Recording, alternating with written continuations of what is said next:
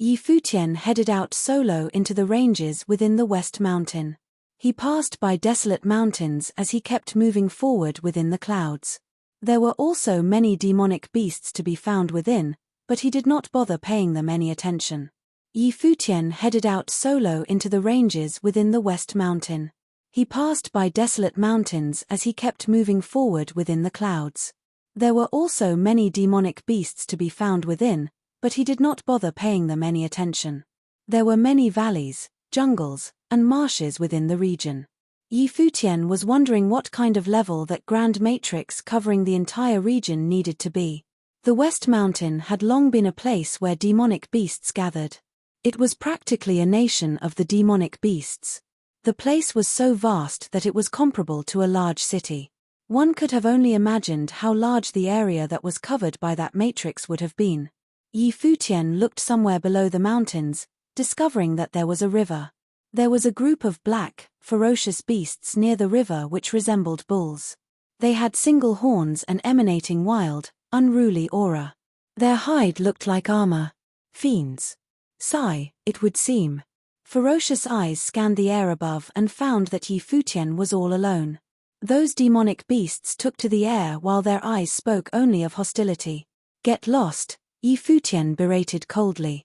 None of those demonic beasts were sacred, and the strongest among them were only beasts at the pinnacle of Sage Plain. Boom! The demonic beasts began running about as soon as he finished talking. Towering might enveloped the region, and the space around them was shaken.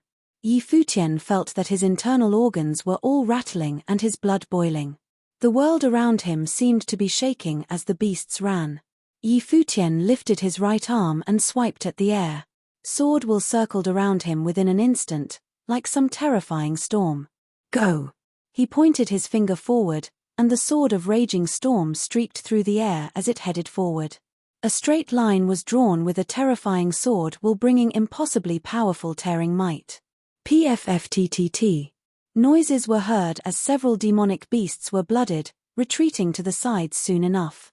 However, there were other Sai at the pinnacle of Sage Plain charged at Futian. The sword of raging storms imbued with formidable might had managed to do little more than grazing them. Black shimmer was seen as the demonic beasts continued to charge at Futian. Futian was rather startled. It was said in the legends that Sai possessed frightening defensive capacities, and their hides and bodies were commonly made into armor-type implements, imbuing the finished products with the function of repelling blades of all kinds. It was a testament to their formidable defensive prowess. The hide of a Sai at saint levels could probably be used to craft saint-level armor, and cultivators of similar levels would have a hard time breaking through their defenses. Many powerful demonic kinds possessed special talents from birth, and said talents continued to grow throughout their lives. The body that stood tall in the air continued to shake. Futian glanced at the ferocious beasts that were charging at him, then took a step forward and charged, imbuing powers of the Great Path into his attack. Boom! A stifled rumble was heard in the air.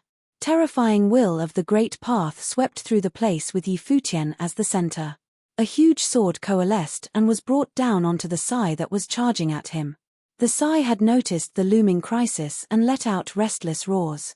Boom! Futian continued to go forward and brought his huge sword down onto the fiends. A Sai clashed with the blade in an instant.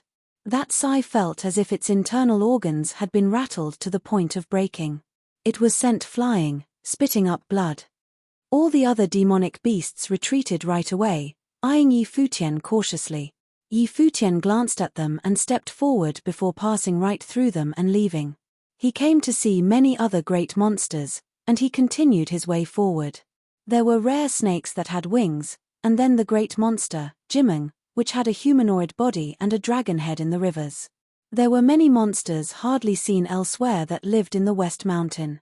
The mountainous region of the West Mountain was an extremely bustling country of the demonic beasts once upon a time. He came to wonder what the demon Peacock Emperor's realm was like. The demonic beasts over there would have been of even greater numbers. Futian came to an ancient mountain that was entirely white, from the very top to the bottom. There was a figure sitting quietly at the top of that mountain. It was an elder with silver hair whose body was bent. The hair dropped to its waist. It sat quietly there and looked up when it saw Yi Futian came, commenting in a low voice at him, "You saw me here, and you dared to come alone?" Yi Futian naturally realized that the figure was not a human, but a demonic beast taking a human form. Sacred beasts were capable of taking human forms, and there were also demonic beasts that descended from demonic beasts that became sacred beasts after absorbing the essence of the world. Those beasts were capable of taking human forms. Yi Futian had seen a Juying, which was a sacred beast, a long time ago. As such, he did not feel the encounter to be peculiar. "What kind of a demonic beast are you, senior?" Yi Futian asked. He was, without a doubt, able to sense the strong demonic aura emanating from the other party, which was why that being said what it had said earlier. That elder stood up, and its body grew in a frenzy, turning into a 100-meter-tall giant. Its head changed and turned to look extremely ferocious and terrifying, like that of a devil. Teeth grew out of its mouth, and they looked incredibly sharp, glistening with terrifying sheen. A long dagger axe appeared in its right hand, emanating terrifying sharpness. One demonic beast after another walked out of the cliffs, which looked like that beast, as they were of the same race. "Chisel-tooth," Yi Futian quipped. "Seems like you know your stuff," the chisel-tooth sacred beast said. Its devil-like head looked extremely ferocious, and its eyes gleamed with frightening killing intent. The silver-haired elder was none other than the extraordinarily ferocious and brutal chisel-tooth demonic beast told in legends, who enjoyed killing very much. The sword will around Yi Futian's body was towering and howled. His might of the great path seeped out as his expression turned serious. It was the first time he was truly facing a saint-level demonic beast. His spirit and mettle had reached the pinnacle due to his training during the time in Dali dynasty. He had developed comprehension of many wills of the great path, and he wanted to see if he could fight a saint-level great monster. Boom! That tall and ferocious chisel-tooth stepped forward. The mountains shook, and cracks were seen everywhere. It lashed out with the dagger axe in its hand straight at Yi Futian. The space that Yi Futian was in seemed to freeze, and he was shrouded by stifling power.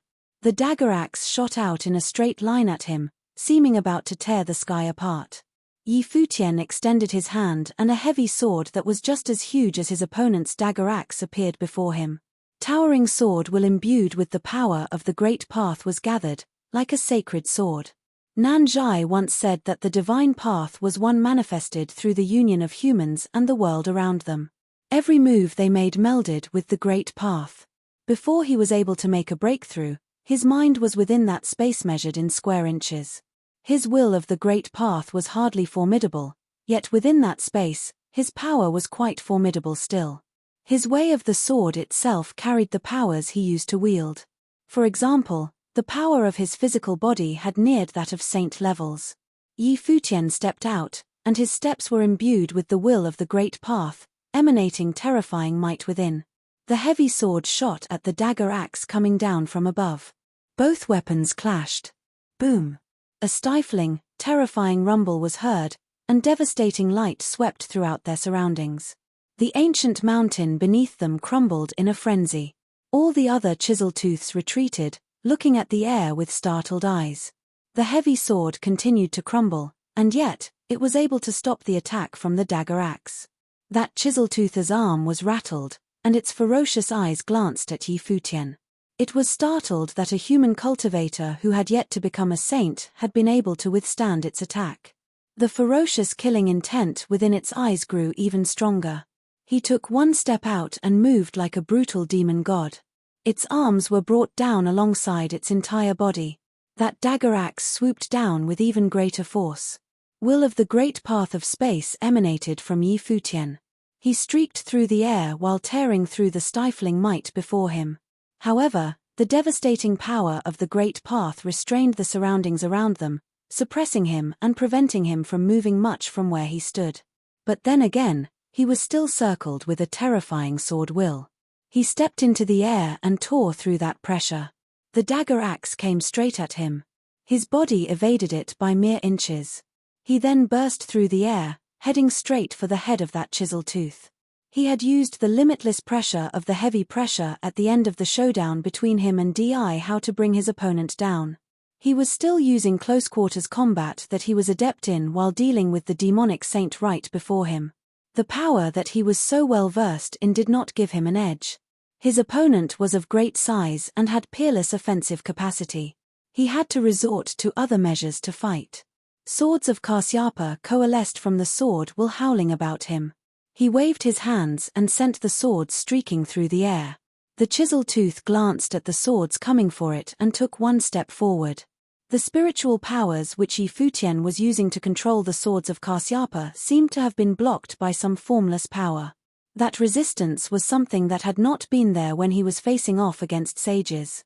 The way of training with the sword of Kasyapa was rather special. The swords were controlled by infusing one's spiritual powers into the sword will directly, achieving absolute control before terrifying power was brought forth. At that moment, the spiritual will power in Futian's mind was cranked to the maximum, enabling the swords of Kasyapa to tear through that resistance and continue to streak forward, heading straight for the head of the chisel tooth. A shield appeared on the left arm of that chisel tooth when it saw the incoming swords. The shield had a ring of extremely sharp fang-like contraptions, which spun about like gears. It held the shield up before its head while continuing to step forward. The world around them shook, and the mountains below them exploded and crumbled, while the dagger axe continued to swing at Futian. The swords of Kasyapa hit the shield, and high-pitched noises were heard. They were unable to break through the shield. The swords then moved around the shield and manifested countless shadows of the sword, appearing and disappearing time and again, as if they were able to turn ethereal altogether. That was a move resulting from fusing the sword sutra of the void with that of the sword of Kasyapa. Futian retreated in a hurry, but that raging, ferocious demonic beast moved alongside him. It streaked through the space, and the dagger axe caused countless huge specters of the dagger axe to appear in the air, tearing through their surroundings, intending to pin Futian where he was. Futian's speed was unnervingly fast. He continued to tear through space using the sword will of space, but his opponent continued to charge forward and lock onto his body. Mountains crumbled wherever they passed, and many smaller, lesser demonic beasts scatter in fright in their presence. Futian continued to maintain tight control of the swords of Kasyapa circling above the chisel tooth. Those swords seemed to have turned into sword matrices as they continued to circle their target. The chisel tooth felt dazed somewhat when the swords howled, feeling that it was being attacked. Thousands of shadows of the sword shot down at it, aimed at every direction where its head was. Roar! That chisel tooth roared, and their surroundings shook. The shield in its hand continued to grow in a frenzy, shrouding the sky above and put the place on lockdown, while the dagger axe in its hand continued to lash out at Futian. Killing pressure shrouded the area where Futian was. Countless dagger axes were swung his way, giving him nowhere to retreat. Killing pressure shrouded the area where Futian was. Countless dagger axes were swung his way, giving him nowhere to retreat. His sword spirit appeared, and the world tree within his life palace swayed. Multiple types of will of the Great Path emanated from his body as he melded with the Great Path. An extremely dazzling screen of the sword isolated the space and enveloped his body within. His sword spirit grew in a frenzy, turning into a colossal sword measuring over 100 meters. It shot forward. The screen of the sword covered in the entire space, with his sword spirit as the center. Boom! Yet another thundering sound was heard. Stifling rumbles were felt everywhere. An extremely tall mountain right behind Futian crumbled in a blink of an eye, turning into dust. The devastating light continued to spread around in a frenzy with the bodies of them both at the center, its pressure extending over 100 miles. The dagger axe clashed with the sword spirit, and Futian's body was thrown back. Countless dagger axes killed their way through, yet that absolute screen of light burst with terrifyingly devastating force, tearing the shadows of the dagger axes to shreds. Terrifying clashing rumble continued to be heard above the chisel tooth. The shield repelled the sword, causing the swords of Kasyapa to turn around and fly straight towards the chisel tooth's enormous body. However, extremely powerful might of the Great Path manifested around the chisel tooth's body. The swords of Kasyapa burst through that might and shot for his body, but were unable to deal more than flesh wounds. The Chiseltooth's hide was visibly torn, yet the blades were unable to pierce into its body. Demonic beasts like the Chiseltooth were poor in magical arts, yet their prowess in close-quarter combat and defense were frighteningly formidable. They were like human cultivators who attained sainthood and melded with the great path through their formidable physical bodies. Saints were undoubtedly saints, and there was a clear line drawn. Futian might have been peerless below the saint plane and possessed unparalleled talents, yet it was simply too difficult to make that one last step, and it seemed as if only a handful were capable of making it. There had been renowned figures throughout history who were all unable to kill saints when they were still sages. When one shook off one's mortal limitations and became a saint, they would meld with the great path and shed their mortal self. Despite sustaining only flesh wounds, the Chiseltooth roared in a fury. It was unable to believe that a human sage had injured it. Furthermore, the fight had been going on for so long, and it still had yet to kill the human.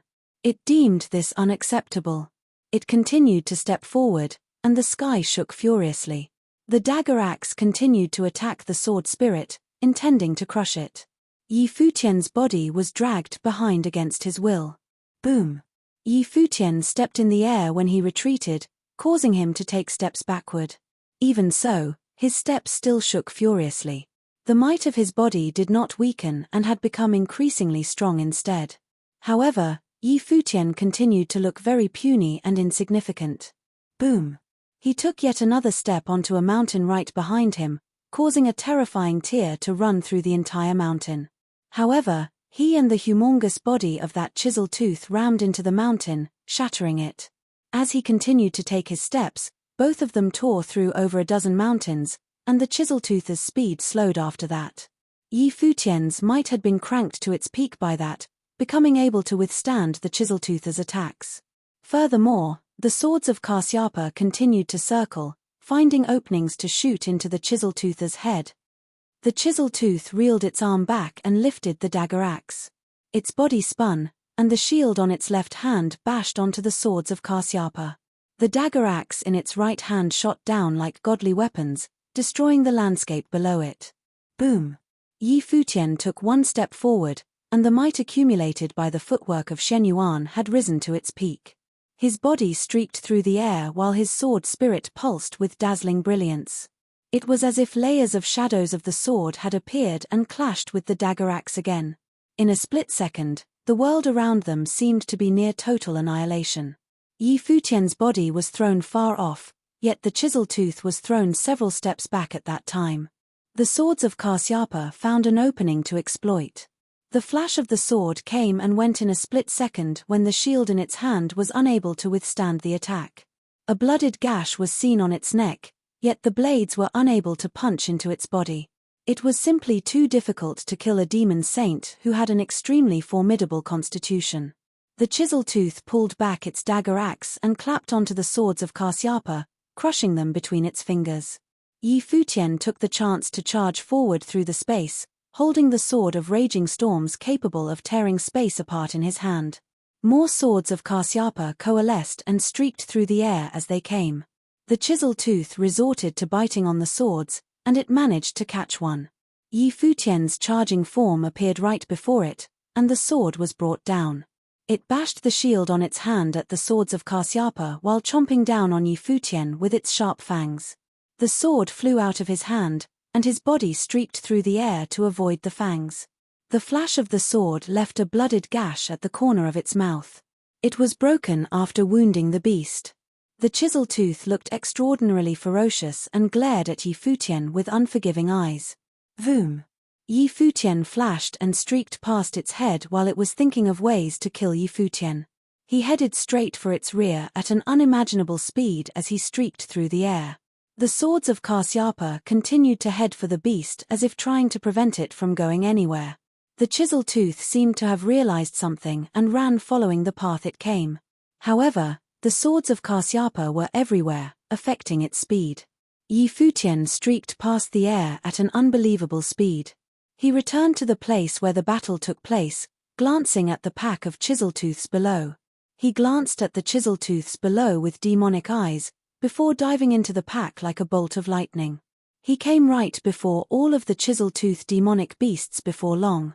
2 bodies of the demonic beasts were left on the ground before he continued to head forward and leave the place.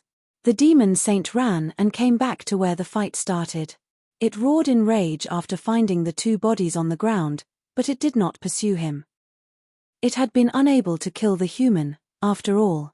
The demonic beasts roared in sorrow, and there were demonic beasts that said, "My king, those humans are killing our people in cold blood. Can't we hunt them down instead?" That's right. Better to ally with the other demonic races than to let the humans hunt us all down. The chisel-toother's eyes were cold before it shrunk its body and said, "We'll leave this place first." The humans never acted alone when they came every time. What the 2 of them did over there would probably attract a lot of attention, making it unwise for them to stay around for long. A group of people arrived not long after they left. The leading figure was none other than Princess Li Xiao. She stared at the bodies below and said in a low voice, "Did that guy really fight a demon saint?" "I'm afraid so, Princess." One of the people who were there to protect her sensed the lingering aura of combat and said. Li Xiao's expression looked rather peculiar. She thought that demonic beasts would have killed that proud fellow, and yet she found him being able to survive fighting a demon saint instead. Furthermore, he killed 2 demonic beasts while he was at it. Futian continued to travel forward. That battle allowed him to learn something about his powers. Furthermore, he did not expose any of his powers other than those of the sword. That place was the West Mountain, and it belonged to Dali royalty, after all. Who was to say if there were any eyes around in that place? He may have looked unbridled and proud in Dali, but he was very cautious. Futian fought many other demonic beast types along the way, and there were naturally demon saints among them, with one of them being a 9-headed snake, which proved very difficult and almost held him back. There was also an extremely violent Xu Yang, which had formidable combat prowess and a lot more terrifying than the chisel tooth, who managed to injure him. Futian had been able to venture deep into the West Mountain after experiencing many battles for the few days he was there. He had accumulated several injuries, but he was unhindered due to his formidable restorative powers. However, with every battle, he came to learn more about powers at the Saint Plane. While demon saints were somewhat different from their human counterparts, the difference was not that far off. By then, he had become able to retreat in one piece, fighting against saints at the first level of Saint Plane. He was even able to find opportunities to leave some marks on those saints, but it continued to prove near impossible to kill the saints. If he let his guard down, the retaliation would have been dire. Li Yarrow and the others were doing battle with demonic beasts in another corner of the West Mountain. Many dead bodies of demonic beasts were found on the ground a while later. Li Yarrow's face looked unusually gloomy. Several saints surrounded him. Royal members had perished in the hunt in the West Mountain, but never had there been a prince killed. The safety of the princes was of utmost importance. Wretched beasts. Li Yarrow glanced coldly at the dead bodies on the ground. He had suffered being surrounded by demonic beasts for the past several days. It seemed to him that those beasts had gotten tired of living. Let's go and find the others. These demonic beasts are beginning to retaliate, and they are now hunting us. I'm afraid some of us are in danger, and I wonder how the 7th swordsman is doing right now, Li Yarrow said. The 7th swordsman seemed to be making great strides after going solo. He had gone deep into the West Mountain, and no one else saw any signs of him. At that moment, Futian was sitting before a river and was training. There was a dense jungle in the mountains. His eyes were closed, and his aura calm. He opened his eyes and looked at that river before him with a deadpan look. He saw the demonic beasts that Li Yarrow had encountered. It did not seem all that hopeful to manipulate the demonic beasts into killing that prince of Dali dynasty. But then again, he never had much hope for that to become a reality in the first place. He was trying things out. Li Yarrow was somewhat cautious, and his powers had yet to get to the level of being invincible below Saint Plane, so there was no way he would have gone solo like Futian. At that moment, Futian sensed formidable spiritual powers descending, which prompted him to look far away. A group of people was heading his way, and one of them asked, "What are you doing here, brother 7th swordsman?" Yi Futian glanced at the one who spoke and found him to be the grandson of the Prince Regent, Li Xian. The ones around him were the people of the Prince Regent. Seeing Li Xian's smile, Yi Futian rose and flashed, leaving right away. He and Li Xian were hardly acquainted, and one could have even said that they were enemies. Brother Seventh Swordsman? Better keep my distance from this guy, Yi Futian thought. This place is already in the depths of the West Mountain, and great monsters are everywhere. It's simply too dangerous for you to go forth on your own, Brother Seventh Swordsman. How about we travel together instead? Li Xian and his people caught up to Yi Futian and tried to convince him. Yi Futian frowned. At that moment, rustling was heard from the jungle, and many weak demonic beasts were flapping their wings as they left the place. There was also an increasing number of signs of demonic beasts running. Powerful demonic aura swept through the place, shrouding the entire area. Yi Futian glanced at Li Xian. Extreme coldness was seen in his eyes. From the way how the demonic beasts ran, it was evident that they had sensed something perilous. Some great monster was coming. From the way how the demonic beasts ran, it was evident that they had sensed something perilous. Some great monster was coming.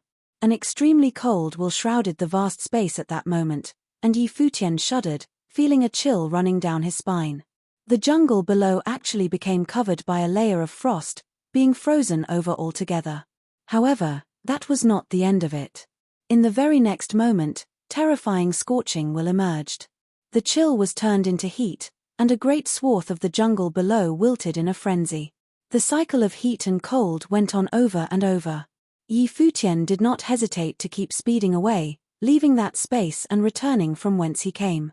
Li Xian had ulterior motives, and the very reason Yi Futian returned following the tracks he came so far was to get near others from the Dali dynasty. Far away in the sky, a great monster of crimson colors all over it sped. Fauna wilted everywhere it passed. Every breath it took caused a cycle of heat and cold. The place became covered with frost as it exhaled, and scorching heat was all over the place when it inhaled. That monster was hundreds of meters long and had hard scales all over its body. Its colossal head resembled that of a human, and it had horns. The human-headed dragon-bodied monster was known as Zhuyin, also known as the Candle Dragon. The Candle Dragon sped away forward, chasing after Li Xian. There were saints among Li Xian's party, and the direction they traveled in was the one Yi Futian was going in. Despite streaking through the sky at great speeds, he was still unable to shake off their pursuit. The saints were traveling at unimaginable speeds. It was as if their bodies had become one with their surroundings. That Candle Dragon was moving at extreme speeds as well, continuing to close in on Li Xian's party, which naturally meant that it was closing in on Yi Futian as well. Who? The Candle Dragon exhaled, and its surroundings were frozen over. Freezing will of the great path swept through the sky, and the space seemed to have frozen over. Yi Futian's speed became greatly affected. He was then circled by sword wills, which zipped through his surroundings, cutting down the freezing will as he continued moving forward, yet his speed had visibly dropped. Faster, Brother Seventh Swordsman. At that moment, Li Xian and his party, who were all riding on divine implements, surpassed Yi Futian. Yi Futian glanced at them with cold eyes, but he did not say anything. The sword will around him grew stronger and howled in a frenzy, tearing the freezing power around him as he moved.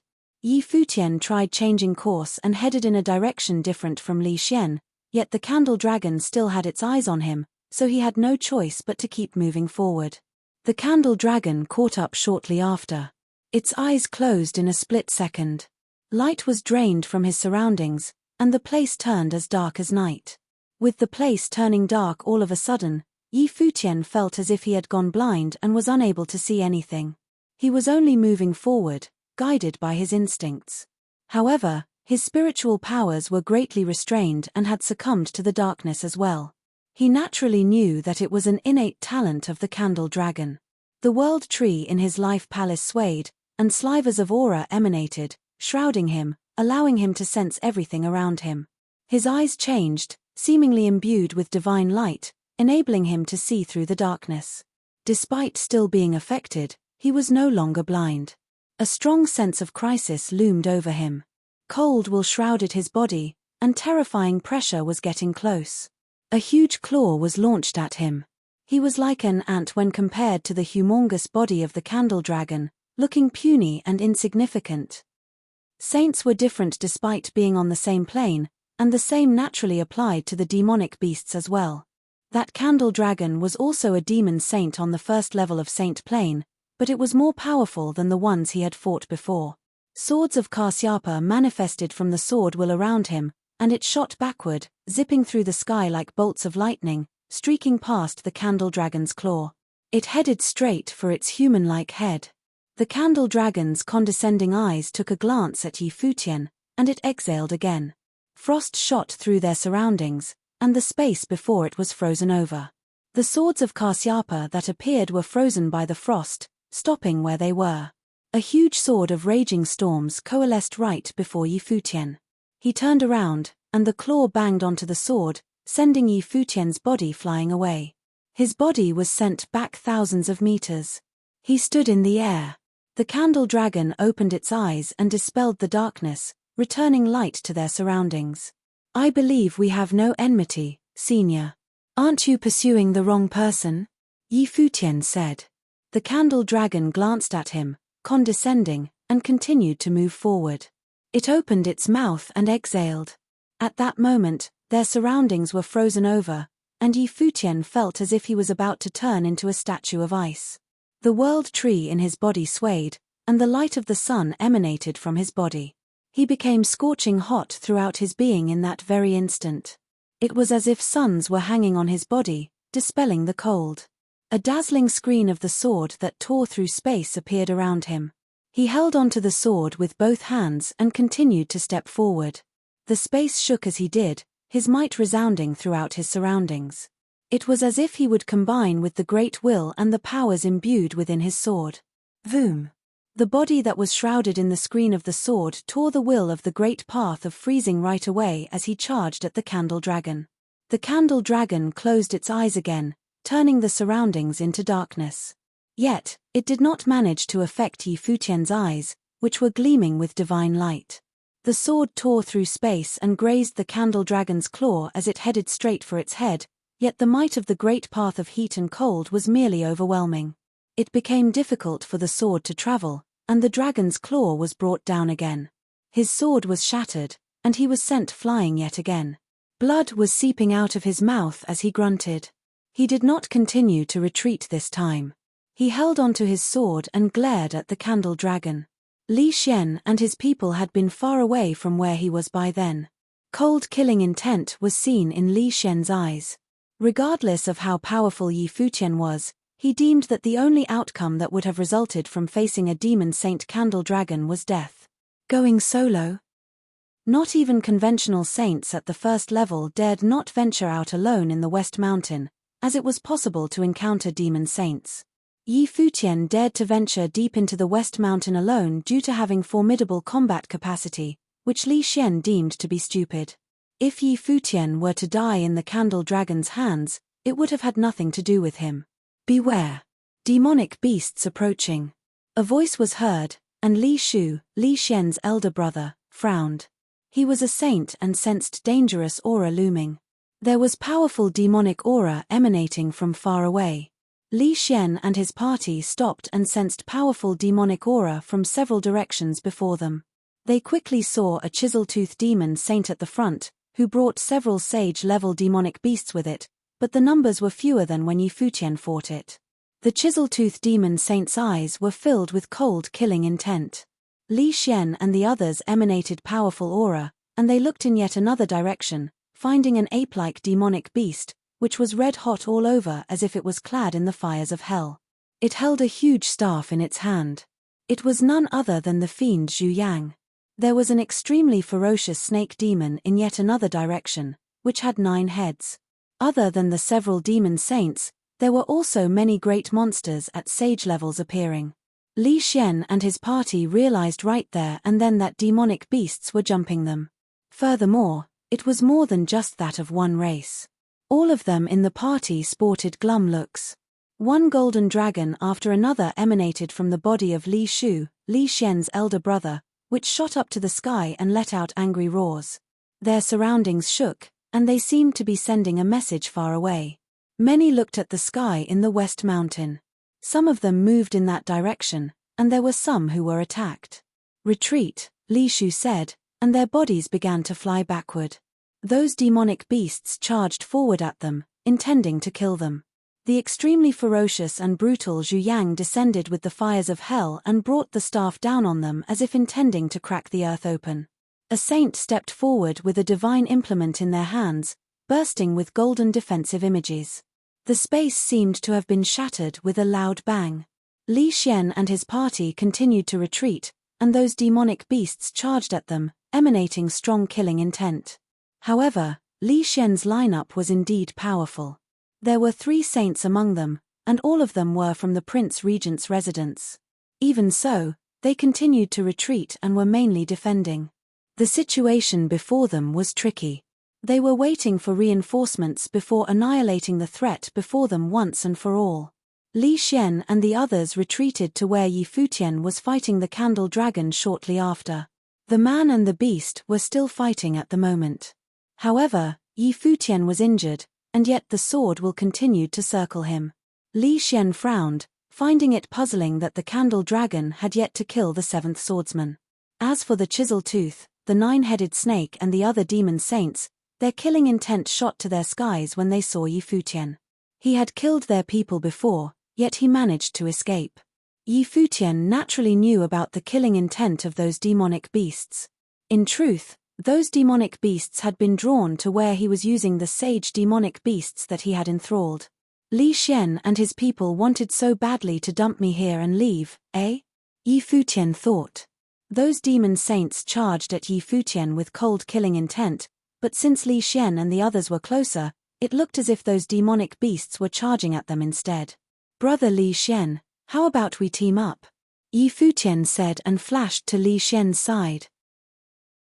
If Li Xian wanted so badly to address the 7th swordsman as brother, then he saw no reason to refuse at the moment. However, Yi Futian's mind was cold, and he was filled with killing intent deep down. He naturally noticed the 3 saints that were with Li Xian. What is this meaning of this? He wondered. It meant that they had enough powers to deal with the candle dragon, and yet they led the beast to him before leaving on their own. Their intentions were very clear at this point. It was a setup that would have killed him if he were to even be slightly weaker. He would have died otherwise at the hands of the candle dragon. If he were to be killed by the demonic beasts in the West Mountain, then it could all have been attributed to the fact that his insolence and foolishness doomed the 7th swordsman, and it would have had nothing to do with Li Xian. Those demon saints had powerful killing intent towards Yi Futian, and all of them charged at Yi Futian, which made it seem as if they were charging at Li Xian's party. The 3 saints acted right away to repel the demon saints' attacks. The other demonic beasts headed their way in a frenzy as well. A harrowing battle broke out right there and then.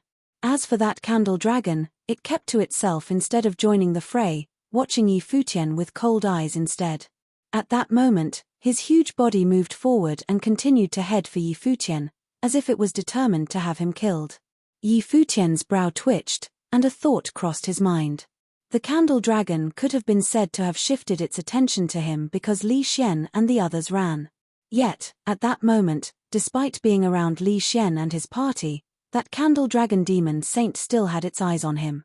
That might not have been an ill omen for him, after all. Li Xian saw that Yi Futian continued to get close to him, and he could not help but frown, trying to widen the distance between him and Yi Futian. Li Xian saw that Yi Futian continued to get close to him, and he could not help but frown, trying to widen the distance between him and Yi Futian. However, Yi Futian had been pestering him. Although his speed was not as fast as the cultivators of Saint Plain, he was still quicker than Li Xian. There was no question in catching up with him. The candle dragon seemed to be concerned with something and did not make its move. Yi Futian said nothing and did not reveal its secret, but the murderous intent was firm in his heart. The demonic beasts of West Mountain were all prey to the sovereign family, but the wisdom of these prey was not any lesser than that of humans.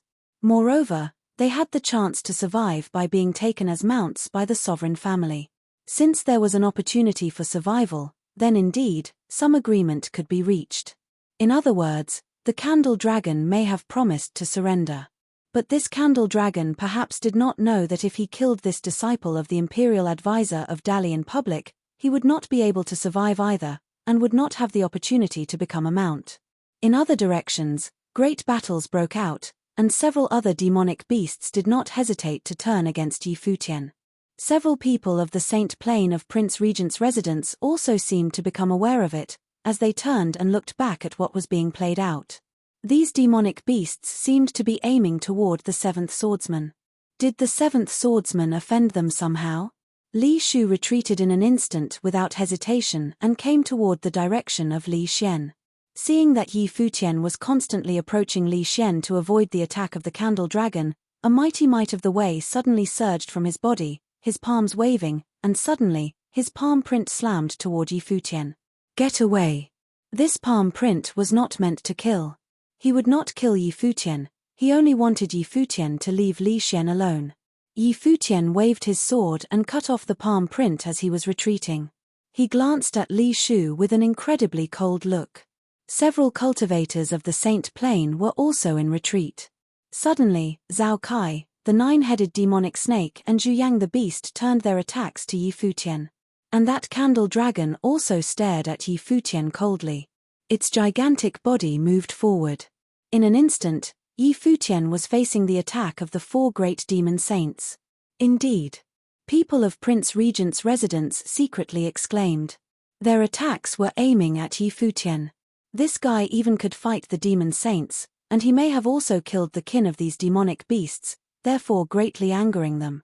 They almost bore the brunt of their rage for the seventh swordsman.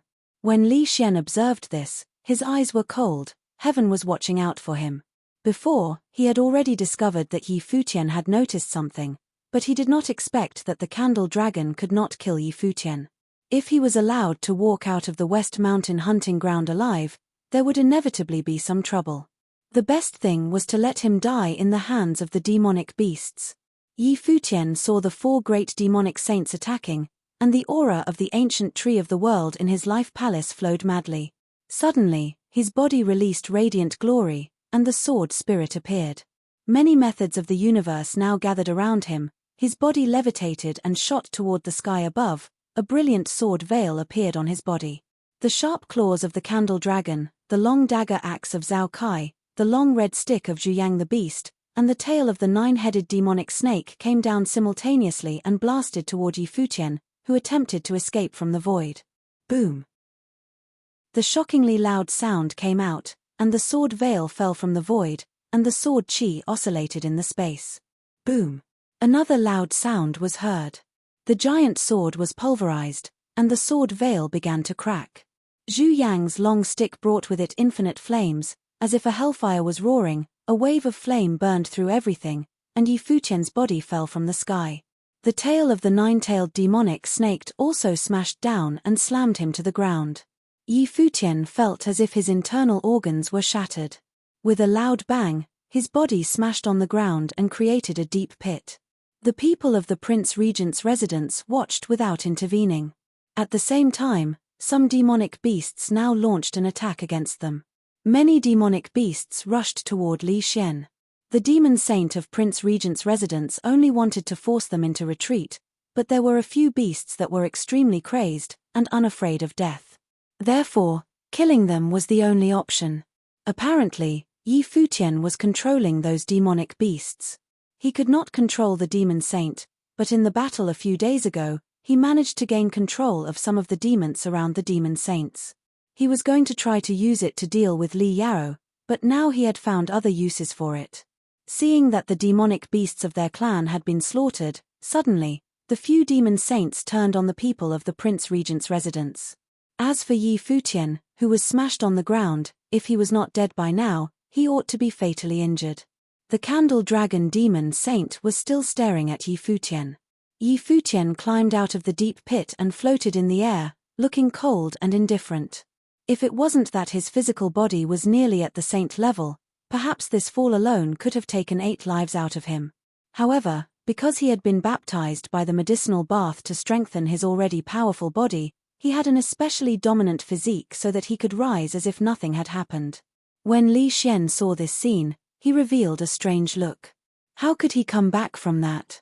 The infinite sword will was gathering around his body, and it was turning into swords of Kasyapa, puffing out dazzling aurora of the sword, pointing toward the candle dragon in the void.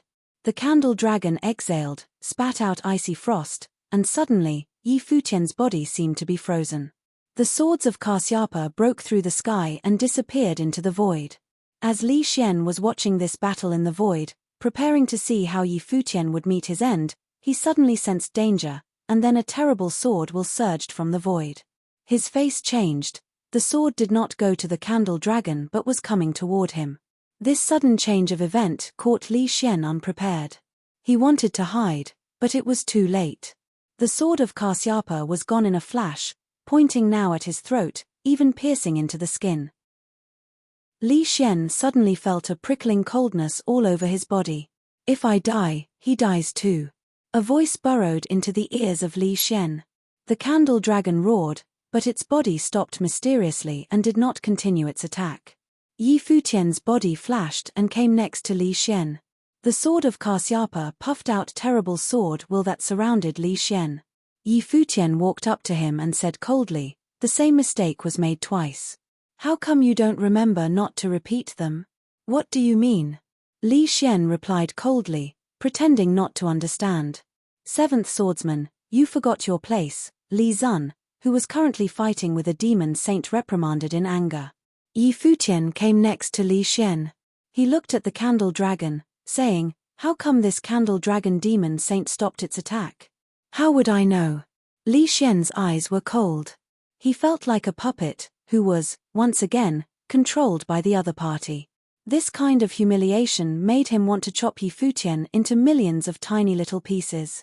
At this time, there was a whistling sound that came from the void, and a group of people was heading this way.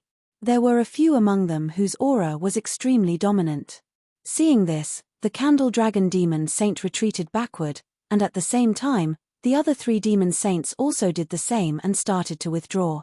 The newcomer was the 8th prince of the Dali dynasty. His eyes swept over the crowd and landed on Yi Futian, saying, "Seventh swordsman, what are you doing?" "Saving my skin," Yi Futian said, but his tone was a bit cold. The 8th prince came just in time. As soon as Yi Futian had captured Li Xian, there he came. Was this really a coincidence, or was it intentional? "Quit joking, let go of Li Xian," the 8th prince said casually. There was authority in his tone. "I beg your forgiveness, your royal highness, but I can't do that," Yi Futian replied. "You forget yourself," the cultivators of the prince regent's residence shouted, and they were walking toward him. Someone said coldly, "Even though you are the disciple of the imperial advisor, your treatment of Prince Regent's residence will not be overlooked and forgiven. But before I got a hold of Li Xian, you guys didn't seem to want to spare me either," Yi Futian said sarcastically. He was biding his time. The people of the Prince Regent's residence had already sent out a signal. The cultivators of the sovereign family would arrive soon. "Seventh swordsman, enough is enough," the 8th prince continued. Yi Futian looked at him but did not respond. Suddenly, the atmosphere seemed somewhat oppressive. Yi Futian just disregarded the 8th prince. A while later, someone else arrived. It was Princess Li Xiao.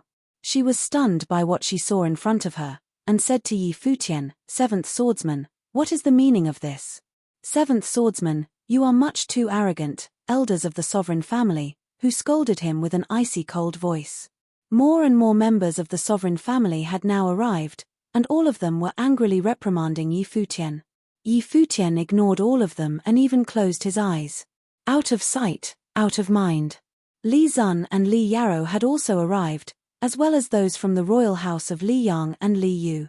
In the end, the 3rd prince and Li Ziyi arrived with a large number of royal cultivators. "Seventh swordsman, what is going on here?" Li Yarou asked. "The people of the Prince Regent's residence wanted me dead," Yi Futian replied. "Seventh swordsman, don't lie," Li Shu asked coldly. "When did we try to touch you?" Li Xian also questioned. "Put the sword down first." The eyes of the 3rd prince focused on Yi Futian. Yi Futian glanced at the people who came. Those who needed to come came. Suddenly he laughed, a sarcastic laugh, and he said, "The master was entitled the imperial advisor of Dali, and devoted his life to the Dali dynasty with countless efforts to strengthen Dali, and nurtured countless talents, thus valued by the emperor himself. However, the master was not of the Li clan and had never expected the descendants of the sovereign family to squash him. The resentment toward him had run so deep." As Yi Futian's voice drifted, the faces of many changed abruptly. This accusation was a serious one. Seventh Swordsman, the imperial advisor is a pillar of our nation and is valued greatly by the emperor. It has nothing to do with names and clans. Your accusation is pure madness, the third prince said. Is it? Yi Futian looked at the third prince and replied, "Then, as the disciple of the imperial advisor of Dali, I was ambushed on the royal hunting ground. An attempt was made on my life. I took Li Xian as security for my life, yet no one asked why, but just accused me of being out of line, arrogant, asking me to let him go. But did none of you really care about what Li Xian had done?" Upon hearing what Yi Futian said, Li Zun and Li Yarrow both frowned. The people of Prince Regent's residence looked grave and gloomy. They didn't expect the seventh swordsman to have made such a deep calculation and to unleash it only at this moment. Moreover, it brought to light the hidden conflict between the sovereign family and the imperial advisor of Dali. This kind of matter could only be acknowledged silently, but no one dared to say it out loud. Which prince dared to admit it? Seventh swordsman, what exactly did Li Xian do? Asked Li Zun. I was resting in the forest of West Mountain when the cultivators of the Prince Regent's residence came at me and attracted a candle dragon demon saint. They fled and left me there, allowing the candle dragon demon saint to attack me, said Yi Futian. The power of the candle dragon was great, we couldn't deal with it, Li Shu said defensively. His only regret was that the stupid candle dragon could not kill the seventh swordsman, allowing him to survive. It was now biting them in the *SS. Really? Yi Futian said sarcastically. Afterwards, when I faced the demon saint by myself, not only did you all watch and do nothing when it was you who guided the candle dragon to me. However, when I got close to you, why did you all start to attack me? Also, when the candle dragon was about to kill me, why did it stop when I took hold of Li Xian? Yi Futian continued his interrogation. How would we know the thoughts of the demonic beast? Someone from Prince Regent's residence answered coldly. How easy it is for you to deny everything so completely. Yi Futian sneered, saying, Li Xian, do you remember your promise to my senior brother outside of Dali Academy? Many people trembled now in their hearts. At the time, Li Xian had sworn upon his own life as a promise. Li Xian's face looked terrible, and he did not forget what happened last time. Li Xian's face looked terrible, and he did not forget what happened last time. On that day, much like today, after the cultivators of the Saint Plain had made a move, he was taken by the seventh swordsman, who demanded to make an exchange, one life for another. To save his skin, he promised Yang Yuan that he would never touch Yi Futian, guaranteed by his own life. Seventh swordsman, if it was indeed as you said, I will investigate this matter, but let him go first, the third prince said to Yi Futian. Yi Futian sneered. The third prince himself was close to the sovereign family. Li Xian was the grandson of the Prince Regent. Sire, the evidence is undeniable. What else is there to investigate? If it weren't for me taking Li Xian, I would already be dead because of their plot to end me. Now, everyone is asking me to let him go, but my senior brothers are not here today, so now the descendants of the sovereign family are bullying me like this. Yi Futian sounded so antagonizing that it made many people frown. This *** was determined not to let the matter rest. If news came out that the descendants of the sovereign family were elbowing out the disciples of the imperial advisor or even made an attempt on the life of a disciple of the imperial advisor, what would the people of Dali think? Perhaps even Emperor Li himself would not be able to spare them. The people of Prince Regent's residence were genuinely useless. They had several people of the Saint Plain, and in their dealings with the seventh swordsman, they had mishandled it. Worse yet, they had allowed Li Xian to be taken once again. What ironclad evidence! It was just the action of a demonic beast, And you determined that Prince Regent's residence ordered it?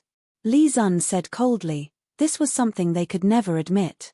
He took a step forward to put more pressure on Yi Futian. Pest! The sword qi pierced into Shen's throat, and a drop of blood dripped down. Li Zun stopped, and the look on his face was beyond ugly. Since Li Shen promised back then he should pay with his life for what he did, Yi Futian replied coldly. Murderous intent flowed upon him. The sword was puffing about, moving bit by bit into Li Shen's throat.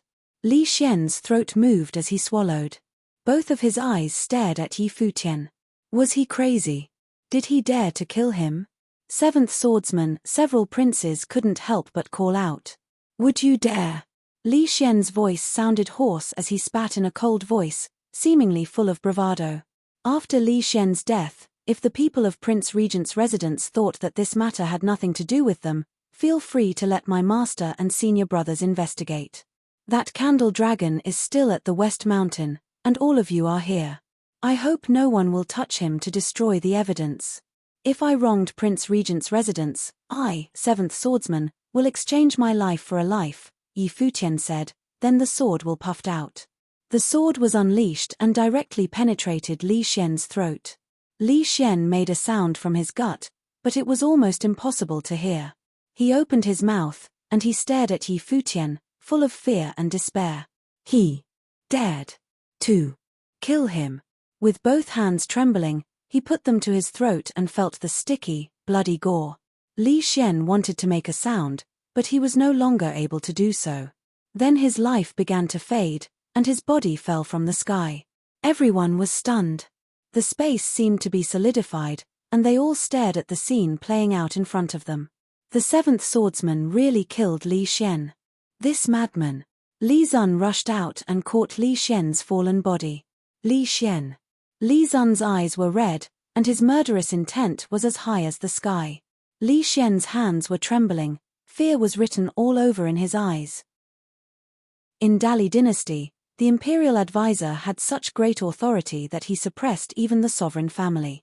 He, Li Shen, as the descendant of the sovereign family, was reluctant to cultivate inside Dali Academy, but he was coerced, for which he had always felt great shame. They were descendants of the sovereign family from Prince Regent's residence, yet they were indebted to the imperial advisor.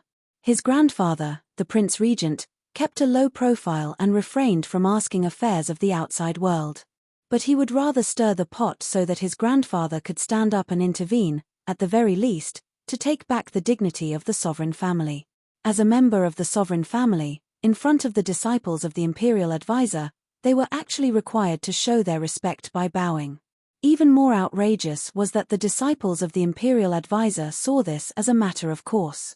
Even though they would return the salutation to those who were princes, for those royal members outside the main branch of the sovereign family, those disciples were not so considerate. Each and every one of them was extremely prideful. Therefore, he provoked Yi Futian, wanting to cause a feud. The funny thing was that the disciples of the imperial advisor were still so arrogant. Even the one who had just become the disciple of the imperial advisor, the seventh swordsman, dared to kill him. He reached out his hand, trembling and pointing at Yi Futian. In his eyes, besides fear, there was also intense hatred and murderous intent. Until his hand fell lifelessly, his eyes were still staring at Yi Futian, and he died without being at peace. The people of Prince Regent's residence who came to his side had all witnessed the death of Li Shen. Li Zun handed him over to the others, and then with his eyes full of murder, he stared at Yi Futian. His body flashed and went to Yi Futian with a terrifying might. Yi Futian looked at him indifferently, and said, "If I die, then it would not just be a problem with Li Shen." Li Zun, stop, the third prince shouted. Li Zun, whose body had rushed out, still managed to land a palm print. Though the sword guarded Yi Futian's body but the slam still caused him to fly out. He groaned and spat out a mouthful of blood. He did not even resist. His sharp eyes stared at the angry Li Shu in front of him, looking indifferent. He killed Li Shen, and it would matter whose disciple he was. If the people of Prince Regent's residence killed him in public, it would be a blatant declaration of war to the imperial advisor. Even if Prince Regent's residence dared to move against him, those princes could not sit by idly and watch that disaster unfold. Initially, this matter had nothing to do with the princes. They could deny what he had said about the sovereign family elbowing out the disciples of the imperial advisor. But if he died here today, then it was as good as an admission that the descendants of the sovereign family used the hunting as a pretext to assassinate the disciple of the imperial advisor, with the implicit involvements of the princes. Then, the matter could become very thorny. These princes were smart and astute. Even if they had a disagreement regarding the imperial advisor, they would not dare to do so. Aside from the fact that Emperor Li valued the imperial advisor, and even if the emperor had issues with the imperial advisor, judging from the influence and the position that the imperial advisor currently enjoyed in Dali Imperial City, if the sovereign family were to do this, who else would dare serve Dali dynasty? Enough, the third prince said coldly. Your Highness, seventh swordsman executed Li Xian in public, and this is it. Li Zun and the people of Prince Regent's residence were full of anger. This matter will be turned over to the imperial advisor's residence and the Prince Regent's residence to investigate. The seventh swordsman has guaranteed it with his own life. If it turns out that the seventh swordsman killed Li Xian without justification, the Prince Regent's residence may kill him at that time, Li Xian also piped in. All right, let's go back to the imperial city first, Li Yarrow also said, but his heart secretly trembled. He thought that the seventh swordsman was indeed daring. He had ended Li Xian's life in front of all the cultivators of the sovereign family of Dali. Although he had a good relationship with Yi Futian, it was only because he was the disciple of the imperial advisor, and he had potential was unparalleled below the Saint Plain. His understanding of the seventh swordsman was not good, but what had just happened allowed him to know what kind of person the seventh swordsman was. His sword was genuinely fearless. Was this the pride of the swordsman? Li Yu's heart beat wildly. When she was in the lower worlds, she saw Yi Futian's arrogance, and now, he was still the same in front of the sovereign family. His Royal Highness, I need to take him to the Prince Regent's residence. Very well. The third prince nodded and looked at Yi Futian. Seventh swordsman, since you claimed that Li Xian tried to kill you and you killed him because of it, you will be handed over to Prince Regent's residence. Do you object? What if I object? Yi Futian replied. Everyone looked at Yi Futian, speechless. He had spared no effort to let his feelings be known. The third prince looked at him casually and said nothing. He was not suitable to handle the matter. Turning this headache over to Prince Regent's residence and Imperial Advisor's residence to deal with was the best course of action. Although he was close to the sovereign family, the Imperial Advisor was the Imperial Advisor, after all. Back to the Imperial City, the third prince said. With everything that had happened, naturally, the hunt in the West Mountain had ended. The cultivators of Prince Regent's residence came next to Yi Futian. After the convergence with the cultivators of the sovereign family, their group was even stronger, and several cultivators of the Saint Plain looked at Yi Futian with icy stares and took him away. Li Zun, Li Yarrow came over and said to Li Shu, take the seventh swordsman back to the Prince Regent's residence for investigation. Before everything is cleared, don't act rashly, or you can imagine the consequences. In fact, no one was that idiotic. Whether this was done by the people of Prince Regent's residence or not, everyone should know. It was just that Li Xian's public execution by the seventh swordsman would not easily be let go by the Prince Regent's residence. I know. Li Zun's face was dark, and he did not address the third prince by his title. Apparently, he was highly displeased. Back in the days, his grandfather, the Prince Regent, wielded incredible power, and even though he no longer involved himself with most affairs, he was still well respected in the sovereign family. Now, Li Xian had been killed by an outsider, the prince did not stand up for his own. Li Yarrow looked at Yi Futian and heard Yi Futian say laughingly, Your Highness can rest easy. I already said that if the Prince Regent's residence had nothing to do with it, I would pay with my life. There were just too many holes in this matter, and too many clues, not at all like Emperor Xia's realm, where there was no place to start. It would be easy for the Imperial Advisor's residence to check it out. He didn't care. He dared to kill Li Xian because he was sure that Prince Regent's residence would not dare to move him, as the matter was indeed their doing. After leaving the West Mountain, everyone returned to Dali Imperial City. Yi Futian was taken directly to Prince Regent's residence. The news of this incident quickly spread, causing a great sensation with a negative impact. The Prince Regent's residence now fought with the disciple of the Imperial Advisor, and the seventh swordsman was the first person below Saint Plain who enjoyed great fame in Dali Imperial City. It was unexpected that during the hunt by the sovereign family in the West Mountain, such a thing could have happened, and the seventh swordsman had killed Li Xian in front of everyone. It was unlikely that the Prince Regent would let the matter slide. The Dali Academy quickly received the news and came instantly. Many people were still in shock. At this time, in Dali Academy, Yang Yuan was sitting there, and Li Yaro had come to tell him everything that had happened. Yang Yuan appeared very calm, and when he heard what Li Yaro had to say, he nodded and said, "Sorry to trouble you, Your Highness. It's all right. It's just that the seventh swordsman. I will go to Prince Regent's residence to pick him up," Yang Yuan said. He then got up and said, "Nan Zhai, Chunyang, you two come with me." "Yes." Mr. Nan Zhai and Mu Chunyang both nodded lightly, and then the three levitated and traveled through the air. The people of Dali Academy looked up at the figures that had just by air, and their hearts were slightly shaken. Had the big senior brother just gone to the Prince Regent's residence? At the Prince Regent's residence, under a giant golden pagoda, Yi Futian was now imprisoned beneath it. At the Prince Regent's residence, under a giant golden pagoda, Yi Futian was now imprisoned beneath it. On top of the pagoda, the might of the Wei continuously blasted down on his body. He sat on the ground, blood streaming down from the corner of his mouth, and rolls of brilliant light screen flowed down from the top of the pagoda, making it hard for him to sit up straight. The sword will on his body continued flowing, and his eyes were still sharp. He kept his eyes forward indifferently. Many cultivators of Prince Regent's residence were standing there. The person in the forefront was a majestic-looking middle-aged man clad in a golden robe with embroidery of pythons. A strong sense of murder was in his eyes, and he stared at Yi Futian coldly. The son of the Prince Regent, Li Jing, was also the father of Li Xian.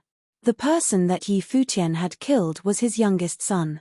Although Li Xian was useless, his talent in cultivation was far beneath that of Li Shu, but he was still his child.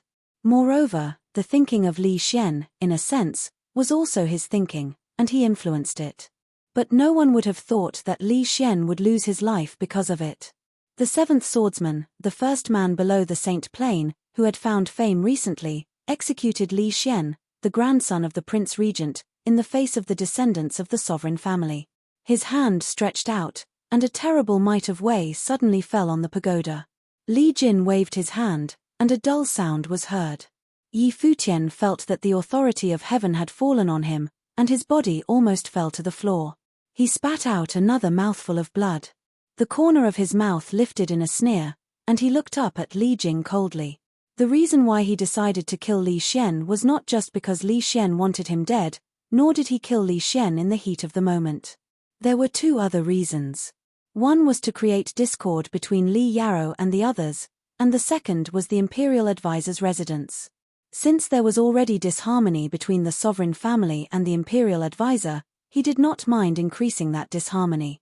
One day, it would be better if Emperor Li sidelined the Imperial Advisor, although doing so may cause some damage to the Imperial Advisor's residence. But what he did not want was that one day, to be the enemy of the people of the Imperial Advisor's residence. Judging from the status held by the Imperial Advisor's residence in Dali dynasty, even if the whole scheme was revealed in the future, and Dali realized his real identity, it would not be possible for Emperor Li to harm the Imperial Advisor. After all, the Imperial Advisor's residence was also deceived by him without foreknowledge, and at most, it would add to the disharmony. "You are not asking for mercy?" Li Jing stared at Yi Futian, and his hand extended again. Another roaring sound, and the pagoda span as radiant rays of light fell. Yi Futian spat out another mouthful of blood again. Although Li Jing would not kill Yi Futian himself, since this swordsman was so cocky, he would crush his backbone. He would like to see how he would continue with his swordsmanship when the sword of the swordsman was bent. "You must know the truth of this matter. If I died or was maimed while in custody at the Prince Regent's residence, What do you think the imperial advisor's residence would do? Prince Regent's residence killed the disciple of the imperial advisor. How would His Majesty deal with it? Yi Futian asked Li Jing. Then you killed the grandson of the Prince Regent. What should be done to you? Your son was incompetent. In trying to kill me, he was killed by me instead.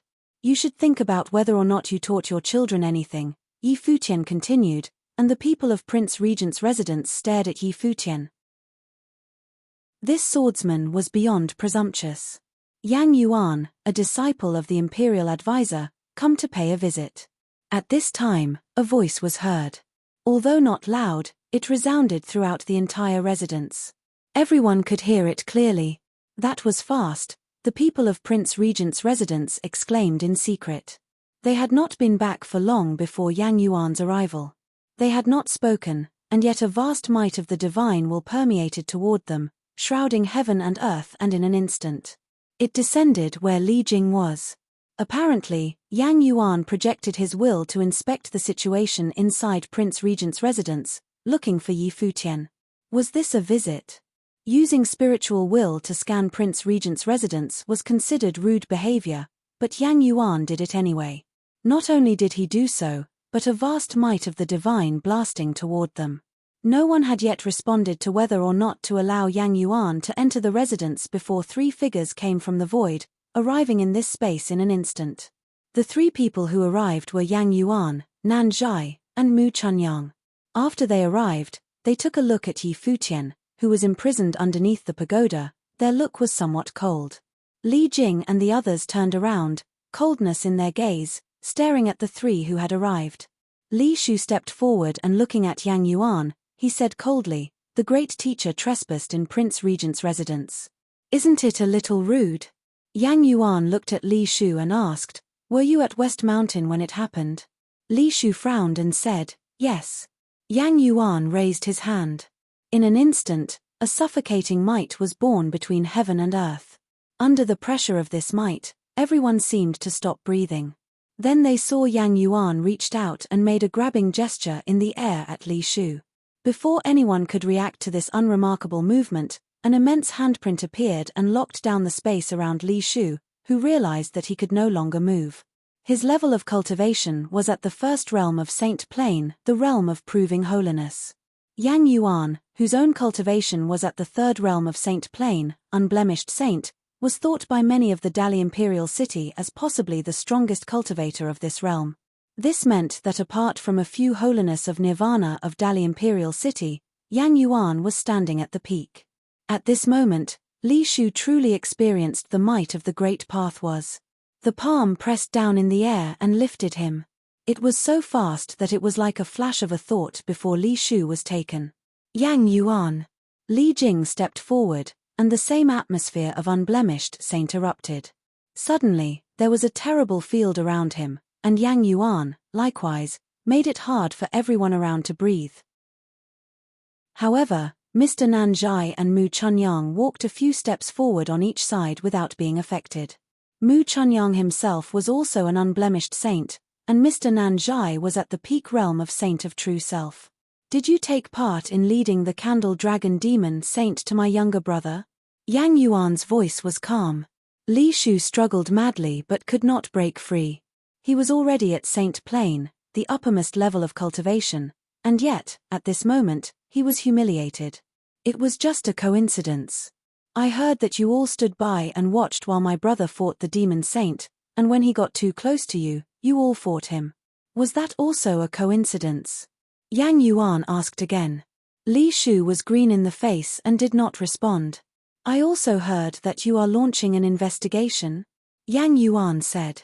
"Whether the Candle Dragon has anything to do with you or not, just this alone is enough to prove that you set my brother up.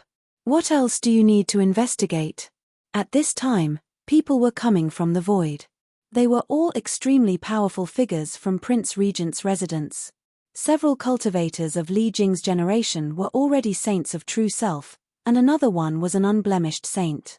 The makeup of the group was terrifying. "Yang Yuan, you have gone too far," someone said. "Little brother, how many times did the pagoda suppress you?" Yang Yuan looked at Yi Futian under the pagoda. 27, Yi Futian responded. Yang Yuan raised his hand, and suddenly a giant palm print fell down. It turned into overlapping shadows, exactly 27, that directly blasted on Li Shu's body. Puh!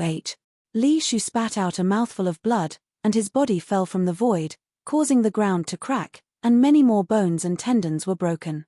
Last time, outside of Dali Academy, when my younger brother had a run-in with Li Xian swore on his life. Since he is now dead, I believe that this was a matter entirely of Li Xian's doing. The others were involved in the heat of the moment and had nothing to do with Prince Regent's residence, so that I won't be pursuing the others regarding this matter. Yang Yuan stepped forward and walked in Yi Futian's direction. He said, I am taking him away. Li Jing saw Yang Yuan coming forward, and he stepped forward also, with a force that shot through the sky. His whole person was like an angry dragon, filled with dominant majesty. The two men walked toward each other, and the momentum was so powerful that it caused a great gust of wind in the surrounding world. A dull sound was heard in the void. It sounded as if it could explode at any moment. The pressure of the might was shocking. As the two men approached each other, the momentum grew stronger, and everyone watched quietly. They all knew that the two were suppressing their own force. Otherwise, if they were really to unleash their power in the battle, the entire Prince Regent's residence would be razed to the ground. Finally, when the two came together, they extended their palms and slammed toward each other. The palm prints of the two landed together, and the pressure of the mighty washed over the space with the forces of mountains and oceans. All the cultivators from Prince Regent's residence stepped out and stood in different directions. The terrible waves landed on them, making their clothing flutter wildly. The force forced them to slide back. Cracks appeared on the ground and extended into the distance. The ground underneath their feet burst open and collapsed. Yang Yuan continued to move forward, and a radiant light exploded from his palm as if to shatter everything in front of him. Bang!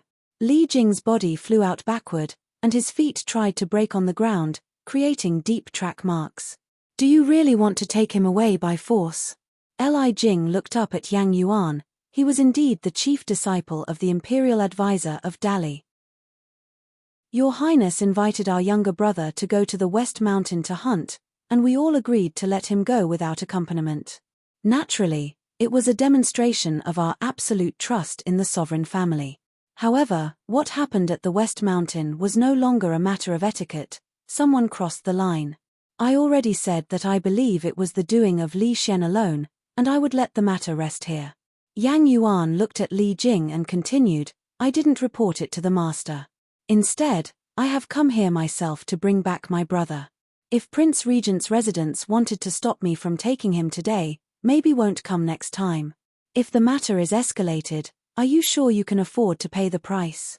Li Jing looked horrible. He knew that the whole thing flopped because Yi Futian was not killed, so it was all exposed. He also knew that Yang Yuan was right. If the whole thing was escalated, and the imperial advisor locked horns with the Prince Regent and caused Emperor Li to get involved, who would look good?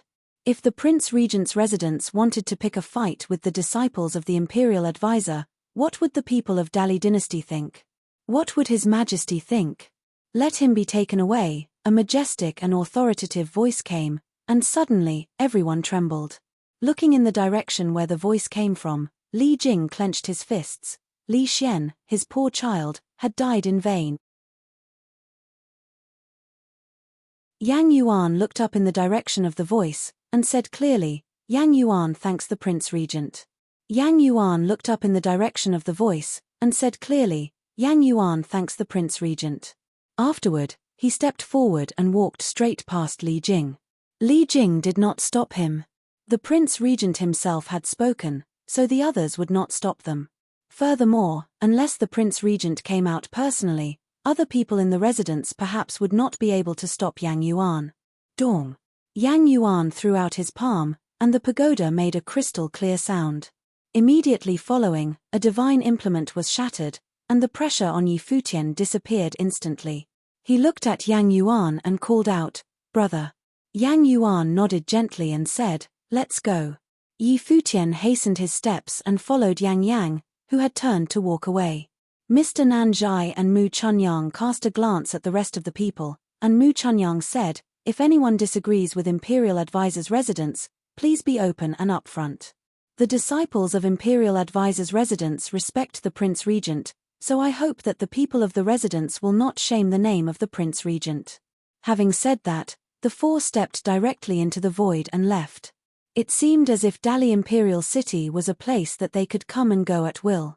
Everyone at Prince Regent's residence looked at the sight of Yang Yuan and the others leaving, and they were feeling quite revolted. Some of the elders of the palace, who were of the Saint Plain, had experienced the prosperous days when the Prince Regent's residence was in charge of the kingdom. However, the people of Dali dynasty had long forgotten its glorious past. They only knew of the imperial advisor of the Dali dynasty, who was just beneath one person, but above all the rest. As to the disciples of the imperial advisor who dared to be so forthright, that after having killed the grandson of the Prince Regent, they dared to defy others' opinions and forcibly taken the one who murdered Li Xian. This was why many of the sovereign family had objections toward the imperial advisor of Dali. The imperial advisor had already wielded power that surpassed the power of the sovereign family. But for this, the Prince Regent had never expressed any opinions. In the past few years, he had not bothered with the matters of the kingdom. Many people had said that the Prince Regent was ready to retire and focus on cultivating in peace.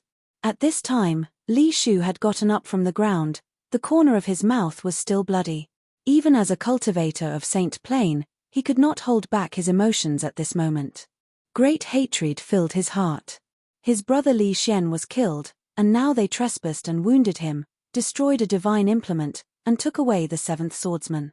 This was what Yang Yuan had done this day. Li Jing did not say anything, but turned around and walked away. After a while, Li Jing appeared in another courtyard. It was very quiet. An old man sat quietly on the ground, his back facing Li Jing, his eyes closed in meditation. There was not the slightest sense of majesty from his person, not at all like the Prince Regent, whose power was once toppling the kingdom. "Father," he called. Li Xian, who was slain, was his son, and Li Shu, who was wounded, was also his son. The Prince Regent was still sitting with his back facing him, and there was not a trace of disturbance about him. He said, "Losing is losing. If you lost, you must admit it." Li Shu and Li Xian did not complete their mission and left evidence behind, that's why they have to pay the price. In the eyes of the Prince Regent, there was neither right nor wrong, only success or failure. Li Shu and Li Xian wanted to kill the disciple of the imperial advisor, but not only did they not succeed, but they were also killed by the target and left evidence behind. This was undoubtedly a failure. Both the Prince Regent's residence and the imperial advisor's residence were in service to Emperor Li. The struggle was like a game. The two sides that played had to abide by the rules of the game and not cross the boundaries. Li Xian did cross that boundary, so he could only die in vain. Otherwise, the dispute between the imperial advisor and the Prince Regent, vying for power in the face of the emperor, that would also be a disgrace to the Prince Regent's residence. Yang Yuan dared to be so aggressive and arrogant as to come to the Prince Regent's residence to take away the prisoner, precisely because he had reason on his side, with all the advantages, so he was not afraid of contention. Li Jing understood this. But the one who died was his son, so it was natural that he was angry. Father has stopped inquiring about the matters of the dynasty for many years. Now, when this matter comes out, how will the world view Prince Regent's residence? Li Jing asked. Even he could not understand his father's mind. What does the view of the world has anything to do with the Prince Regent's residence? The voice of the old man was still calm. It was as if he had experienced a lifetime's worth of trials. Li Jing, you must remember that Prince Regent's residence or the imperial advisor's residence both serve His Majesty. That is all. What is the status of my position, and what is the status of the imperial advisor? Today, the imperial advisor is more useful to His Majesty. Whoever disregards the rules is disregarding His Majesty. Do you understand? Hearing this voice, Li Jing's heart trembled, and he looked at his father. The old man in front of him seemed to see things more clearly than anyone else. So over the years, he had stopped inquiring about matters of the outside world and no longer fought for anything. Many people thought that he had chosen to cultivate in solitude instead. But in fact, He had already seen through everything. Whether it was the Prince Regent or the Imperial Advisor, they were all for the sake of the Emperor, nothing more. Remember, some things cannot be obtained simply because you fight for it. The kids thought they were sharper than me. Do you think I need them to remind me of anything? The Prince Regent continued to speak. His extreme coolness was nearly frightening to behold. Even though his grandson had died, it did not seem to upset him much. One day, when His Majesty thinks that I am useful again, I will be present again, the Prince Regent continued. Do you understand? Li Jing sighed in his heart. It was very cruel but very realistic. Go back, seeing that there was no response from Li Jing. The Prince Regent dismissed him lightly. Li Jing turned to leave. After he left, the Prince Regent opened his eyes, and they were extremely sharp. When he got into a match with someone on the level of the Imperial Advisor, it was not a simple matter of who suppressed whom, but whoever made the wrong move first. What Li Xian did was making the wrong move, and it was beyond stupid. Therefore, death was his destination. Yang Yuan and the others traveled in the air after they left Prince Regent's residence. Mr. Nanzhai asked Yi Futian, "How is your injury?" "I'm fine," Yi Futian responded. All this was still owing to his strong physique that was comparable to that of the saints. If it were not so, he was probably already disabled. That's good to hear, Mr. Nanzhai nodded. Senior brother, I killed Li Xian. Will it involve the Imperial Advisor's residence? Yi Futian asked. Don't worry. Whether you killed Li Xian or not, there is no impact on the Imperial Advisor's residence, Yang Yuan replied. Yi Futian looked up at Yang Yuan and was somewhat puzzled. The world said that the Prince Regent no longer concerned himself with matters of the state and thought that he resides in solitude. But this once powerful prince was far more clever than the world imagined. Li Xian had overstepped the boundaries. His death was unimportant. Yang Yuan continued, he thought that he could change things, but what went on between our master and the Prince Regent was not something the younger generation could resolve. He lacked self-awareness. Yi Futian seemed somewhat befuddled, but still nodded. Yang Yuan turned his eyes toward him. Li Xian thought that he could fight for something, but younger brother, you must remember, the best fight in this world is just to cultivate. Yi Futian looked at Yang Yuan, and for a moment, it seemed that time and space had turned back to many years ago. His third brother once told him that whatever was the biggest in the world could claim the truth. If there was anything bigger than the truth, then it had to be a fist. In the world of the cultivators, the best fight was cultivation. These two conclusions had the same meaning. Therefore, the disciples of the Imperial Advisor's residence seemed to have no contention with the world and were cultivating in peace. They did not deign to jump up and down and all around like Li Xian. This was probably a difference in realms. The news that Yang Yuan had taken Yi Futian from Prince Regent's residence quickly spread out, causing huge waves instantly. Many people of the Dali Imperial City felt that they were indeed the chief disciples of the Imperial Advisor and had trespassed in the Prince Regent's residence to take away their person. Below the Nirvana Saint Plain, could there be a second? Yang Yuan and the group returned to Dali Academy. Although the people of Dali Academy were excited, they were not too shocked. Since the senior brother himself had gone, then they would naturally bring back their person. The Dali Academy belonged to those who were friendly toward the Imperial Advisor. As for Yang Yuan, who managed Dali Academy, all of them worshipped him from the bottom of their hearts. Seventh Swordsman, Li Yarrow called when he saw Yi Futian returning safely. Gratitude for all the troubles your highness went through on account of me. Yi Futian bowed slightly. Li Yarrow waved his hand. Your safe return was the most important thing. It was too impulsive of you to have killed Li Xian. Li Xian, after all, was a royal descendant. If the people of Prince Regent's residence were mad enough to kill Yi Futian first, then it would have been too late to do anything. Your Highness, if I did not subdue Li Xian, I would be a dead man already. Since it was destined that one man must die, then this was the only way it could be. Yi Futian responded. Li Yarrow said nothing more. He added, since you have returned safely, I shall be leaving. Once finished, he bowed to Yang Yuan and the others. Senior brother, I am leaving now. His Highness, return safely, Yang Yuan said. Brother, you have suffered some injuries, rest early, Yang Yuan said to Yi Futian. Yes, senior brother. Yi Futian nodded and turned to leave. I am leaving too, said Lu Chuan, who was next to him. He left with Yi Futian. He walked next to Yi Futian. What you did was a little too risky. With the master and senior brothers around, what do I need to be afraid of? Yi Futian laughed. You are not the least bit humble, Lu Chuan smiled and said, but you weren't wrong. No matter what you did, the brothers will always be there for you. What if I did something wrong? Yi Futian said. As long as it is not a great mistake that betrays the master, then it is the same, just like the day when the master promised to accept you as a disciple. Yi Futian was silent, thoughtful in his heart. Do you know anything about the fourth senior brother? Lu Chuan suddenly asked. What of the fourth brother? Yi Futian asked. He had always been curious about Wang Zhong. He and the other disciples of the imperial advisor seemed out of place. The master has the ability to make death warriors. The father of the fourth brother was a death warrior, and he died many years ago.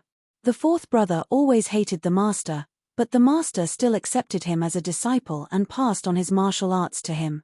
Slowly Lu Chuan said, the master is like this. He doesn't even care. Maybe one day, when the fourth brother turns on him, he will still be indifferent. Of course, if there is such a day, I, along with our other brothers, will definitely do things for the master that he does not want to do. Yi Futian was a little surprised. He didn't expect Wang Zhong to have such a story.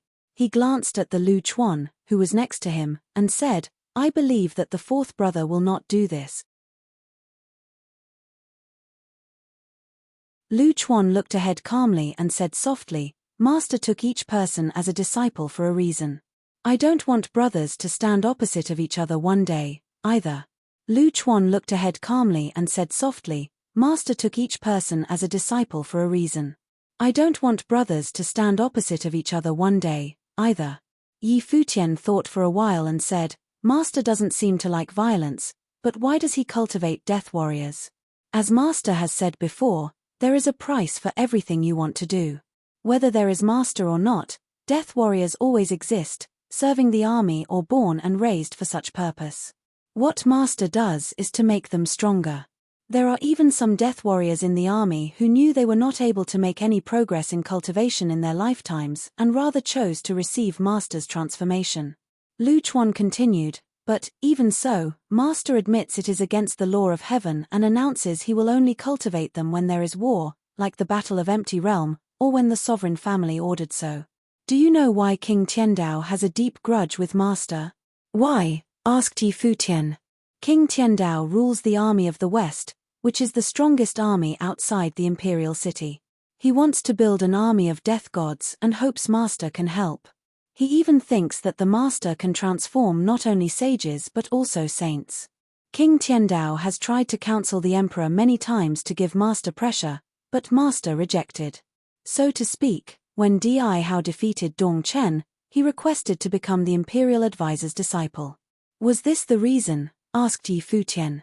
Di Hao's thing suddenly came to his mind, although at that time, after the imperial advisor asked both of them why they sought the way, imperial advisor chose Yi instead of him.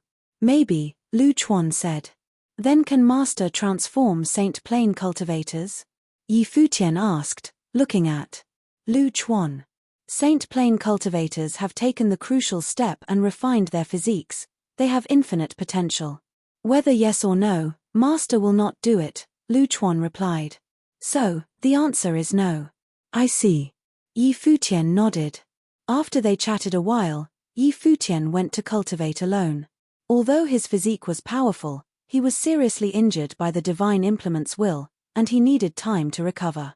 The incident soon subsided, and no direct conflict had happened between Regent King and Imperial Advisor, otherwise, that would be a crisis. Year 10,022 of the Divine Prefecture calendar was approaching its end. The finely decorated imperial city of Dali was even busier than usual. The tradition of celebrating the end of a year had lasted for more than 10,000 years since the start of the Divine Prefecture calendar. Similar customs were widespread throughout all realms of the Divine Prefecture, though some realms didn't think it as important as other realms did. However, if conditions allowed, Having at least a simple gathering was a must for everybody. On the last day of the year, gorgeous lamps lit up the palace of the Dali dynasty, graceful dancers danced to festive songs, members of the royal clan and courtiers all gathered in the palace to celebrate the new year.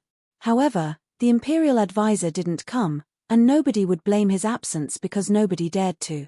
All royal clan members knew the imperial advisor didn't like being surrounded by many people.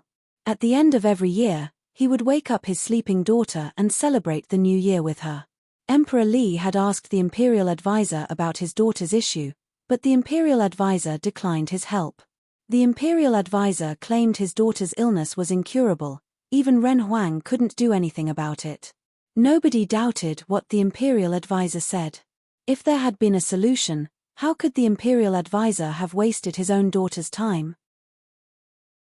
Everyone also wondered, what kind of illness did the imperial advisor's daughter have? In the imperial advisor's residence, it was cozy and peaceful. The imperial advisor just had a dinner gathering with his disciples. People returned home. The imperial advisor stayed with Fei Shui in the courtyard. Both of them sat on the ground in a relaxed manner and looked up at the stars above. When fireworks exploded, glittering stars seemed to dim, but nobody knew if Fei Shui could see them. "Master, did you want to see me?" Yi Futian came and asked. "Come, sit by me," the Dali imperial advisor laughed and said. Yi Futian nodded and sat next to the imperial advisor. A slight smile rose on Fei Shui's face. It was the second time Yi Futian saw her awake. He felt a tinge of pity and sadness for her. "I heard you went to West Mountain alone a few days ago, and you challenged Demon Saint," the imperial advisor asked. "It was very hard. When confronting the Demon Saint, I could only survive. My level still restricts my ability," Yi Futian replied. "The gap between saint and sage is indeed hard to measure. Now, you can battle with Demon Saint and even survive before the Candle Dragon Demon Saint. It is very rare. Perhaps you are the only one in the 100 years history of Dali dynasty," said the imperial advisor. "But I am still just a sage, and I am still unable to enter the saint plane. Cultivation is an accumulative process. It needs time to grow. To enter the saint plane, you need a chance that conforms to the great path, and there is no need to hurry." The imperial advisor continued, "I haven't taught you anything since you became my disciple. Today, I will teach you one chapter of my cultivation method. Master, I have cultivation methods of my own, and your way of cultivation may not suit me," said Yi Futian, who didn't immediately accept with delight. He would have been inwardly thrilled when he had just reached Dali and learned the best teachings about cultivation from the Dali imperial advisor. However, the imperial advisor's teaching made him feel shame. "If it doesn't suit you, I will not teach you," imperial advisor said, laughing. "My cultivation method is called the Deed of Thorough Comprehension, which contains all aspects of the world. There are several chapters, including the energy of metaphysical practices, which can help you perceive the existence of all beings, observe the change of stars, and foretell one's fortune.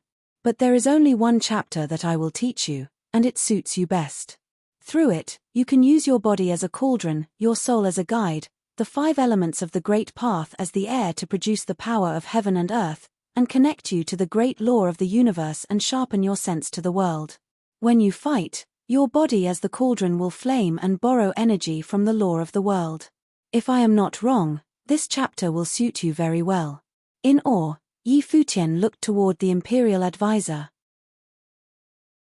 It was said that the imperial advisor was extremely knowledgeable and proficient in many skills. There was even hearsay about his uncanny abilities. Yi Futian, as a cultivator of such level, of course, didn't believe the rumors and assumed his ability was somehow overpraised. But now it seemed, imperial advisor indeed had special cultivation skills. The Deed of Thorough Comprehension should be extraordinary. And the imperial advisor claimed he could see one's fortune from the change of stars. Did it mean he could tell Yi Futian's fortune? "Did Master take me as your disciple because of not only my belief in swordsmanship but also my fortune?" said Yi Futian. "The strength of one's fortune doesn't mean anything. It's not about it," the imperial advisor said. Yi Futian nodded. Even though the mysterious method could measure one's fortune, very likely, It was a rough estimation and could not see one's destiny. Even very powerful astrologers were not able to do so, they could only make a rough guess. I will teach you the cultivation method, the imperial advisor said. Yi Futian nodded, and soon he felt a strong spiritual power that covered his body.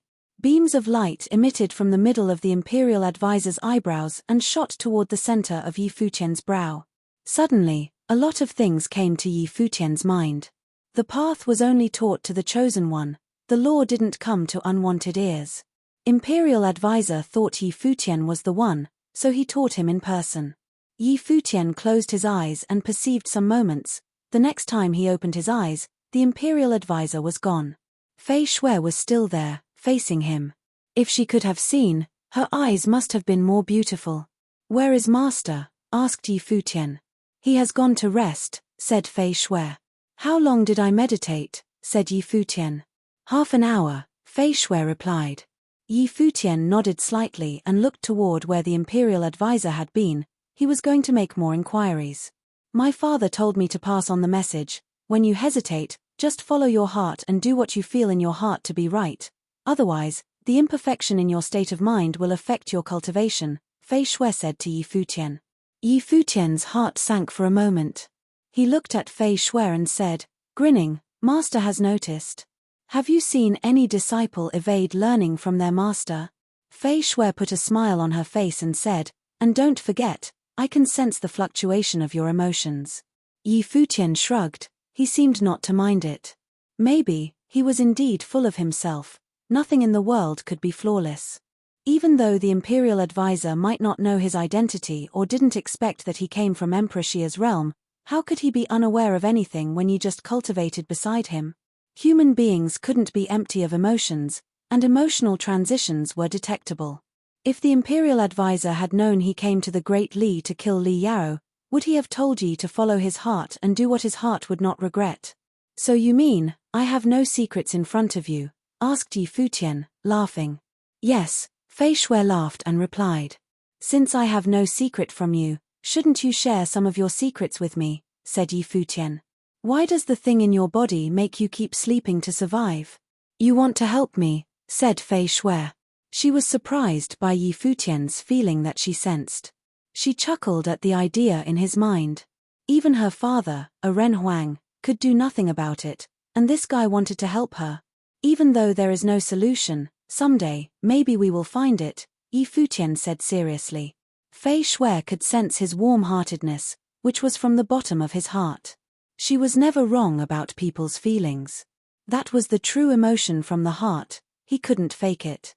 As I told you last time, the thing in my body is inauspicious. In fact, the inauspicious thing is a treasure that has merged into my body, and because of it, my perception is more accurate and sharper than anyone else's. I can perceive not only human emotions but also the existence of everything in the universe and absorb energy from them. However, the energy is too much, and once it explodes, my plane cannot support my body to endure this energy, and I will perish. That's why my father lets me sleep to avoid it, Fei Shui confessed to Yi Futian. She then laughed and said, now, you also know my secret. Last time Yi Futian guessed it right. This thing could make the world tree shake, which had never happened before. Even the imperial advisor and Ren Huang had no solution for the thing in Fei Shui's body, so one could imagine how valuable it was. Even the imperial advisor and Ren Huang had no solution for the thing in Fei Shui's body, so one could imagine how valuable it was. Is it be possible to take it out? Asked Yi Futian. It has merged into my body and connected to my veins and heart. My father said it could only be taken out if I die. Fei Shui shared her secret calmly. In fact, she had slept for many years, and the actual duration of her life was very short. If not for her father, she might not have cared about life or death. Perhaps now, she lived her life only for her father. Thus, she didn't care about the secret, especially when she perceived Yi Futian's good intentions, she didn't need to hide it. Can I perceive it? Said Yi Futian. Yes, Fei Shui nodded, wondering how Yi Futian would do so. Soon, Fei Shui felt him holding her hand. Her arm slightly shivered, and she intrinsically wanted to retreat, but she didn't do it and just let Yi Futian hold it. An invisible life force infused into her body under his palm.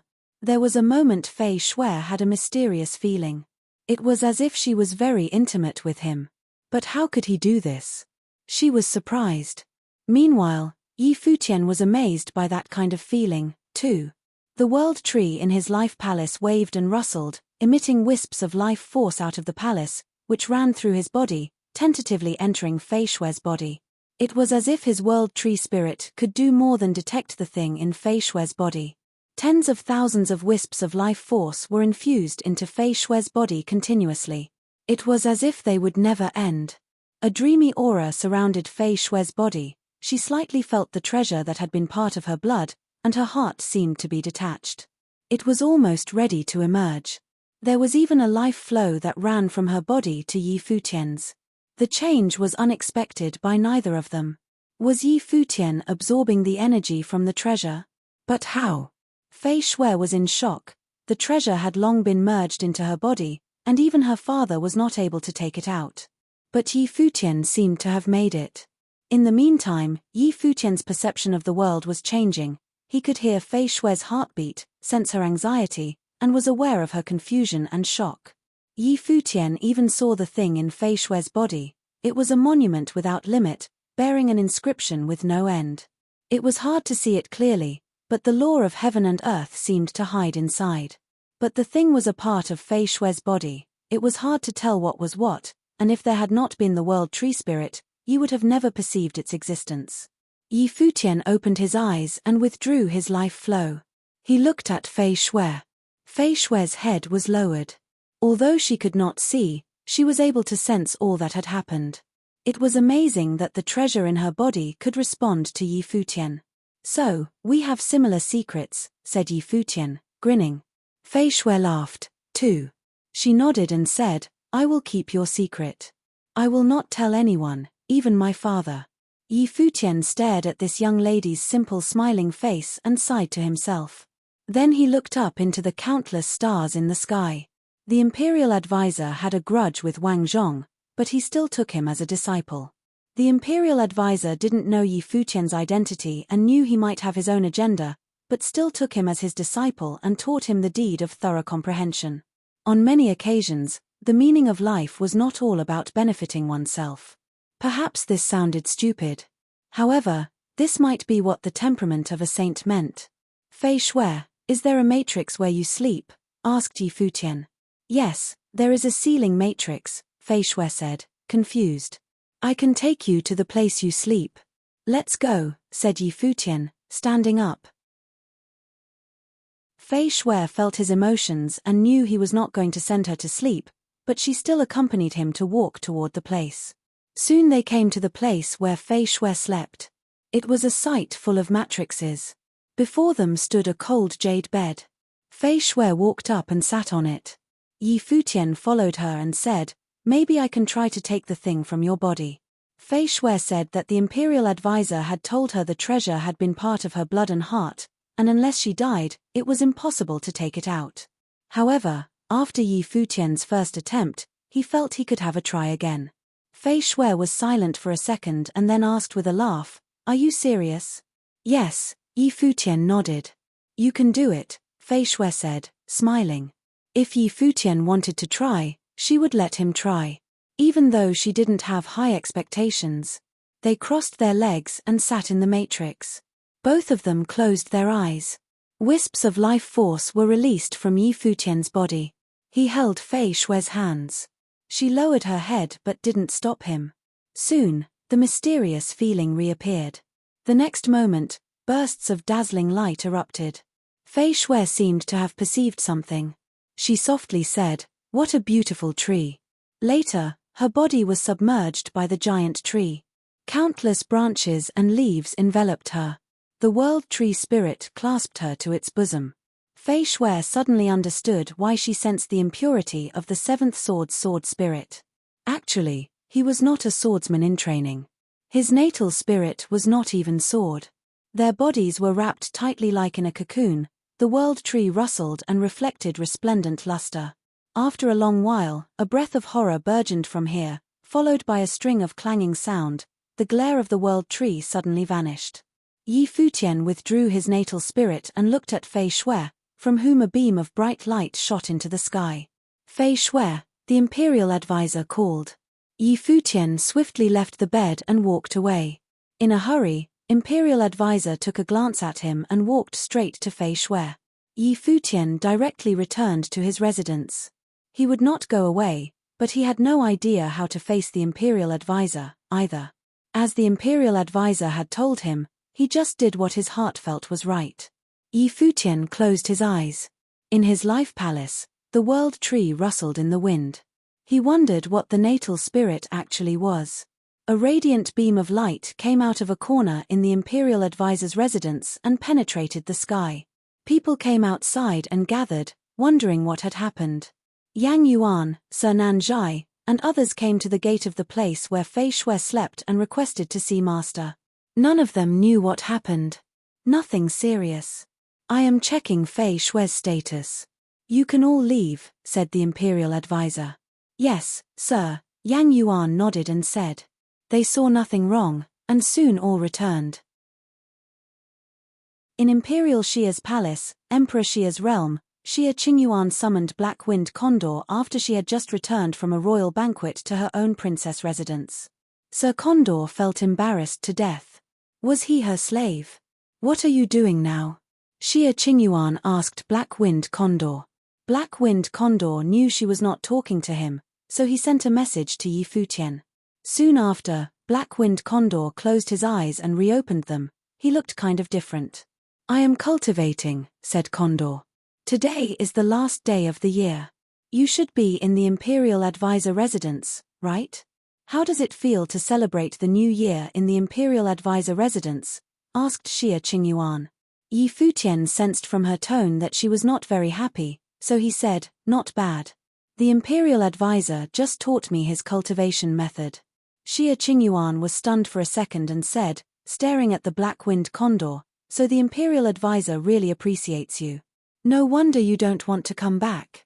The Imperial Advisor residence treats me very well, indeed, Yi Futian said and sighed.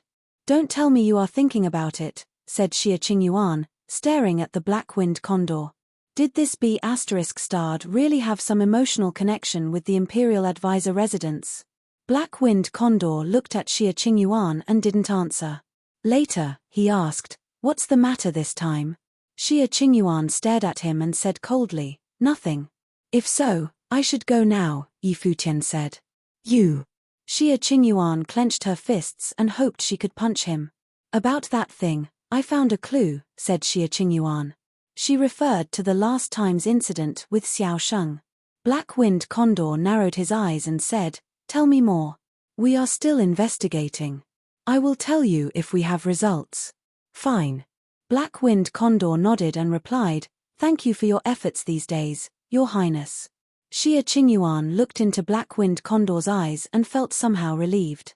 On the last day of the year, she skipped slapping the condor. It was the first day of year 10,023 of the Divine Prefecture calendar. In the Imperial Advisor residence, Dali Imperial City. Yang Yuan, Sir Nanzhai, Mu Chunyang, and others came to visit the Imperial Advisor. When they set foot in the courtyard, they saw a slim figure quietly standing beside the Imperial Advisor. Of course, it was Fei Shui. Fei Shui. Yang Yuan and others showed surprise. She was not sleeping. What had happened yesterday? Fei Shui's thing had been settled.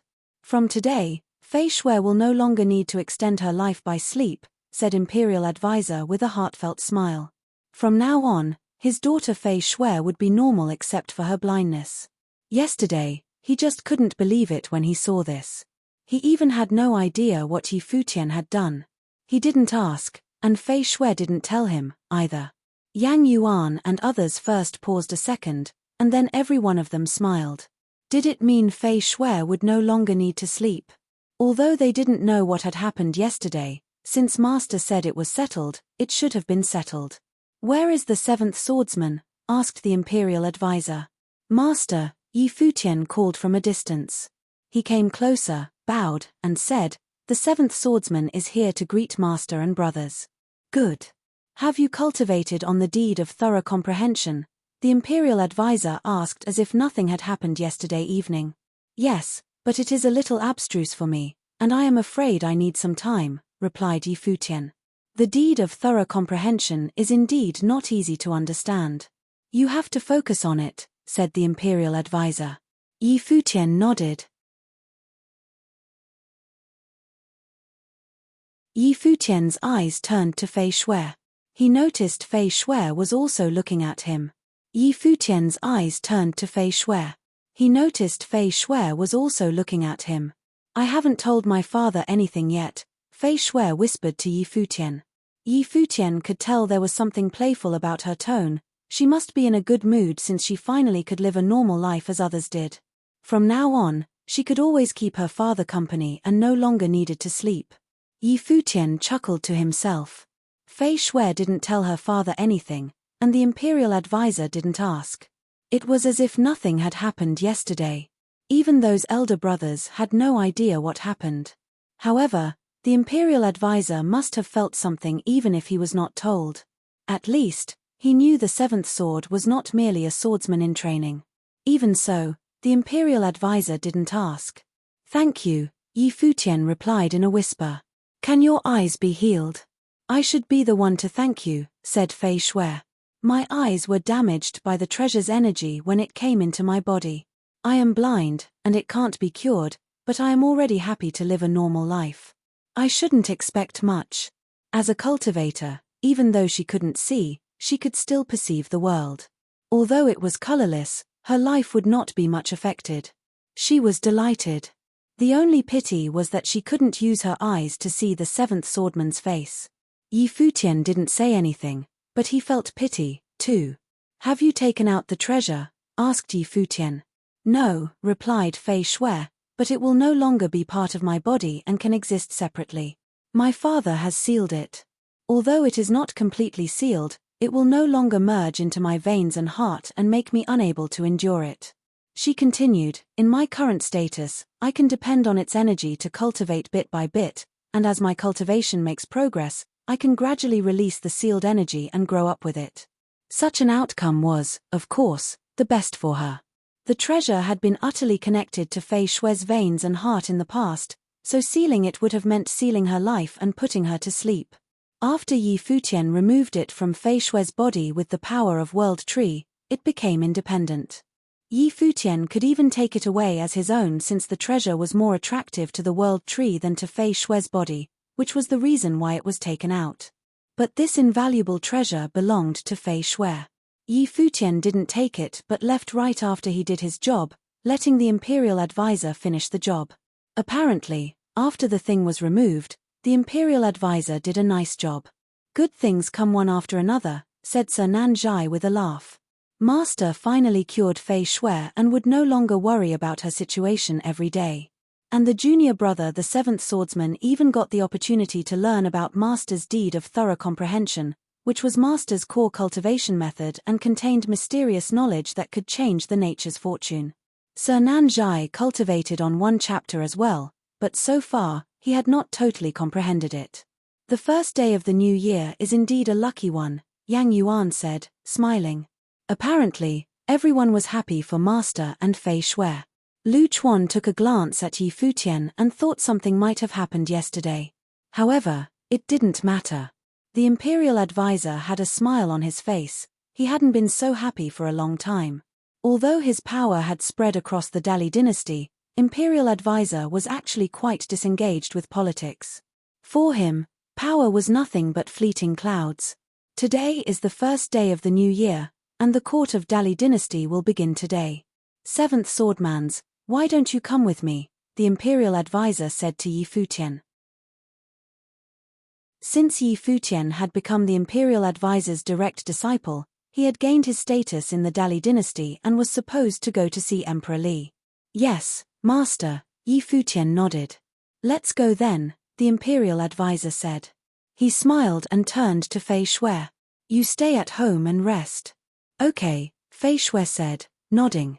The imperial advisor gently stroked her head with love and then steered his sword toward the direction of Dali Imperial City with his disciples. Besides the imperial advisor, in Emperor Li Avenue district, masters were coming out of residences and steering their swords in the air in the same direction. On the first day of every new year, all the officials in Dali dynasty came to pay homage to the court.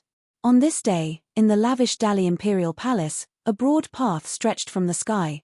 All cultivators steered their swords in the air toward the palace following the path. Numerous, rarely seen, big figures all attended this ceremony. The imperial advisor and disciples arrived a little late, and many people were already in the palace. They got off of their swords, and immediately many people outside the palace bowed toward imperial advisor and greeted, "Hail, imperial advisor." The imperial advisor slightly nodded and led Yang Yuan and others to walk forward. The people walking ahead of them all stopped and stepped aside to let the imperial advisor go first to show respect. In addition to the imperial advisor, his disciples caught many people's eyes as well. Yang Yuan was the imperial advisor's chief disciple. In Dali, his name weighed a lot.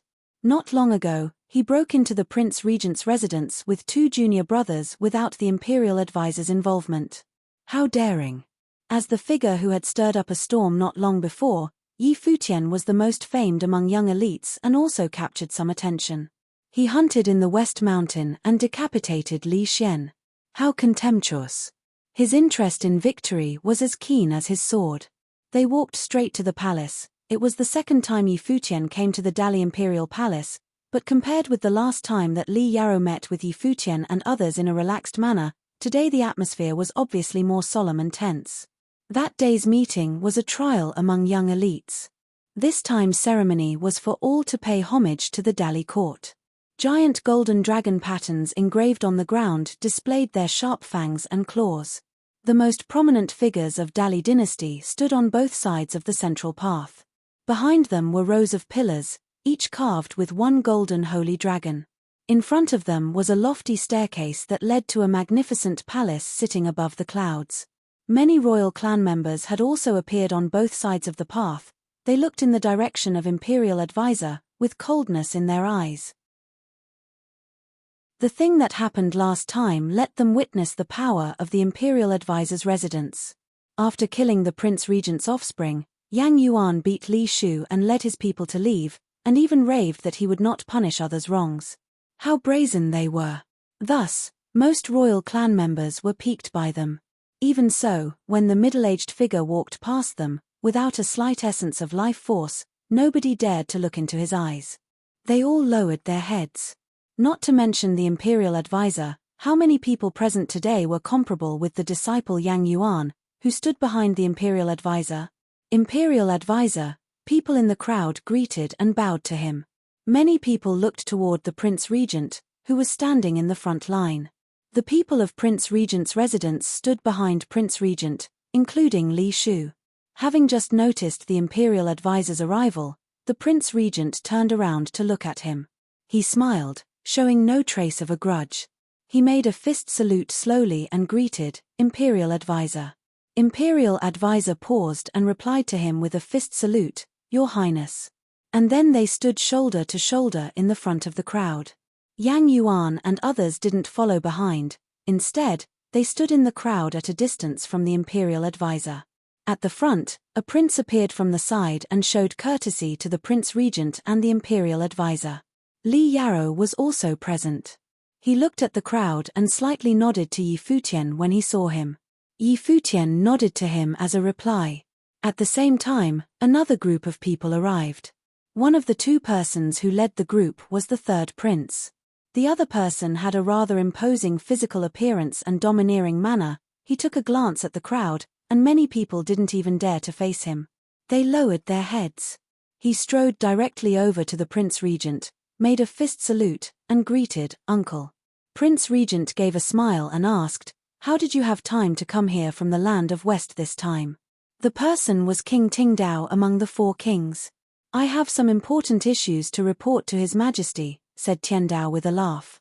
Then his eyes turned to other people and fixed on the imperial advisor. He said, "The imperial advisor is here, too." Imperial advisor nodded as a reply. King Tiandao stood next to them in the front line. Soon, King White arrived, too. One advisor and 4 kings of Dali dynasty had all arrived, except King Li. King Li was busy with issues in the lower worlds, so he usually didn't show up. Suddenly, the crowd quieted down and stood back to watch a figure appear on the staircase. He stood there, almighty like a god, as if in this solemn palace, he was the only one. "All hail, Your Majesty," everyone said and bowed. The person standing on the staircase was, undoubtedly, the absolute master of Dali dynasty, Emperor Li. "Feel free to stand up," said Emperor Li. "After 1 year, I am glad to see the graceful bearings of you all. Imperial advisor governs the court, King Tiandao guards the border, Prince Regent and King White are also in charge. No wonder our Dali dynasty can prosper," said a courtier, smiling. "Thank you for all your efforts, Imperial advisor, Prince Regent, King Tiandao, and King White," Emperor Li said. The Imperial advisor and 3 kings bowed and showed their gratitude.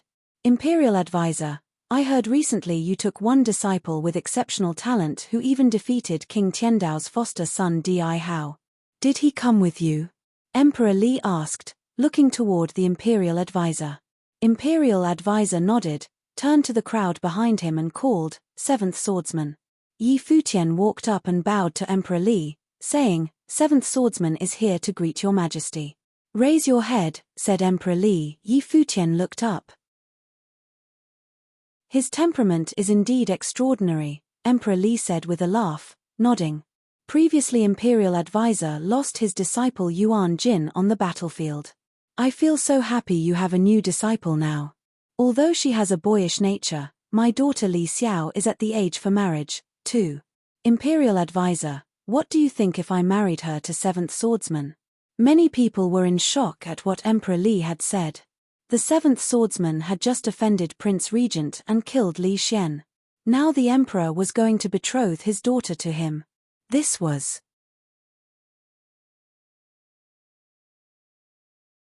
Emperor Li's action indicated that he thought highly of the Imperial advisor. Emperor Li's action indicated that he thought highly of the Imperial advisor. Of course, there was no doubt that His Majesty betrothed the princess to the 7th swordsman because he was indeed an excellent man. He was the best swordsman in the lower worlds, he defeated Di Hao and survived in the hands of Demon Saint, he killed Li Xian in public, he had outstanding talent, courage, and charisma, and he was also handsome and the right age. Many people thought from this perspective and secretly admired this abrupt but wise decision of betrothal. Princess had a noble lineage, but the 7th swordsman as the Imperial advisor's disciple was extraordinary, too. In Dali dynasty, perhaps no one was more suitable than him. Many royal clan members raised their head, shocked at the words, but who dared to question Emperor Li? Yi Futian was also stunned in the crowd. He would never have expected that the first day he came to court with Imperial advisor and met Emperor Li would betroth Princess Li Xiao to him. This was ridiculous. He let Yi Futian marry Li Xiao and become the emperor's son-in-law? Not to mention whether he was willing to marry or not, the reason he came to Emperor Li's realm was. And if he married Li Xiao? Numerous pairs of eyes fell upon the Imperial advisor.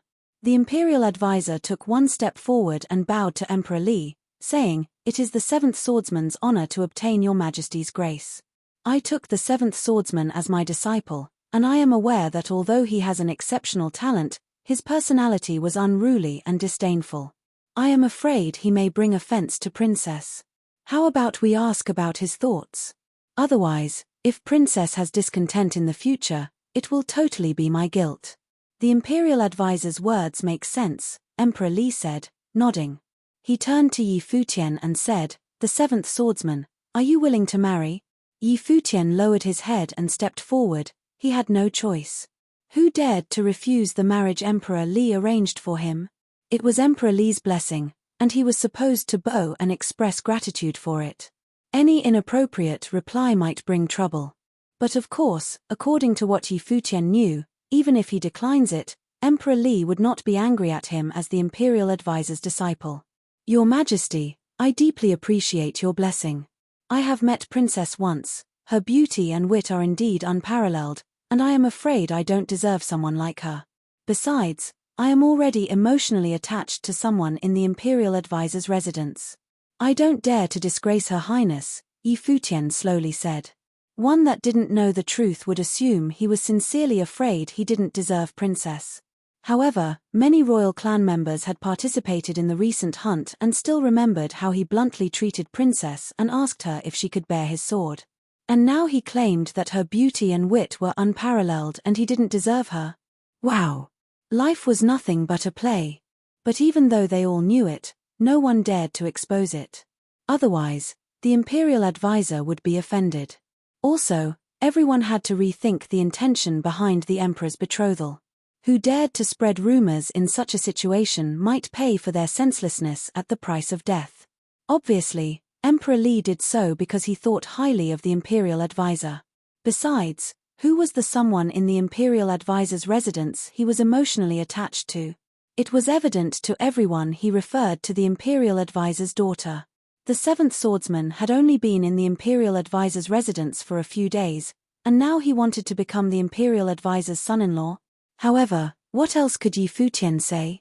He was sorry for Fei Shui, but at least, Emperor Li couldn't say anything about this reason. Both the imperial advisor and Yang Yuan took a look at him after he finished speaking. They knew he used Fei Shui as an excuse.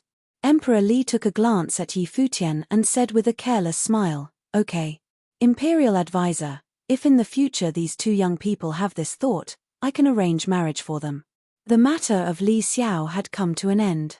Emperor Li valued the imperial advisor, and since the seventh swordsman was emotionally attached to imperial advisor's daughter, he would not step in and bring embarrassment to the imperial advisor. And instead, he promised to arrange the marriage for them, which showed his magnanimity. Others would just let it be since Emperor Li himself no longer mentioned it. Everyone knew how politically stupid it was to give pressure to the imperial advisor's residence by such a thing. Nobody would do it. "I am so thankful for your kindness, Your Majesty. I never ask about affairs between young people, but if one day the thing is decided, I will report to Your Majesty," said the imperial advisor, bowing. He knew what Futian said was untrue, but he had to admit it had effectively solved the crisis since Futian didn't want to say yes. "Good," Emperor Li said, nodding. He then turned to others and asked, "Is there anything to report today?" "Your Majesty, I have one issue to report," said King Tiandao, who stood in the front line. "What is your matter, my brother king?" asked Emperor Li. King Tiandao was Emperor Li's full brother and was conferred the title of King Tiandao, so Emperor Li called him brother king. The way he addressed him indicated how intimate they were. It seemed that the Emperor Li equally respected imperial advisor and King Tiandao. The martial power of Dali dynasty has reached an unprecedented level. Numerous top figures came out of imperial advisors Dali National Academy and My Daoli Mountain, and the number of upper plane cultivators in Dali keeps increasing. If the imperial advisor can provide help to the army and we build a Saint Plain iron troop together, it must be invincible, King Tiandao said in a solemn voice. Therefore, I earnestly request Your Majesty to allow the imperial advisor to enter the army and build an iron troop for the prosperity of Dali dynasty. The imperial advisor has put much effort and work in teaching cultivators for years in Emperor Li's city. I often send people to learn matrix methods from the imperial advisor and use the knowledge to train the army. Brother King, you are too straightforward. You want the imperial advisor to join the army, said Emperor Li, laughing. King Tiandao said, Your Majesty, these years, the imperial advisor has put much effort into his job, and his contribution to the dynasty has been significant. However, nowadays, everything in the imperial city runs smoothly, and the status of Dali Academy is unshakable. I heard that now the imperial advisor seldom takes up matters of Dali Academy. Since the third prince has made a breakthrough in the unblemished Saint Plain, I suggest the third princess take charge of Dali Academy for the imperial advisor and handle issues in the city. Prince Regent and King White can also maintain the city's stability. The imperial advisor and his disciples all have military ability and wisdom. If they can enter the army and cooperate with me, we can build an unparalleled troop, continued King Tiandao. Suddenly everyone's expression turned serious. All the top figures of the Dali imperial city gathered in front of the staircase, but no one let out a sound. King Tiandao wanted to enlist the imperial advisor and his disciples in the army and let the third prince be in charge of Dali National Academy. Didn't it mean asking imperial advisor to hand over the enterprise he had been devoting many years to? However, everything in Dali dynasty was supposed to belong to the royal clan. How could the imperial advisor say no if the third prince came to take charge? I can get your point, brother. If the imperial advisor and King Tiandao cooperate, indeed, an unassailable army can be established on the land of Dali, said Emperor Li, smiling. He turned to ask the imperial advisor, "What do you think of King Tiandao's opinion?"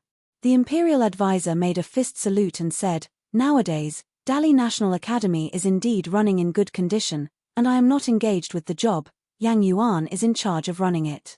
If your majesty would like to appoint the prince and others to the board of the academy, I can relax more and will be delighted to do so. As for entering the army, I am studying the new matrix method, and if there is an outcome, I will send it to the palace and then to the army," the imperial advisor continued, "but directing the army is not my field. I am afraid I will disagree with King Tiandao if we work together. Is there anything in the world the imperial advisor is not good at?" King Tiandao said after listening to the imperial advisor. "And, imperial advisor, you don't need to worry about disagreement. As long as you are willing to join the army and build it well with me, I don't mind serving as the imperial advisor's assistant. Your Highness is so dedicated to strengthen the army. Are you preparing for the war?" the imperial advisor questioned him. "Dali dynasty is powerful enough to start a war. Why can't we do it?" replied King Tiandao. "A war between realms will cost too much, and once it explodes, the number of casualties will be uncontrollable even if the scale is not large. Dali is far from ready for it," said the imperial advisor. "Exactly. That is why we need the imperial advisor's support," said King Tiandao. Emperor Li didn't speak, so the argument was only between the imperial advisor and King Tiandao. Prince Regent just stood there quietly and didn't say a word. It was as if all that had happened was none of his business. "Please stop arguing, both of you," Emperor Li said, laughing. "Imperial advisor is right. Wars are costly. Once the war begins, the situation will be out of our control. This issue requires further thought and discussion. How about King Tiandao and imperial advisor talk after the meeting?" "Yes, Your Majesty," King Tiaro and imperial advisor said, nodding and ending the quarrel. "Does anyone else have anything to report?" Emperor Li asked and turned to others. Some reported some unimportant issues. However, Yi Futian was still slightly agitated. Did King Tiandao try to provoke a war? Was he aiming at Emperor Xia's realm? At the thought of this, he delivered the message to the condor and let him pass it on to Xia Qingyuan. But soon, the condor's message for help came to Yi Futian's mind, which made Yi Futian feel curious. After taking a look at what had happened on that side, he said to himself that this guy deserved it. Didn't he know it was suicidal to irritate Xia Qingyuan by the things that happened today in the court? One could imagine how Xia Qingyuan's mood was like when she found out Yi Futian almost became Emperor Li's son-in-law. He came to Emperor Li's realm for revenge, and now he would become one of them.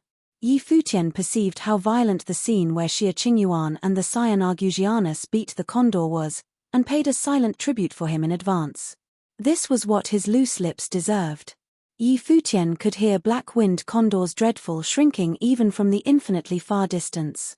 This time, Xia Qingyuan, that woman, really had no mercy. In Dali Palace, after Emperor Li announced the end of the court meeting, the crowd dispersed. Li Yaro took a look at Yi Futian and felt pity for him. If Yi Futian had agreed to become the son-in-law, his power in Dali would have definitely reached its apex. However, he declined the chance. He was, as usual, very special. Li Yaro didn't come to talk to Yi Futian, but rather, he walked to King White and King Tiandao. Not long ago, he received a message, and now he needed King White and King Tiandao's backup. Otherwise, the manpower he was able to manage would be not enough.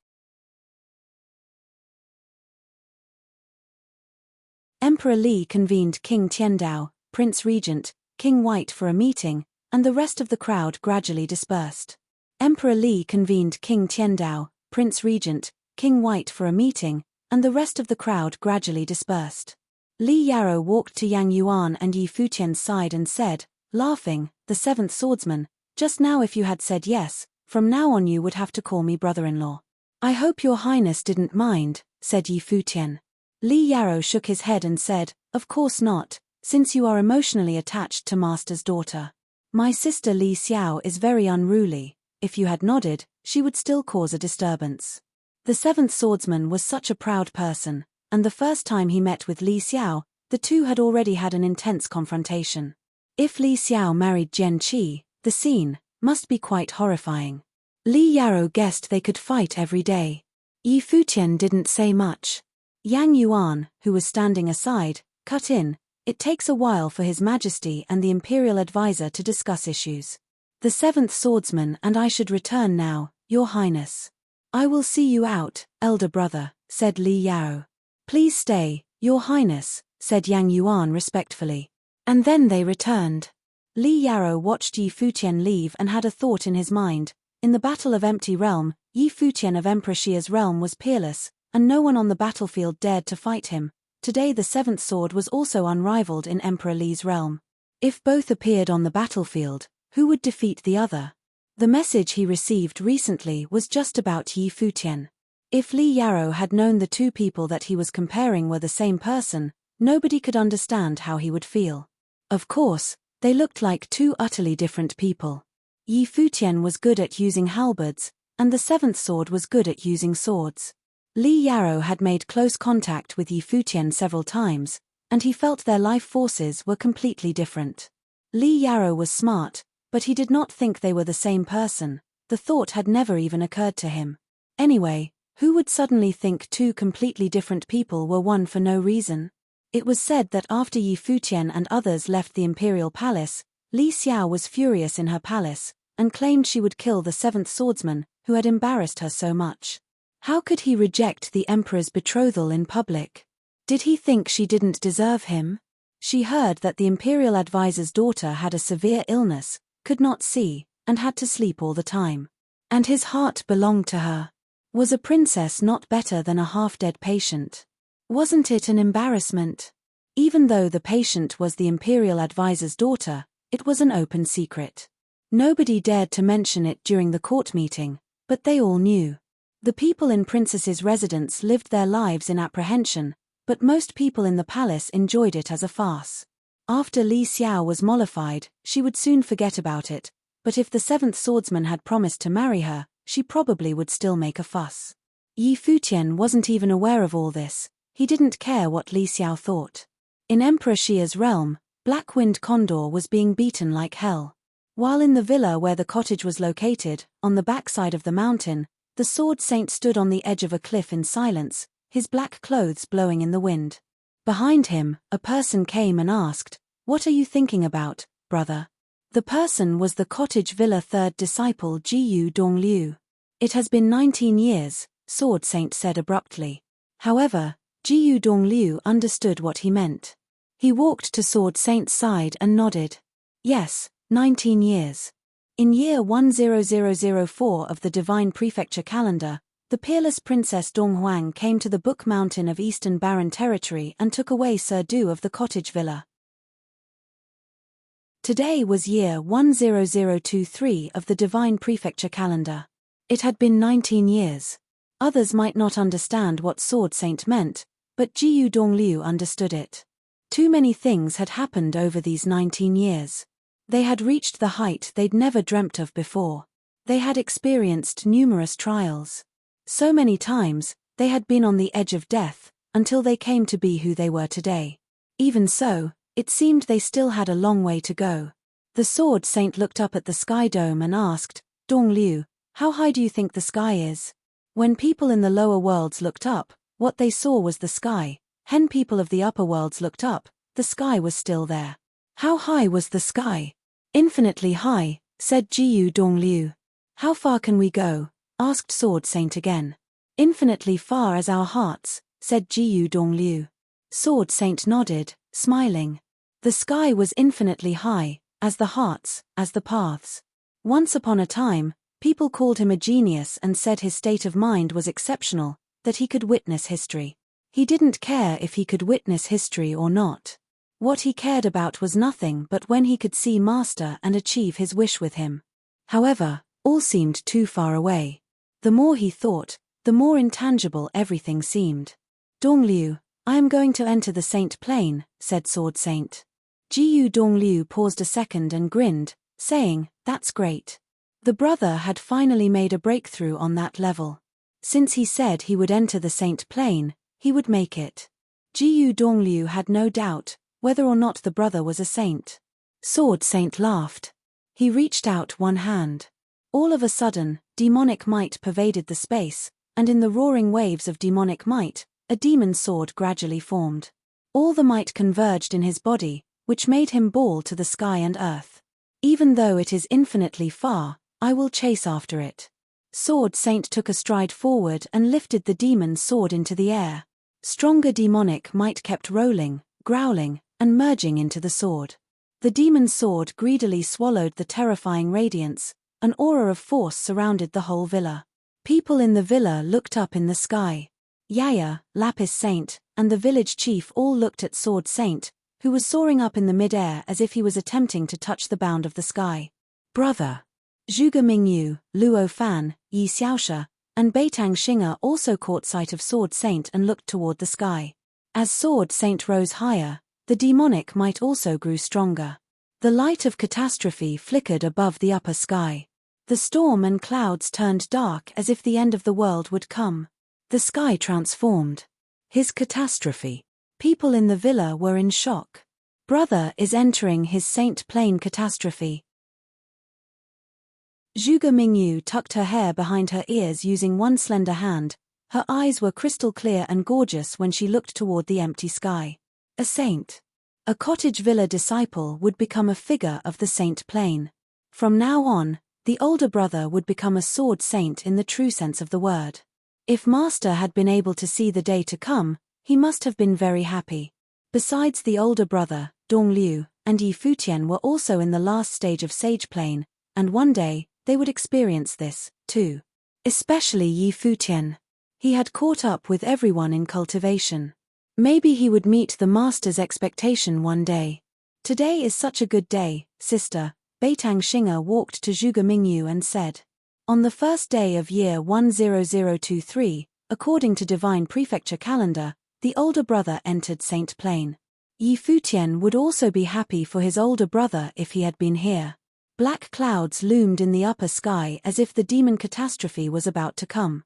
Everyone's catastrophe differed depending on their cultivation styles. The intensity of Sword Saint's catastrophe was much higher than the catastrophe of Dozhan. The force seemed to be able to crush Sword Saint. But no cottage disciples doubted whether or not Sword Saint could pass this catastrophe. Just as what Master had said during the cottage cultivation, although the older brother's talent was ordinary among all brothers and sisters, he continued to make steady progress. Since he was experiencing the Saint Plane catastrophe, he had completed all the required conditions. It was an automatic outcome. Even though the Saint Plane catastrophe might be a tough one, all disciples believed the older brother would overcome it. The Sword Saint continued soaring up in the sky as if he was attempting to run into the catastrophe of law. The sword was held tight in his hand, the boundless reflection of catastrophe light dripped down from the sky. Followed by an appalling thunder, the catastrophe befell him. Sword Saint raised his sword and heaved a heavy strike toward the catastrophe. The catastrophe was chopped up.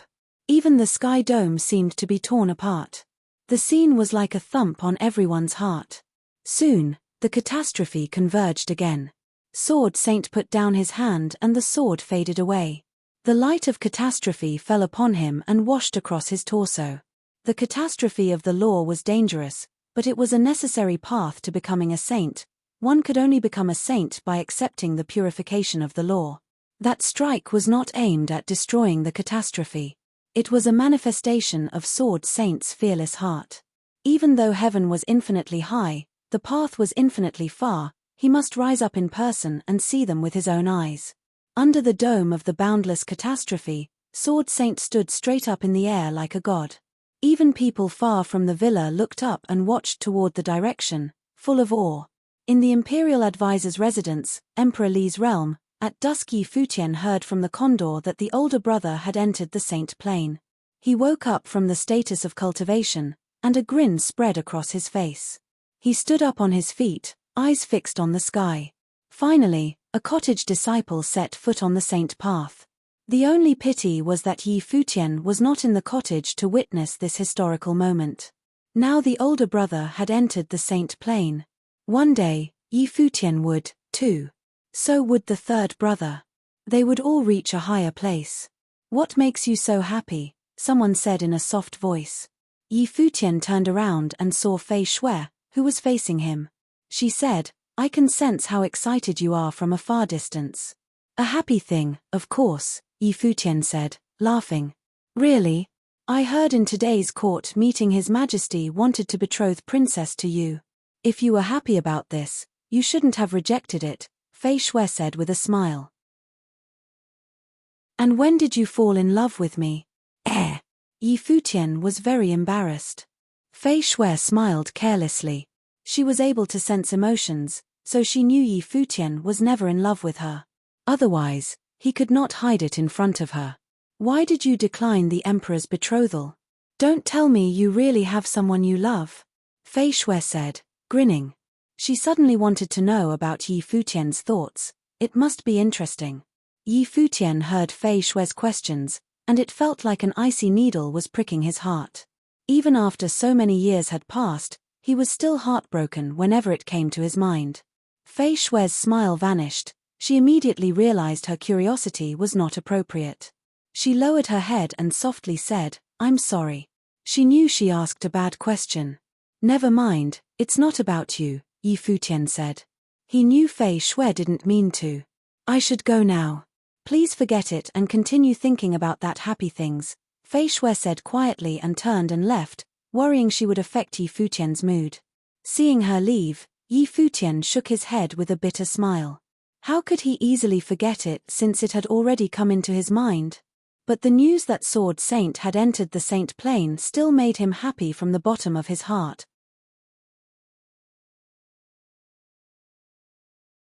After Fei Shui left, Yi Futian looked up to the sky. The scene of the palace battle remained vivid in his mind. Jiyu's death was the pain in his heart. They had been together since they were 16 years old, they had gone through ups and downs for so many years, but all became nothing but a memory because of Li Yao. Even though Li Yao was friendly with him in Emperor Li's realm, Yi Futian knew it was only because of his current identity as the seventh swordsman, a person useful to Li Yao, instead of the trivial and miserable palace lord at the mercy of him in the land of the 9 states. So he ventured to Emperor Li's realm. However, Yi Futian gradually realized his plan was not as perfect as he first thought. He came to the imperial advisor but discovered that this mysterious and powerful figure in legend was uncommon and common at the same time. He dithered. Especially when he cultivated in the deed of thorough comprehension, he found the cultivation method was above the saint level. But the imperial advisor had taught it to him before Yi Futian helped Fei Shui. Besides, from Fei Shui and Lu Chuan's conscious or unconscious indications, Yi Futian came to know that people of the imperial advisor's residence were not unaware of his suspicious identity as the seventh swordsman. However, even so, the imperial advisor was eager to teach him the cultivation method beyond saint level. What kind of magnanimity was it? If Yi Futian had been in the imperial advisor's shoes, he would not have done it. Was it only because the imperial advisor appreciated his passion for cultivation? Yi Futian couldn't stop thinking about what would happen if he killed Li Yao as the imperial advisor's disciple. Even though the imperial advisor was in power in Dali dynasty, and Emperor Li might not harm him, the estrangement must grow between them. And as what he had seen in today's court meeting, King Tiandao was also very aggressive and was urging the imperial advisor to join the army. Prince Regent's forbearance was unsettling, too. His offspring was killed, but when Yang Yuan took him away in the face of the Prince Regent didn't demand the release. Yang Yuan also said the Prince Regent was very sophisticated. He had his own intention behind the seeming forbearance. What's more, the imperial advisor was against battles between realms. Some people speculated that he could transform saints, and King Tiandao obviously also had this thought, but the imperial advisor didn't do it. Did Emperor Li have the thought, too? King Tiandao was Emperor Li's full brother. If Emperor Li had no opinion on what King Tiandao had said, why should he convene imperial advisor, King Tiandao, and others for a session after the court meeting? The harmony between the lord and the ministers in Dali dynasty was nothing but an illusion. The imperial advisor was perhaps not at the apex of power in Dali as he appeared to be. Was the imperial advisor's status really that stable? Maybe yes, only if no accident occurred. Yi Futian was having an inner struggle. If the Dali imperial advisor had been a different person, Yi Futian would fool the imperial advisor and Emperor Li against each other without hesitation, just like before. But he had changed his state of mind after this period of time. The imperial advisor once passed the message through Fei Shui to tell him not to waver and do what his heart felt was right. Serdu also taught him to live a life between sky and earth, following his conscience. Killing Li Yarrow was what he pursued, but if he made it, would he be free from guilt? He was not supposed to involve others in his plan for revenge. If he had not known the result, he would not have had so much concern. However, he knew what outcome that would bring. Following my conscience, between the sky and earth, Yi Futian murmured and exhaled deeply. Suddenly, his mind cleared. In just one moment, he felt his heart open, and his mind become broad. It was as if his body was connected to the sky and earth, and everything in the world became clearer to him.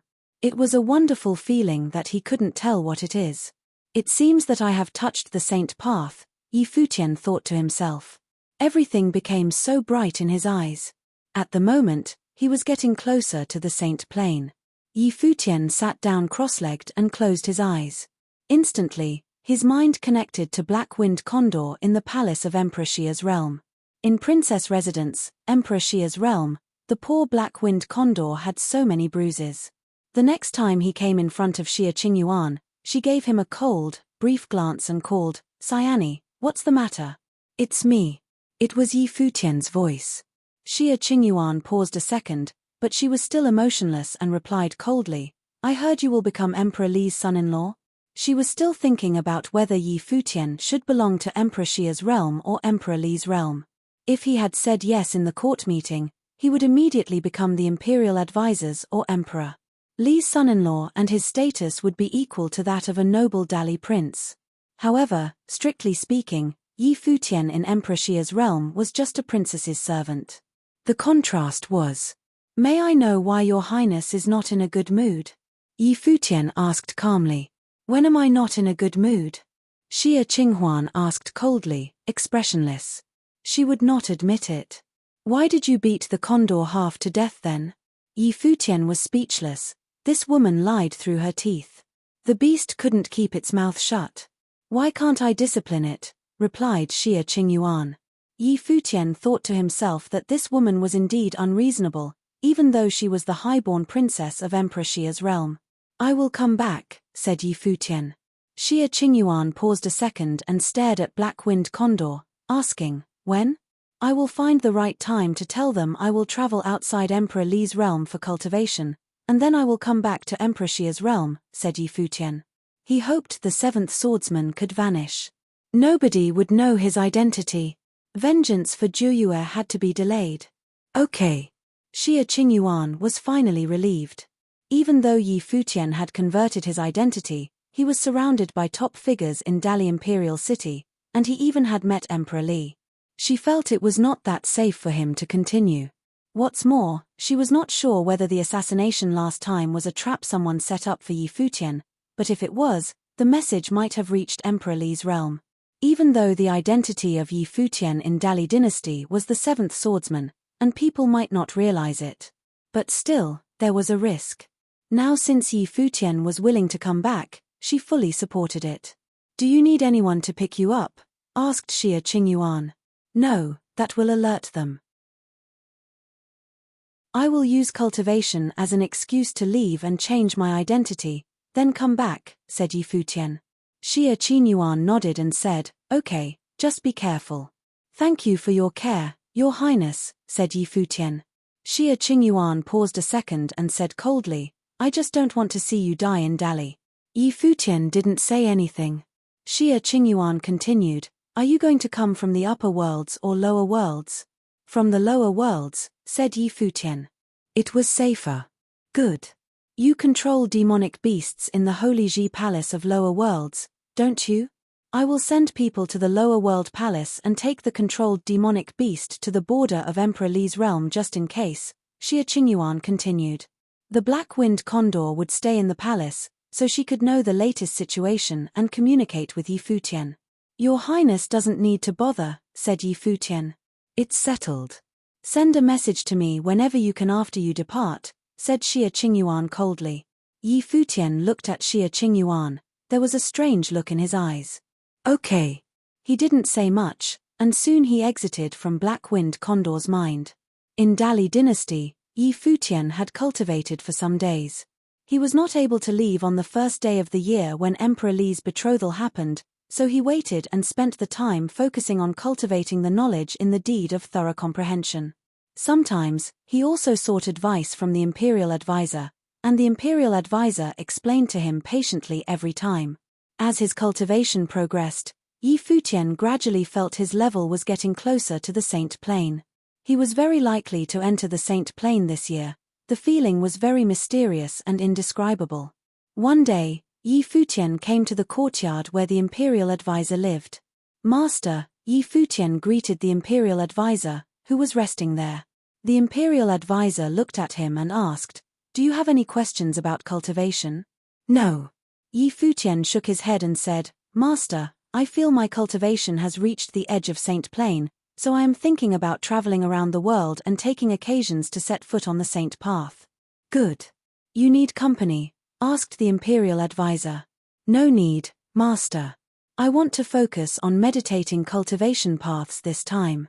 I will travel the world alone with only one sword in my hand and will not come back until I enter the Saint Plane," Yi Futian said to the imperial advisor, but he knew it was not true.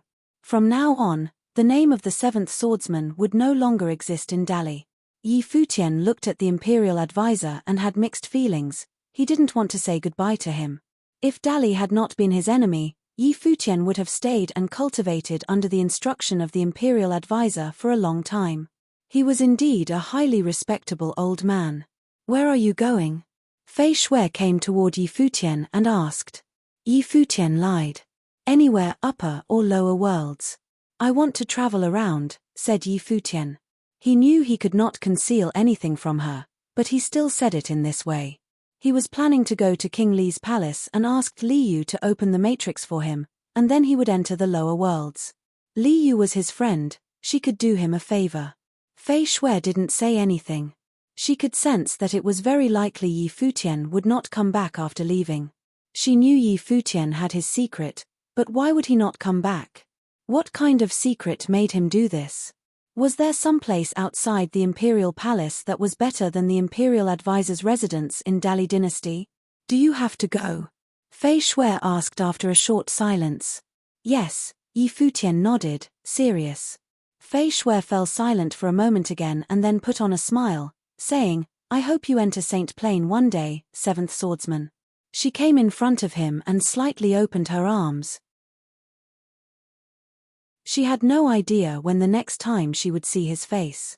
Yi Futian knew what she meant. He opened his arms and hugged her and said, laughing, "Now I have to say I was honest to His Majesty." Fei Shui sighed to herself. The guy made a joke again.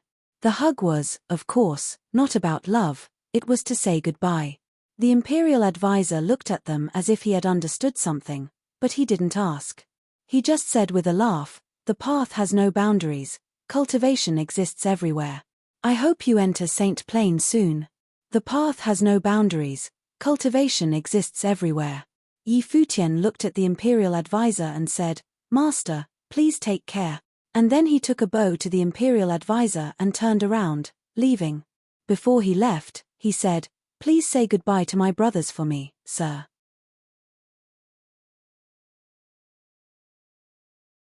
Yi Futian was walking out of imperial advisor's residence. Fei Shui couldn't see, but she still faced Yi Futian and had a bright smile on her face. Yi Futian was walking out of imperial advisor's residence. Fei Shui couldn't see, but she still faced Yi Futian and had a bright smile on her face. Everything had gone well so far. Yi Futian was going out, and at the same time, a group of people was coming in the direction of Imperial Advisor's residence, and the person who led the group was Li Yao. Li Yao saw Yi Futian and paused, greeting, Seventh Swordsman. Your Highness. Yi Futian stopped and saluted, too. Where are you going? Asked Li Yao. My cultivation has reached a plateau, so I am thinking about traveling outside and strengthening my swordsmanship. I hope one day I can enter Saint Plain, Yi Futian replied. Li Yao nodded and said, smiling, by the time you come back, a peerless swordsman in training will rise in our Dali dynasty. Yi Futian didn't respond. He said, Your Highness, I should go now. All right. Li Yao nodded and said, I have some matters to talk about with Master. Sorry I can't see you out.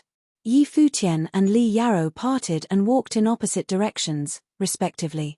Li Yao headed toward the Imperial Advisor's residence, and Yi Futian went in the direction of King Li's residence.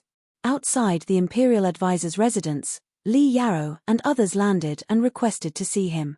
Soon they were invited in. Li Yao bowed in front of the Imperial Advisor and saluted, Master. Your Highness. The Imperial Advisor nodded and greeted him while sitting. Will the Seventh Swordsman enter the Saint Plain soon? Asked Li Yao, smiling. Yes, he will, said the Imperial Advisor, nodding. The Seventh Swordsman's talent is extremely rare even throughout the 100 years of Dali dynasty history. I can't imagine how great he will be after he enters Saint Plain, said Li Yao, laughing. The Imperial Advisor slightly nodded and asked, Is there anything I can do for you today, Your Highness? Yes. Li Yao became serious after hearing what the Imperial Advisor asked.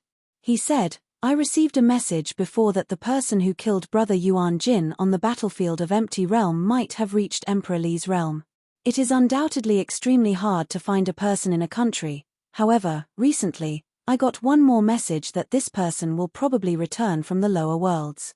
I am here to ask Master if my brothers can go to the lower worlds with me. The Imperial Advisor took a look at Li Yao and said, People die during war. It was Yuan Jin's destiny to end his life on the battlefield. Please don't take it too much to heart, Your Highness. Li Yao nodded, but he couldn't put it aside. Yi Futian left a too strong impression on him. That year in the 9 states, Li Yao treated his enemies like nothing, but on the battlefield of Empty Realm, a man, who he thought he could trample on like an ant, completely defeated him and even threatened his life. Yuan Jin had entered the Saint Plain and was one of the most talented among all brothers, but he was also defeated and killed. If Yi Futian became stronger, he would definitely become a great threat. But as an opponent, Li Yao must admit that Yi Futian was a very rare genius, just like the Seventh Swordsman. With these thoughts in mind, Li Yao bowed to Imperial Advisor and requested to leave. He turned around and prepared to leave. After walking a short distance, he was suddenly hit with a thought like a lightning strike jolting his mind. It stunned him for a few seconds. He froze for quite a while. His face turned pale, and his heart thumped faster and faster. No, that's not possible. Li Yao's heart twisted painfully. He tried to deny the thought that came out of nowhere, but he couldn't erase it from his mind. Yi Futian and the Seventh Swordsman. Both of them were rarely seen geniuses. Both of them were able to defend saint-level attacks. It was said that something detained Yi Futian since he came to Dali. The seventh sword from the lower worlds rapidly gained fame as a swordsman in Dali dynasty. He got the message that Yi Futian was about to leave, and at this time, the seventh sword was going outside to cultivate. Why did he have to choose this time to go outside? Li Yao had never put these two people together, and he didn't have the idea even when the seventh swordsman said he would travel outside to cultivate, but after he had the conversation with the Imperial Advisor, the connection between Yi Futian and the seventh swordsman suddenly came to his mind. His heart trembled heavily. Master, where is the seventh swordsman heading? Li Yao turned around and asked. Even at this moment, he was still not sure and needed to confirm it with the Imperial Advisor. I don't know. He said anywhere, said the Imperial Advisor. I want to take the seventh swordsman to the army for cultivation. Please allow me to do this, Master. Li Yao bowed and said. Fei Shui seemed to have perceived something, and her face turned ashen. She looked toward her father. The imperial advisor said, "Your Highness, cultivation should follow the will of the heart. Since the seventh swordsman wants to cultivate outside, let him do it." Li Yarrow looked at imperial advisor and bowed, saying, "Yes, master."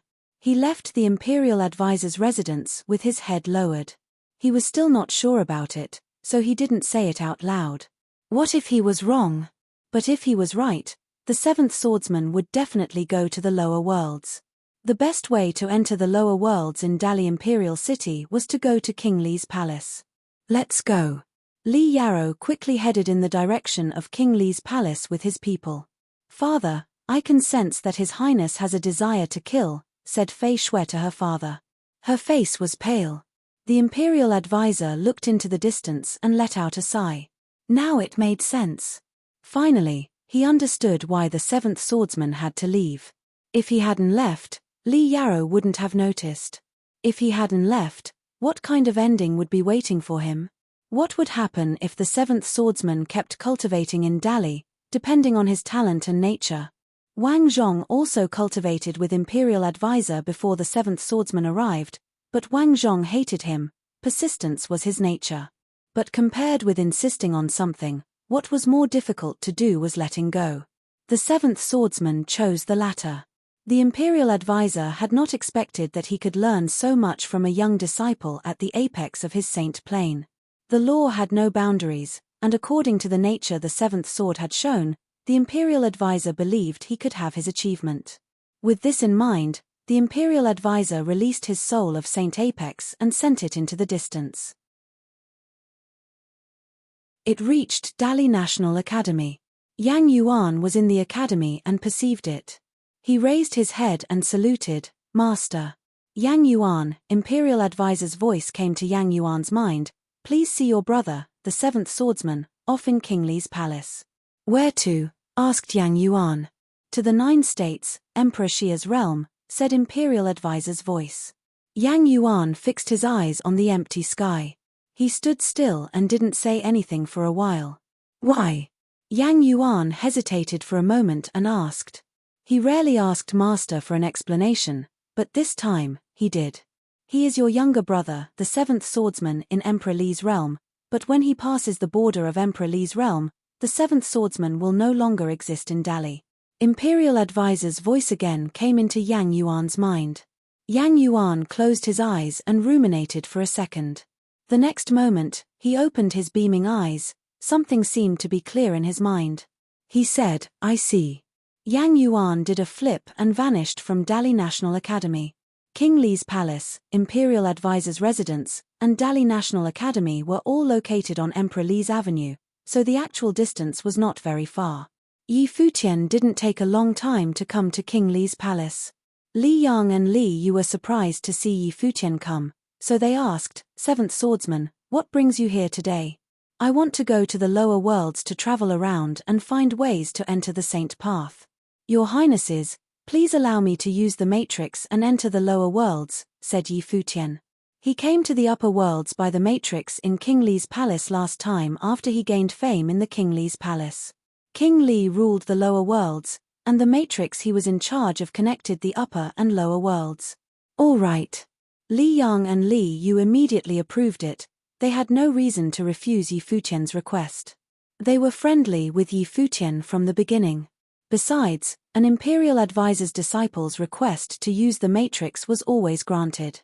"Do you want to depart now?" asked Li Yu. "Yes." Yi Futian nodded. "I will go with you," Li Yu said, smiling. "I want to go to lower worlds to see my father anyway." Then they together headed in the direction of the matrix in King Li's residence. At the moment, Yi Futian heard the sound of someone breaking into the air behind him. He seemed to have perceived what happened and frowned. "Seventh swordsman, please wait." It was Li Yarrow's voice. Yi Futian didn't know Li Yarrow had become suspicious. Li Yang, Li Yu, and Yi Futian, who were near the matrix, turned around and looked at him. "What can I do for you, Your Highness?" asked Yi Futian. "I have an important issue, and I need you to come with me to the Imperial Palace and solve my confusion," said Li Yao. Even though he was suspicious, Li Yaro didn't immediately accuse him. He had to confirm everything before he adopted a hostile attitude. Because the Imperial Advisor still stood behind the seventh swordsman, he was the Imperial Advisor's acknowledged disciple. If the Imperial Advisor developed a grudge with him because of this, there was no benefit to Li Yao. There was a strange look on Yi Futian's face, but it soon turned back to normal. He said, "Your Highness can speak here. I will try my best to help clear up any confusion Your Highness may have. This matter is extremely important, so I can only tell you in the Imperial Palace. It won't take very long. Please spare some time to go with me for a few hours, and you can cultivate later," continued Li Yao. Although he was still very polite, Yi Futian had already sensed something abnormal. Li Yao's tone and attitude seemed somewhat strange. Since Yi Futian transformed into the seventh swordsman, he had been very cautious in behaving consistently with the seventh swordsman's personality. Everyone spoke and did things in their personal style, but Li Yao, at this moment, acted abnormally. So, had he become suspicious? It shouldn't have been possible since the seventh swordsman and Yi Futian were two completely different people now. Yi Futian didn't know the reason that Li Yao became suspicious because he was on his way to the lower worlds for cultivation. Not long ago, Li Yao received a message that Yi Futian was likely to return to Emperor Li's realm from the lower worlds. "Your Highness, I have requested to leave and have gotten permission from Master. Please wait for me when I return," Yi Futian insisted. He had to go. Li Yao's heart sunk after hearing his reply. Li Yao's speculation was getting closer and closer to reality, which made his heart harden. So the person whom he treated with respect these days was the person he most wanted to kill? The atmosphere suddenly became cool, and at this moment, a person arrived from the sky. Yi Futian saw it was Yang Yuan. He said to himself that this time, he had been exposed. Suddenly his heart sank, too. Would Yang Yuan capture him? "I need to do something in the lower worlds. Master told me to see you off." Yang Yuan came in front of Yi Futian and said to him.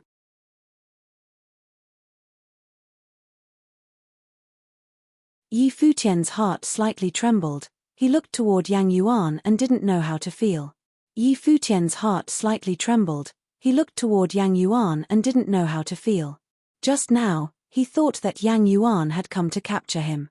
However, Yang Yuan said he came to see him off per the Imperial Advisor's request. Obviously, Li Yao remembered something in the Imperial Advisor's residence after Yi Futian left, which was he stopped Yi Futian. The Imperial Advisor had also figured it out. "Thank you, brother." Yi Futian nodded and didn't decline Yang Yuan's support. At this moment, he was the seventh swordsman, he was not Yi Futian. Li Yao's face took on a strange expression. The Imperial Advisor asked Yang Yuan to see him off.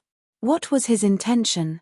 Did it mean that the Imperial Advisor had found out what had happened, but he still let him go anyway? Li Yao was almost certain that Yi Futian and the seventh sword were the same person. "Let's go." Yang Yuan came next to Yi Futian and said.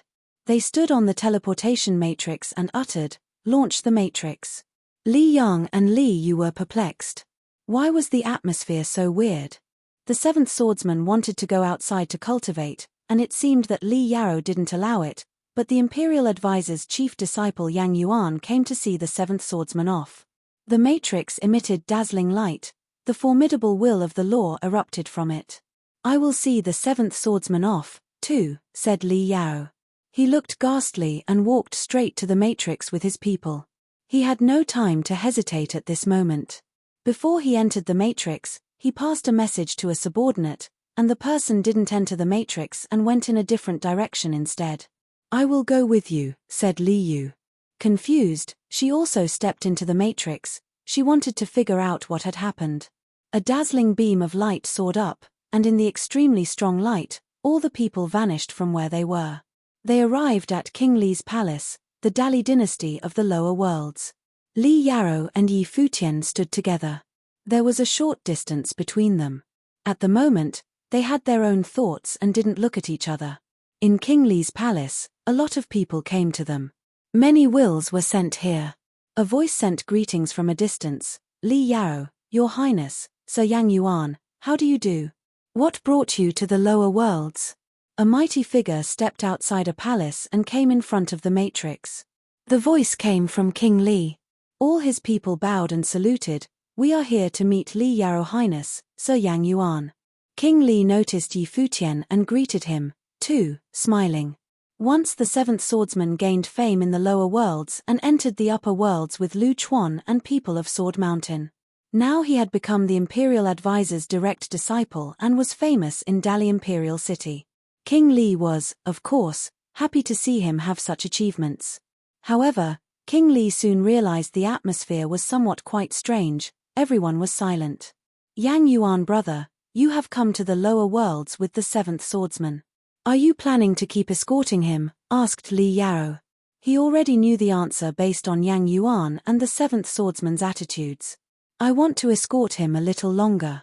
Please return, Your Highness, Yang Yuan said, taking Yi Futian to stride down the matrix. What if I want him to stay? Li Yarrow said. The people behind him came forward immediately and blocked Yang Yuan and Yi Futian's way. Your Highness. King Li and Li Yu were stunned. What had happened? Weren't Li Yarrow and the seventh swordsman good friends? Besides, Li Yarrow was also the imperial advisor's nominal disciple, so he was supposed to respect Yang Yuan, but why were they almost hostile to each other? I apologize that I can't obey your rule, but my master's order is first, said Yang Yuan. He threw his sleeves and took a step, jumping into the air. Stop them, Li Yarrow ordered. People behind him all dashed forward toward Yang Yuan and Yi Futian. Uncle, please help me stop Sir Yang Yuan and the seventh swordsman, said Li Yarrow to King Li. King Li was confused and hesitated for a while. Catching the imperial advisor's disciples? He had to hesitate even though it was the prince who gave him the order. Uncle, the seventh swordsman is a spy from Emperor Xia's realm. We must arrest him, said Li Yarrow. How had he treated the seventh swordsman since he entered Emperor Li's realm? Li Yarrow treated him as a confidant, gifted him the sword of Kasyapa, and took care of him as much as he could. But now, he realized the seventh swordsman was actually Yi Futian, the foe he was most eager to kill. How did he feel? As if he was wrapped by Yi Futian around his finger. The imperial advisor was the pillar of the country, but he was also trying to help him. Okay, I see. King Li was shocked by what Li Yarrow just said. The seventh swordsman was a spy from Emperor Xia's realm. It was from his palace that the seventh swordsman entered the upper worlds. Releasing abundant life force, King Li also immediately led his people to chase them. Sir Yang Yuan, please stop, King Li shouted, his voice resonating throughout the sky, but Yang Yuan's speed was faster, and no one was able to catch up with him. Please forgive me for this offense. King Li saw this and moved his fingers into a claw and swung in the air. Suddenly the might of law shrouded the place. A blurred image of a giant holy dragon showed up above the clouds, and it raised a terrifying sharp claw and smashed toward Yang Yuan and Yi Futian. Yang Yuan drew a circle using his left hand, and suddenly, numerous swords of the great laws floated up and scattered all over the space with his body as the center. Go! Yang Yuan threw down his sleeve and unleashed the swords, which all aimed at the dragon and stabbed through it. People on the ground looked up to the upper sky, shocked. Wasn't that person King Li? Who was fighting with him? When I am determined to leave, you will not be able to keep me.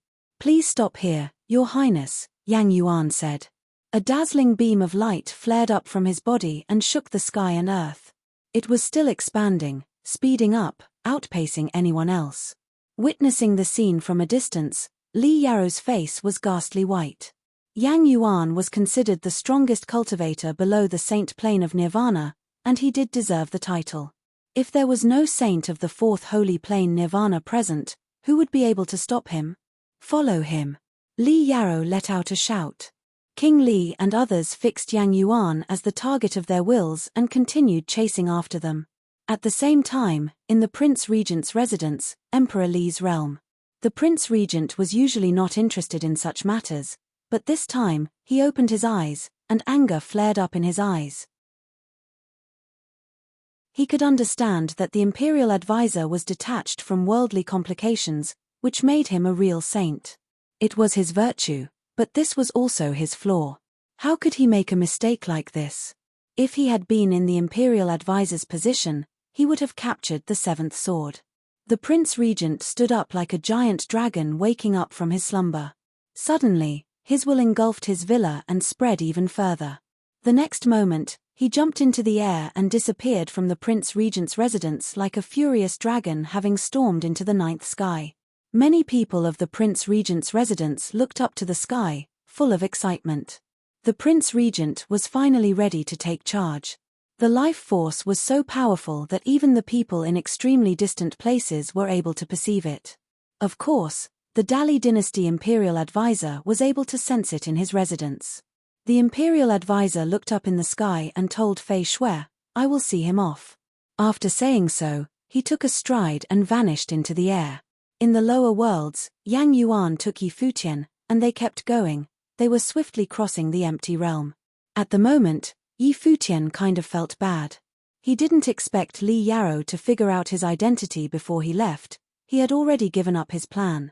And he would accept it if the Imperial Advisor's residence had just ignored him, but now Yang Yuan was escorting him to leave in person and even had a conflict with Li Yarou. Didn't it mean that Yi Futian had the involved Imperial Advisor's residence in his own issues? Yi Futian couldn't understand how Li Yarou figured it out. Li Yarou hadn't even perceived it when he met Yi Futian outside the Imperial Advisor's residence. Was it because he told Li Yarou he would go outside to cultivate, which made Li Yarou suspicious? He knew what happened in Emperor Xia's realm, and Li Yarou might know Yi Futian was not in Emperor Xia's realm, but how could he know it was him? The only possible reason was that Li Yarou knew he was going back. But since Xia Qingyuan promised to send people to meet him, these people should have been reliable and shouldn't have attracted anyone's attention. What went wrong? He looked at Yang Yuan next to him and asked, "Does Master know who I am?" Yang Yuan took a look at him and said, "You are the seventh swordsman, Master's direct disciple." Yi Futian's stare froze for a moment, and then he seemed to have understood. He nodded. "I see." He was the seventh swordsman. In Dali dynasty, he was just the seventh swordsman, the Imperial Advisor's direct disciple. That was all. That was why the Imperial Advisor sent his chief disciple Yang Yuan to escort him out. Their speed was so fast that others behind them were falling further and further behind, but these people's life forces were still fixed on them, and they refused to give up. A gust of depressing air befell the earth from the upper sky. Numerous people on the ground looked up but only heard a continuous deep roaring sound. What is that? A miracle. Numerous hearts trembled. People looked up to the sky, bewildered. Tens of thousands of golden dragons marched forward grandly, enveloping the sky. What a thrilling scene. Yang Yuan sensed the force and took a glance at the numerous holy golden dragons above. His life force had reached the climax at this point, and he was ready to take action. "Yang Yuan, keep going," a voice came from the figure that was standing above the sky. Suddenly, numerous dragons ceased their advance and let out a thundering roar. The figure appearing ahead stood still in the upper sky. It was as if no one could cross his shield as long as he was there. Yang Yuan said nothing and continued going forward. "Master," Yi Futian murmured. The next moment, he saw a boundless, astonishing pattern form around the Imperial Advisor's body. It was like a sacred matrix containing the 5 agents of yin and yang and the law of sky and earth. All the spirits of the world were suddenly sucked up. The magnificent matrix was erected in the upper sky and formed a barrier, blocking everyone's way. "Imperial Advisor, your disciple is a spy of Emperor Xia's realm. Do you still want to keep me from capturing him?" the Prince Regent said loudly, his voice resounding between the sky and earth. It was as if he raised his voice intentionally so that everyone could hear it. "The seventh swordsman is my disciple. What did he do that let your highness come to arrest him in person?" "He didn't do anything, but he belongs to Emperor Xia realm." "Do you still want to be on his side?" asked Prince Regent. "My disciples are my disciples, regardless of their origin or background. All I know is the seventh swordsman is my disciple. Since he is my disciple and didn't do anything wrong, I will not allow anyone to harm him, even if the one who wishes to harm him is the Prince Regent," the Imperial Advisor announced. King Li and others gradually all arrived, but none could pass the imperial advisor's barrier. At this moment, the man who stood in front of them was the imperial advisor, second only to Emperor Li in Dali dynasty. Who dared to step forward?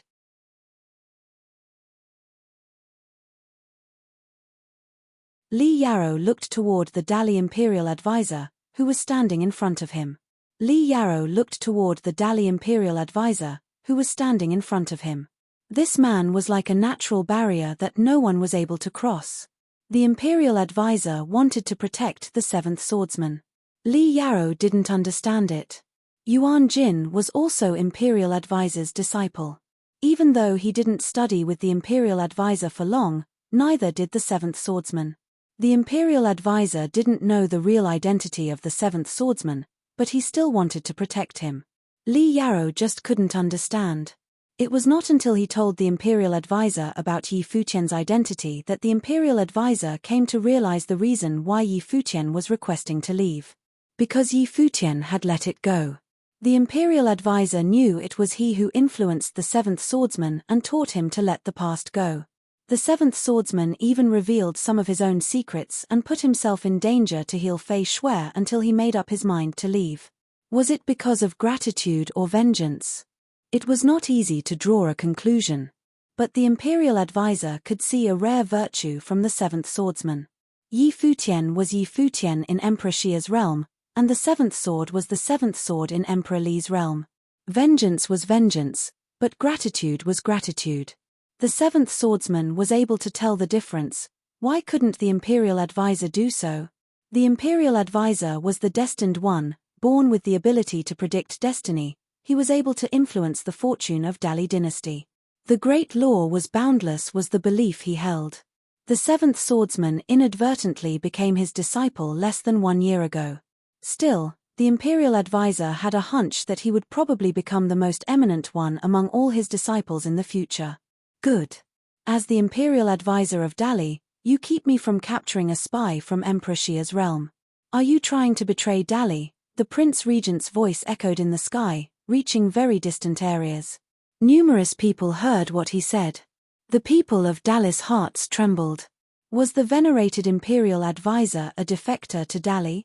The ordinary people on the ground didn't know what had happened, and the prince regent's words were appalling to them. Even King Li was in shock. He stared ahead and felt that the prince regent was too ruthless. If the seventh swordsman really belonged to Emperor Xia's realm, it was likely that imperial advisor protected him purely out of a master's care for his disciple. In Dali, the imperial advisor was very trusted and respected by people, and he couldn't possibly commit treason. However, the prince regent, who had retired for many years, suddenly convicted him of treason, which might destroy the imperial advisor's reputation in Dali. But did the prince regent really care about Yi Futian? Not at all. The prince regent had no idea how outstanding Yi Futian really was. All he knew was that among all cultivators below Saint Plain, Yi Futian was the strongest.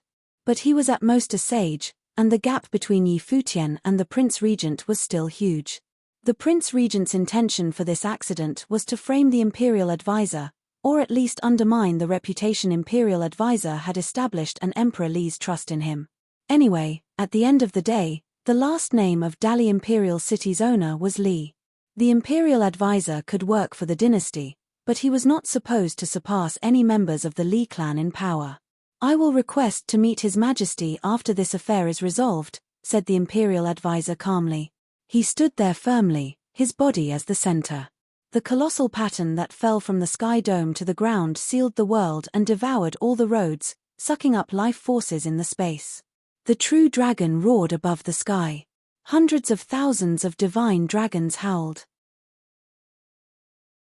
They rushed forward and tried to shatter the imperial advisor's barrier. Numerous people looked at the shocking scene in the sky, their hearts racing. The prince regent and the imperial advisor, two legendary figures of Dali dynasty, were fighting. What did they fight for?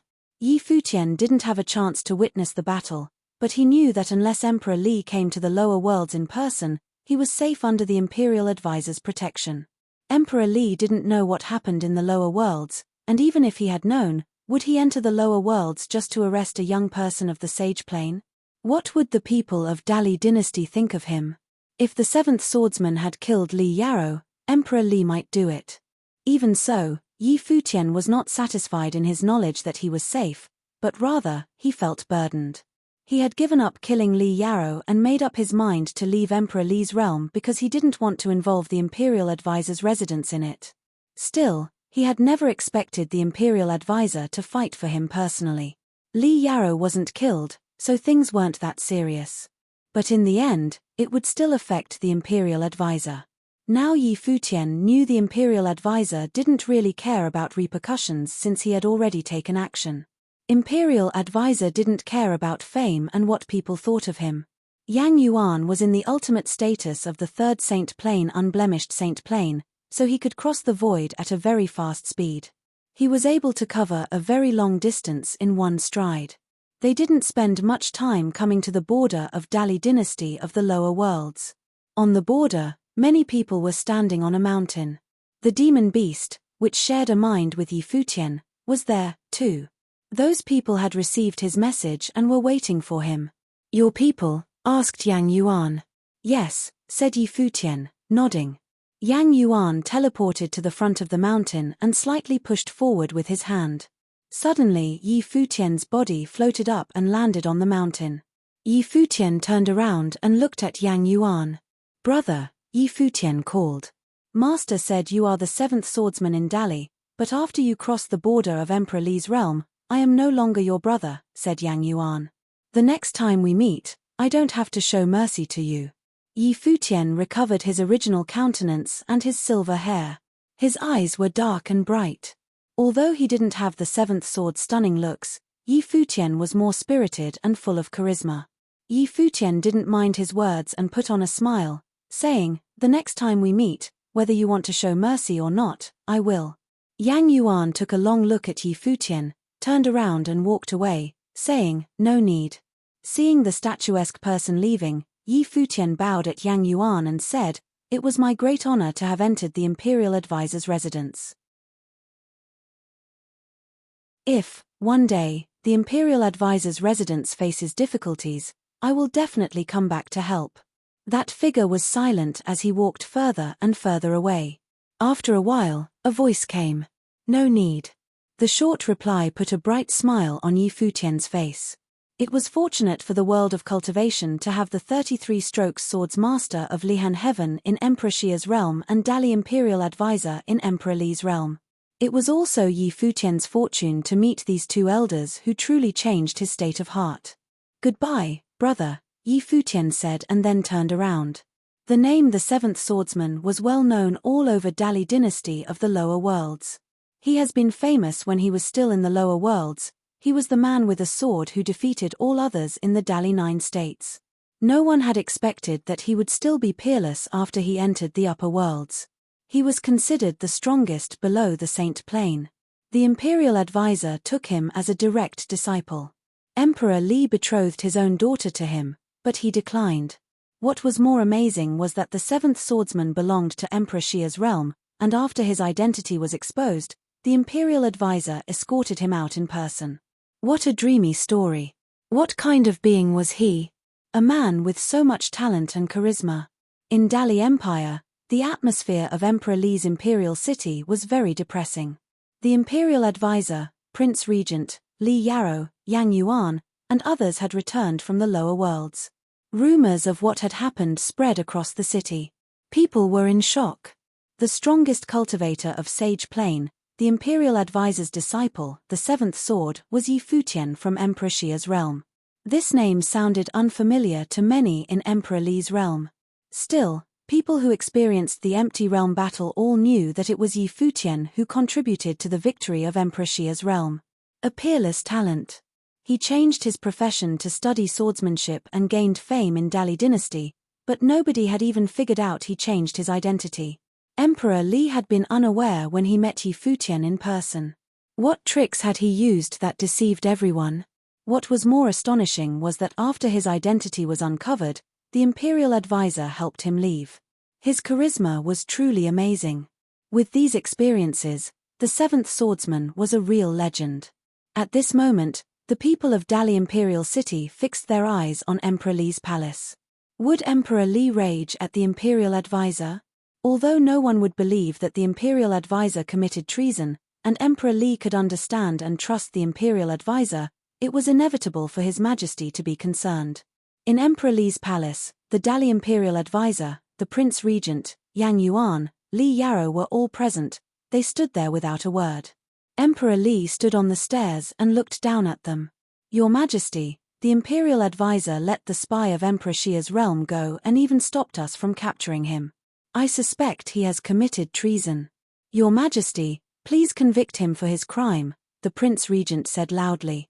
He knew he couldn't destroy the Imperial Advisor by using the thing that happened today. Others knew this as well. But even though he couldn't destroy the Imperial Advisor, Prince Regent still wanted to sow the seeds of alienation in His Majesty's heart. Emperor Li was the ruler of Dali Empire. He allowed no betrayal. Your Majesty, the seventh swordsman cultivated in the Imperial Advisor's residence, so he was my disciple. He never did anything improper during his stay. As his master, when I saw His Highness go to capture him, I asked Yang Yuan to escort him to safety. Your Majesty, please convict me of my crime, said the Imperial Advisor. He confessed.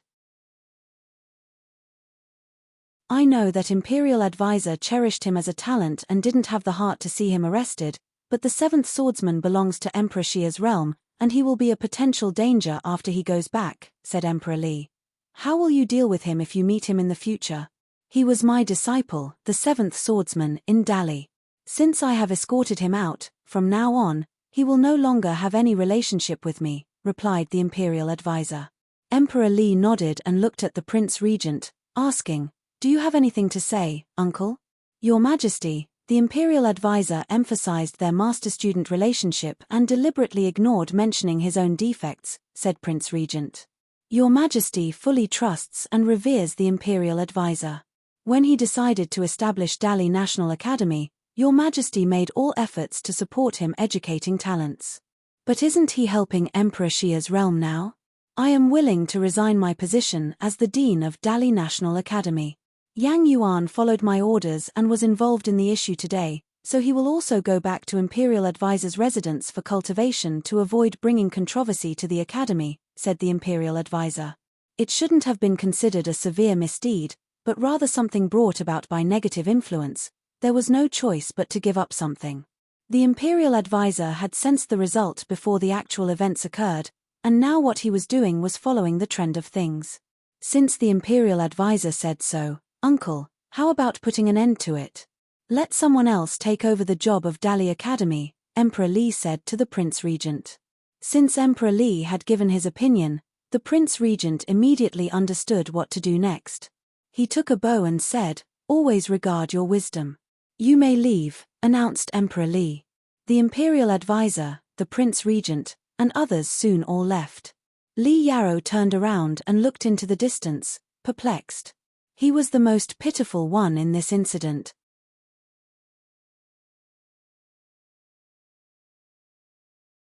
It was in Emperor Xia's realm of the upper worlds. Outside Emperor Xia's palace, a group of people came over. Below the palace, numerous people looked up and saw the young man at the front. They murmured, It's Yi Futian. Yi Futian hadn't been seen for many days. People said he was cultivating in Emperor Xia's realm, but now he came from outside the palace. Where did he go?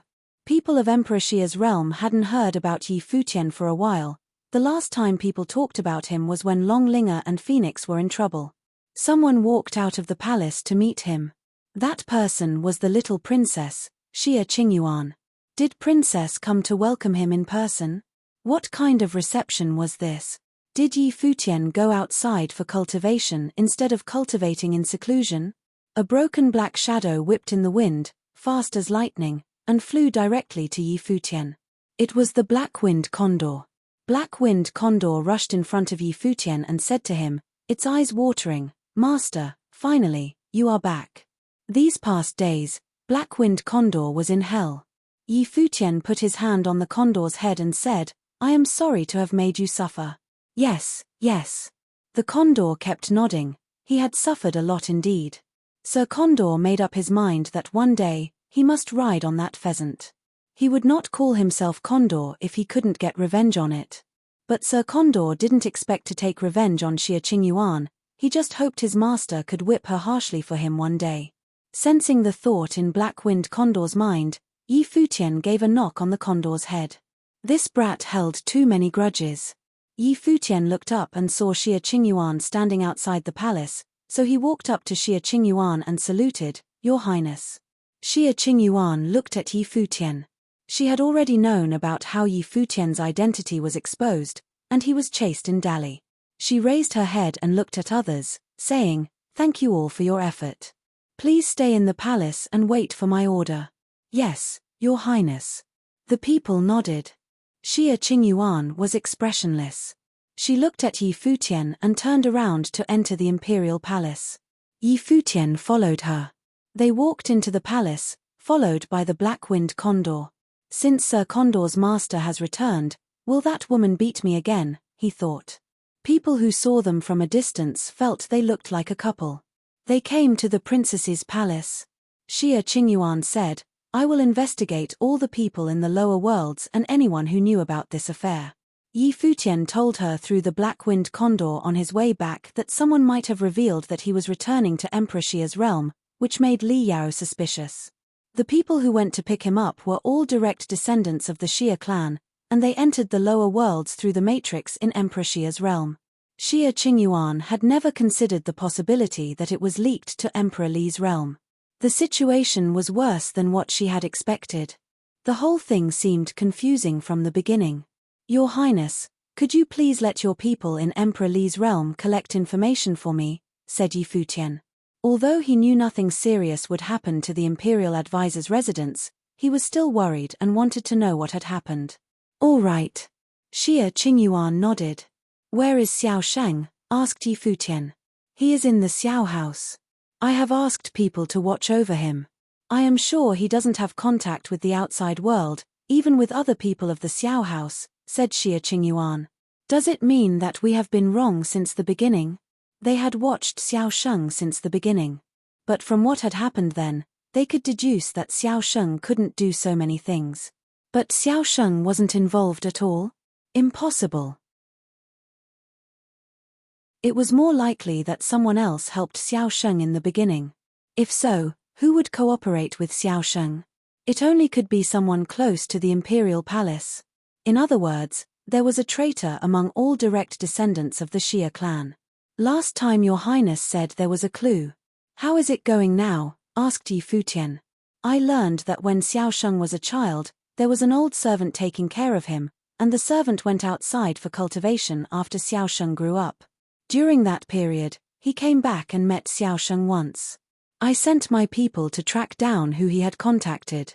Still, later, he made a breakthrough in cultivation and experienced the divine catastrophe and died in it," said Xia Qingyuan.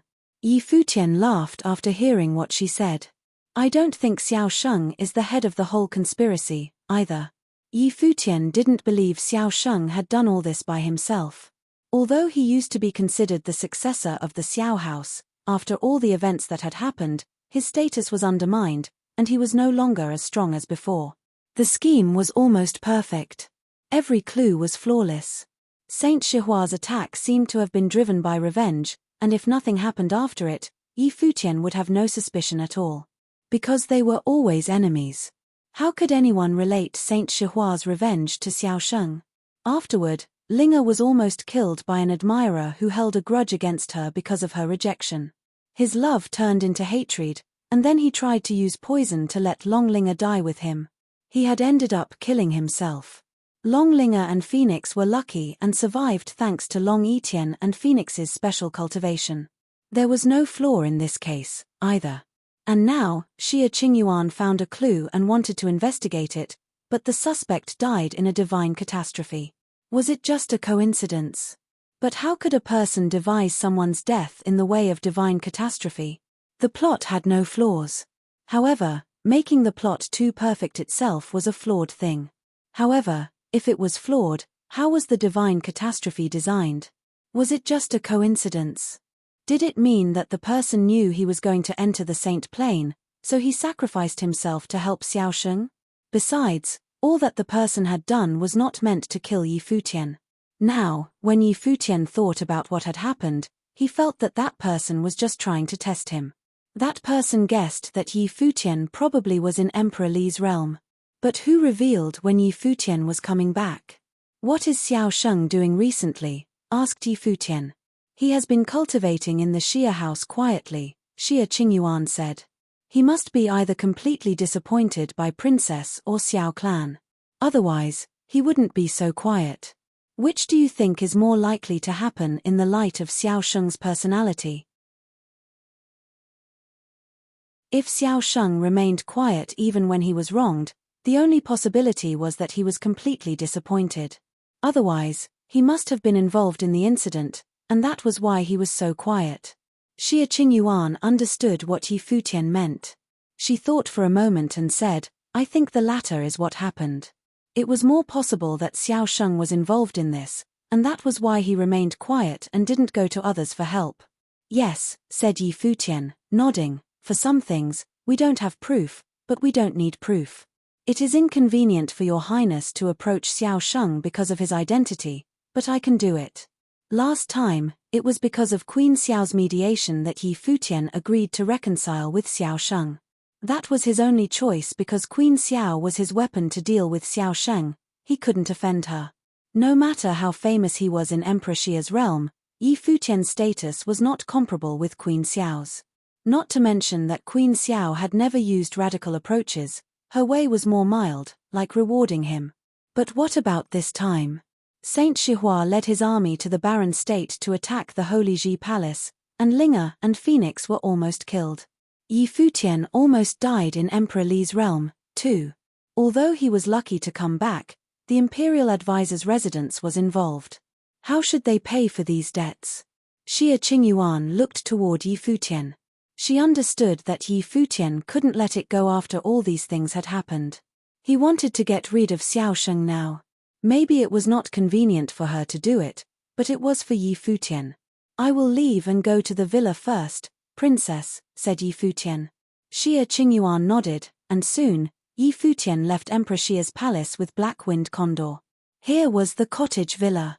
Nobody knew Yi Futian would come today, and neither did they know about the soul-stirring things that had happened in Emperor Li's realm. Because the Condor had been with Xia Qingyuan was the only person who knew about it.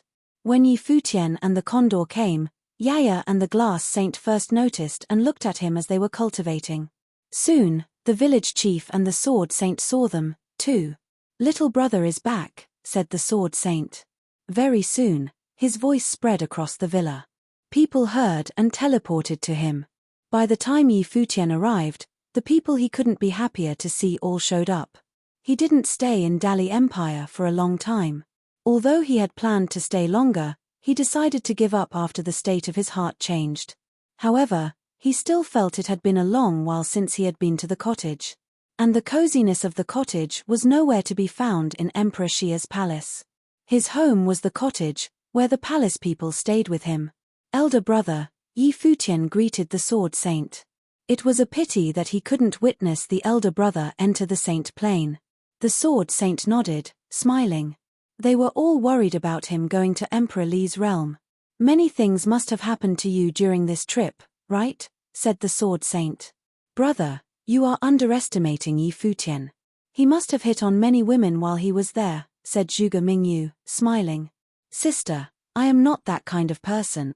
Yi Futian was awkward and couldn't say anything. No matter how much he had changed, he was always the little brother to be mocked whenever he was in front of Zhuge Mingyu's sister. Okay. Zhuge Mingyu made an expression that meant I am pretending to believe you.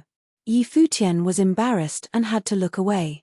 The third brother Jiyu Dongliu was standing next to Zhuge Mingyu, smiling. Yu Sheng and Wu Chen stood beside them quietly. A girl rushed to him and called, Brother. Yi Futian looked at this graceful young lady and put his hands on her shoulders. He stroked her head and said, I am back. Great. Long Linga nodded. She had really thought she would die back then. But luckily, it was a blessing in disguise. Yi Futian took a look at Phoenix, who was standing back. She looked quite calm. Phoenix was a palace disciple, so she had already experienced many dangerous battles. However, she and Linga were almost fatally poisoned. Whenever the thought came to Yi Futian's mind, it sent a chill down his spine. Whether it was Xiao Sheng or the people behind Xiao Sheng who did this, Yi Futian had to figure it out. Since he couldn't find a clue, Yi Futian would start with Xiao Sheng.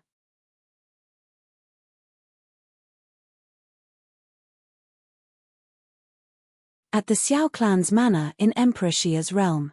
At the Xiao clan's manor in Emperor Xia's realm. Xiao Sheng was training in silence. Someone came, and Xiao Sheng opened his eyes. It turned out to be his father, Xiao Qianhe. Xiao Qianhe looked at his son, whom he had once placed high hopes in. He had hoped that one day, Xiao Sheng would be able to be in charge of the Xiao clan. As such, Xiao Qianhe did everything he could to lay out the path for his son, hoping that Xiao Sheng would enter the royal palace and be put at Xia Qingyuan's side to serve her, thus getting as close as possible to the center of political power. However, everything changed when Yi Futian came into the picture. Xiao Sheng did something stupid during the Battle of the Empty Realm. The matter would have been settled if Yi Futian had died, yet none from Emperor Li's realm proved capable of killing Yi Futian, and that failure came with the cost of having Xiao Sheng's future cut right off. In a conversation that followed at a later date, Xiao Sheng seemed to have been able to guess Yi Futian's whereabouts, and things happened in Emperor Xia's realm. No one else from the Xiao clan knew about it, but Xiao Qianhe knew a thing or two. As such, Xiao Qianhe came to understand that Xiao Sheng had something to do with what happened. There was no denying it. Yi Futian has returned, Xiao Qianhe said. The corner of Xiao Sheng's eye twitched. He actually made it back alive. He thought. It seems like no one can kill him, then. Never mind, it's not like the matter has concluded. The princess received him personally outside the royal palace. Furthermore, she sent people down to the lower worlds, Xiao Qianhe continued. With Yi Futian back, there was no need to hide anything anymore. Everything could have been laid out in the open, and Xiao Qianhe was naturally able to learn what transpired. Why are you telling me all this, father? Xiao Sheng asked. Who is the one helping you? Xiao Qianhe's eyes were fixed at Xiao Sheng. The one who knew the son best was none other than the father. As Xiao Sheng's father, he knew Xiao Sheng better than anyone else, and he was the only one who knew all of that. Xiao Sheng would not have been capable of something that intricate right now. There was no way Xiao Sheng would have been able to pull all of that off with the resources he had on his hands after the incident from back then. If Xiao Sheng was behind all that, there was no way he would not have found out, although the others might not have been able to. As such, there was definitely someone helping Xiao Sheng out. I don't understand what you're getting at, father. Xiao Sheng took a look at Xiao Qianhe. Even his father did not know what he actually did. What happened before gave him a profound lesson. He came to trust no one at the moment. The Xiao clan was a family and, furthermore, a very renowned clan. If the old man were able to obtain the prosperity of the clan simply by casting Xiao Sheng away, he would not have hesitated at all. His status fell considerably since that incident back then. Even the marriage alliance with Divine Cloud Valley was voided altogether. Xiao Sheng remembered all of that. There might still be a chance for you to turn things around, so long as you're not the one executing these plans, Xiao Qianhe said again. Xiao Sheng smiled, hearing Xiao Qianhe's words, and said, Are you concerned about me, father? Pity that I have no idea what you're getting at, indeed. Turn around. There is no turning around, he thought. Furthermore, he was indeed uninvolved with that matter. There was no way Xia Qingyuan would have stormed her mother's family's estate without any evidence and take her cousin away to force a confession out of him. Things would have been interesting if that were to actually happen instead. Xiao Qianhe took one good look at Xiao Sheng, finding that he came to know less and less about that son of his. What happened back then had probably incited him. You have been at the pinnacle of Sage Plain for some years, and Wang Chuan has already broken into Saint Plain. You are someone who is known to be edge of pinnacle below Saint Plain, yet you are still unable to break into Saint Plain after all this time. Your state of mind might have been affected, and maybe, I shouldn't have arranged for you to get to Emperor Xia's palace in the first place. I should have let you train in peace instead. Xiao Qianhe sighed. Xiao Sheng did not say anything else. It had been 2 years since Wang Chuan had broken into the Saint Plain. He had once been someone who was on par with Wang Chuan of Lihan Heaven in terms of renown, and both of them had been edges of pinnacle below Saint Plain. However, the Saint Plain was a threshold, and many who were at the same level broke through at different times, potentially separated by many years. At that moment, someone else came from outside. Xiao Qianhe frowned and said, "Who let you in here?" "Sir, Yi Futian has come to visit, asking to see the young master," the one who came said. Xiao Qianhe was dumbfounded upon hearing that while Xiao Sheng's eyes flashed with extreme coldness. Yi Futian coming to pay him a visit? What the hell is this Yi Futian up to? Xiao Sheng thought. Who else is here? Xiao Qianhe asked. So Princess Xia Qingyuan didn't show up, then?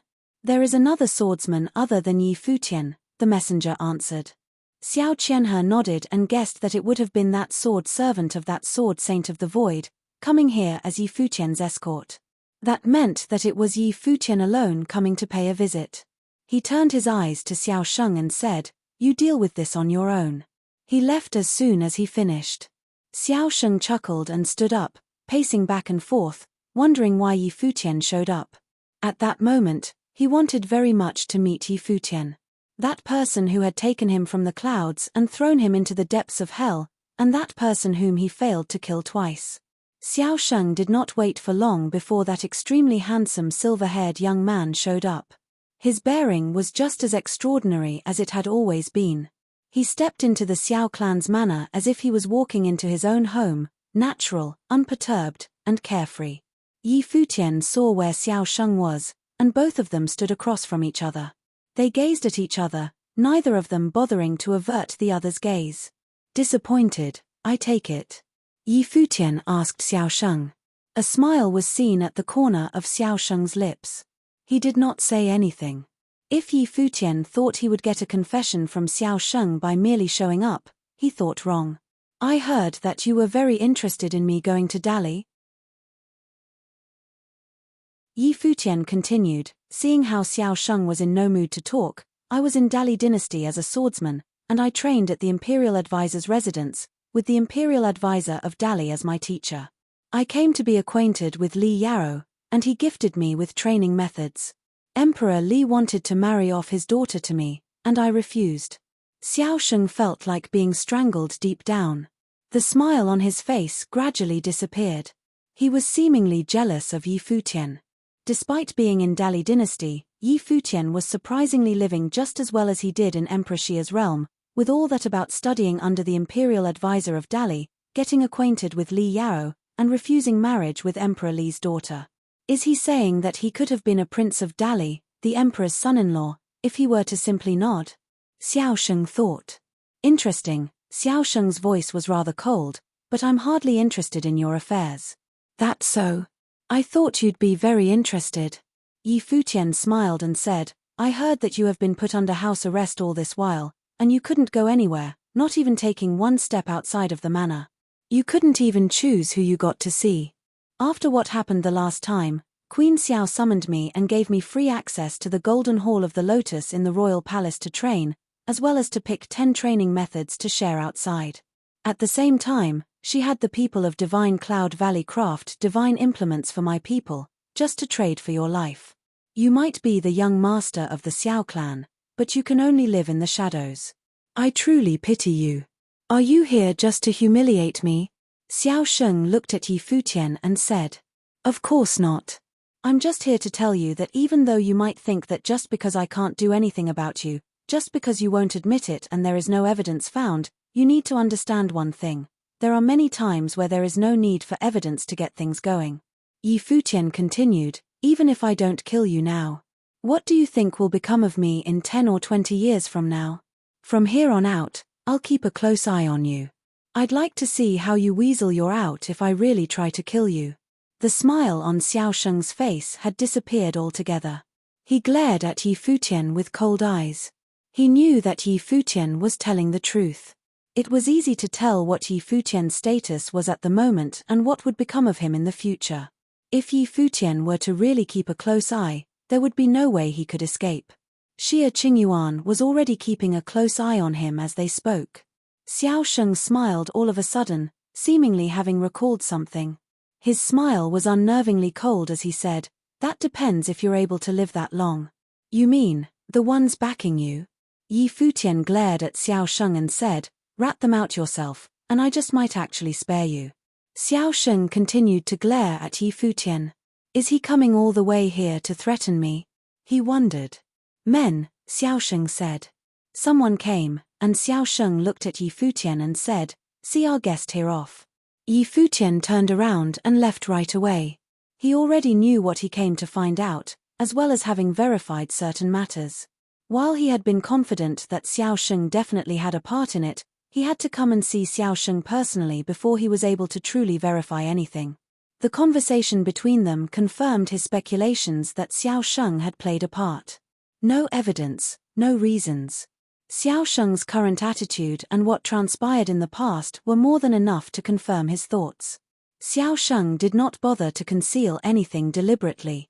With the exception of his unwillingness to admit to what he did not bother to conceal that devil-may-care attitude of his.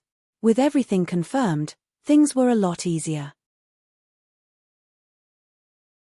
After Yi Futian left, Xiao Sheng went back to the place he was training in. He sat cross-legged and looked up at the sky. He became a student of the imperial advisor of Dali after going into Emperor Li's realm.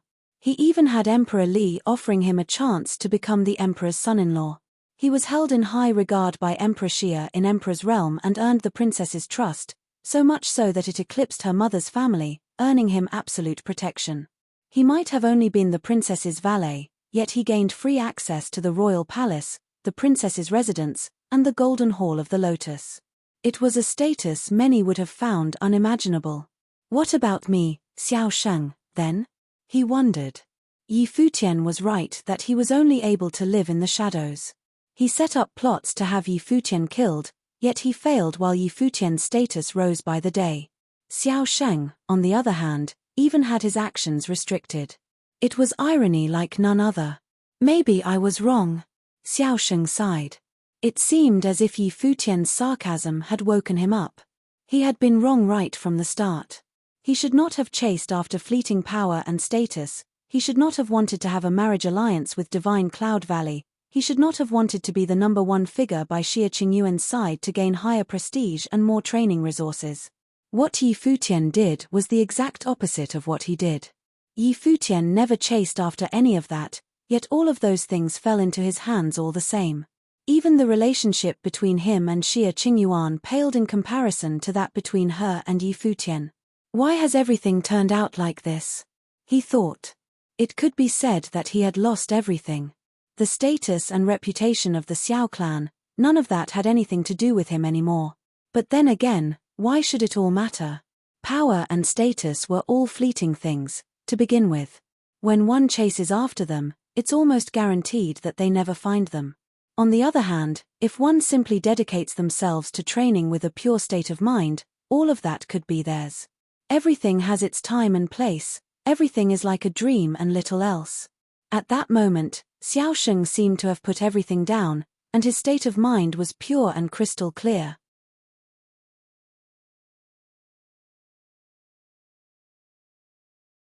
Yi Futian then began to train in isolation once he returned to the cottage villa. There had been changes to his state of mind once he decided to give up at Dali Imperial City. Yi Futian then began to train in isolation once he returned to the cottage villa. There had been changes to his state of mind once he decided to give up at Dali Imperial City. The Imperial Advisor and Yang Yuan sent him off later, escorting him to the 9 states. Yi Futian's mind was opened up, and he came to develop an even more significant comprehension of the world around him. It seemed as if there were signs of a breakthrough in that space measured in square inches. As such, he sensed that he was not far away from attaining sainthood. It was probably because he had not arrived at the pinnacle of Sage Plane for long, and his plane had yet to stabilize, that he was unable to make the breakthrough right away. Everyone came to different realizations when they broke into Saint Plane, after all. There was a myriad of ways of practice throughout the world, yet all led to the path heading towards sainthood. Time flew, and several months had passed. The silver-haired figure clad in white sat cross-legged at the mountain behind the villa.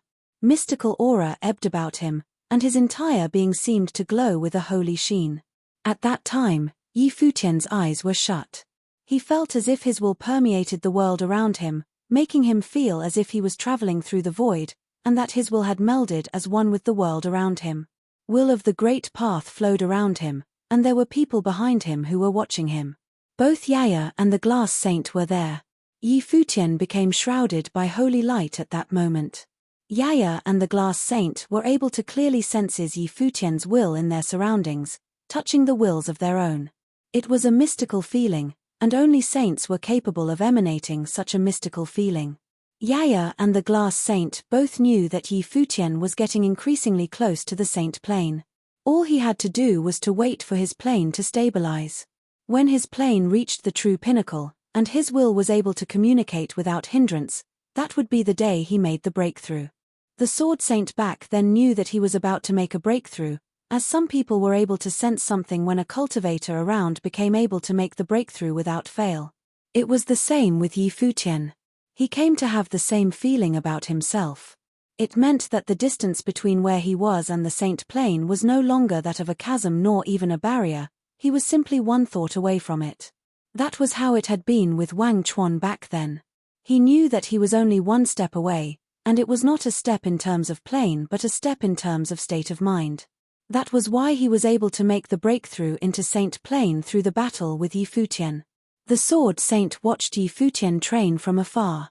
Jiyu Dongliu, Zhuge Mingyu, and the others stood by his side. Our little brother is not far away from saint plane. He should be able to make the breakthrough soon, the sword saint said. Jiyu Dongliu smiled and said, "So, our little brother is going to break into saint plane before I do." It seems like the trip to the Dali dynasty did a lot to elevate his state of mind. Indeed. The sword saint nodded. They came to know something about what happened in Dali dynasty. While Futian was training, the weather changed above the Xiao clan's manor. Terrifying clouds of calamity actually gathered above. Countless in the Xiao clan looked up, and their minds were shaken. Who is the one making the breakthrough? Countless were confused. It was the divine path's ordeal. Who is it that was about to break into the saint plane in the Xiao clan's manor? Elders flashed, and their wills were felt all over the place. They turned their eyes in one direction. It was a compound in the Xiao clan's manor that was almost forgotten at the time.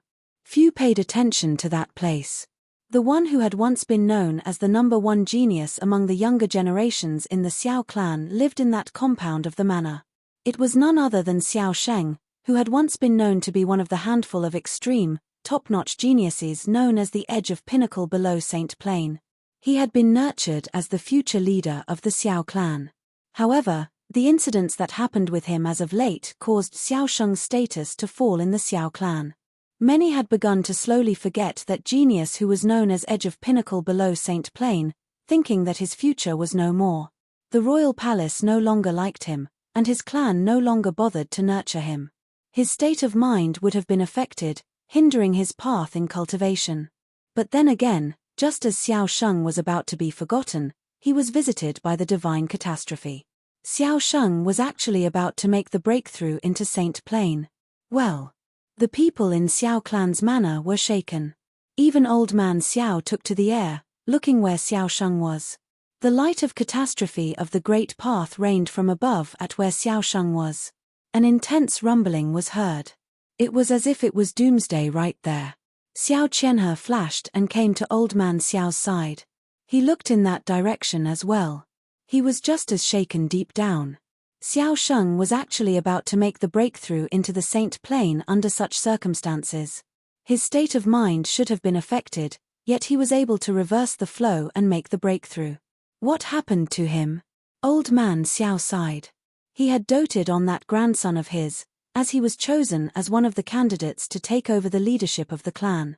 It was due precisely to having high hopes for him that he had been made to enter Emperor Xia's palace and was put at Xia Qingyuan's side to train. He should have had a challenging time as of late. Old man Xiao felt pity for him at that moment. Xie Qingyuan was, for better or worse, Xiao Sheng's cousin. However, she placed him under house arrest for Yi Futian's sake. It almost robbed Xiao Sheng of his freedom, despite having no evidence for their suspicions. That, coupled with how the clan had been treating him since that incident, meant that Xiao Sheng seen his darkest times. Yet, Xiao Sheng was able to make the breakthrough under such circumstances nonetheless, which made the breakthrough all the more rare and precious. Perhaps the clan had been too harsh towards him? What happened to Yi Futian later had nothing to do with him after all. The raging divine path's ordeal continued to rain down on him. Every beam of light seemed to be striking on the minds of the people of the Xiao clan. Qianhe, do you think we should give Xiao Sheng another chance? Old man Xiao asked. Xiao Qianhe was dumbfounded. He knew that the matter had something to do with Xiao Sheng. However, Xiao Sheng was his son. As such, when old man Xiao said that, he was apparently moved. If the old man was willing to vouch for him, then there was still hope to turn things around. Xiao Sheng might be able to rise again. Queen Xiao was Xie Qingyuan's birth mother, and the old man was Queen Xiao's birth father. If the old man is willing to vouch for Xiao Sheng, then little sister would have to yield one way or another, no? Even Emperor Xie would have to give face to his father-in-law, after all. If they were able to prove that Xiao Sheng had no part in the incident, then the case would be settled, and Xiao Sheng would have had a chance to rise again. If you're willing to give him a second chance, father, I'm sure he will make good use of it, Xiao Qianhe said. Old man Xiao did not say anything and continued to look where Xiao Sheng was. The divine path's ordeal continued to rain, and the beams only dissipated a short while later until they were all gone. One figure after another flashed and went to his side. Old man Xiao came to the sky above and cast his gaze there. In that broken ruins of a compound, slivers of holy light were seen coursing about Xiao Sheng's body. He had achieved metamorphosis after braving the ordeal. Xiao Sheng, it is extremely commendable that you were able to rise above the bonds of your state of mind and make it into Saint Plane. You will be able to serve His Majesty after becoming a saint. I'm willing to vouch for you to the Queen and have you train within the army. What do you think? Old man Xiao asked. Xiao Sheng looked at old man Xiao and said, I'll leave it to you, grandfather. Right. Old man Xiao nodded and said, do you have any wishes or anything that you'd like the clan to do for you? Xiao Sheng turned his eyes around and shook his head. No. He was a cultivator. Eventually, only cultivation mattered. He had once chased after fame, benefit, power, and status, wanting to become someone of importance, someone that Xie Qingyuan would have held in high regard, but his priorities had actually been upside down. He got nothing in the end. At that moment, he no longer cared what his clan, the authorities, and even Xie Qingyuan thought of him. As for Yi Futian, he would someday fight the man in earnest. Good. Old man Xiao nodded satisfactorily. Being able to make it to the Saint Plane was a testament to some things, among them being that Xiao Sheng had seen through it all. He was getting ready to have Xiao Sheng distanced from the center of political power in Emperor Xie's realm. That way, it would have invited less trouble, and it would have probably allowed him to dedicate himself better to his training. There might be a day where a top-notch figure was to emerge from the Xiao clan. His actions were considered to be one giving a chance to Xiao Sheng, and he was hoping that the young man would not let the Xiao clan down again. The news of Xiao Sheng becoming a saint rocked things. There was news about old man Xiao visiting the royal palace and met Queen Xiao. The queen allowed to have Xiao Sheng train in the army. That news astonished many. From the looks of things, it seemed that Xiao Sheng had truly seized the opportunity to turn himself around by becoming a saint. If he proved to be excellent enough, he might just have been able to return there one day, standing at the center of the Xiao clan yet again. The punishment of forbidding him from entering the palace might even be revoked someday. After the matter was settled, the Xiao clan was getting ready to give Xiao Sheng a send-off as he left the clan to join the army. Many of the adjoining forces of the Xiao clan came to pay them a visit that day. Some other forces acquainted with the Xiao clan, like the Divine Cloud Valley, paid a visit to the manor to see Xiao Sheng off.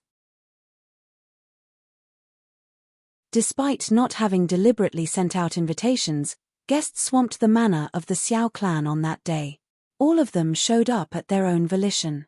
Judging from how Old Man Xiao went to the royal palace to vouch for Xiao Sheng and how Queen Xiao allowed him to join the army, it seemed that there were signs that Xiao Sheng had regained the trust of the Xiao clan.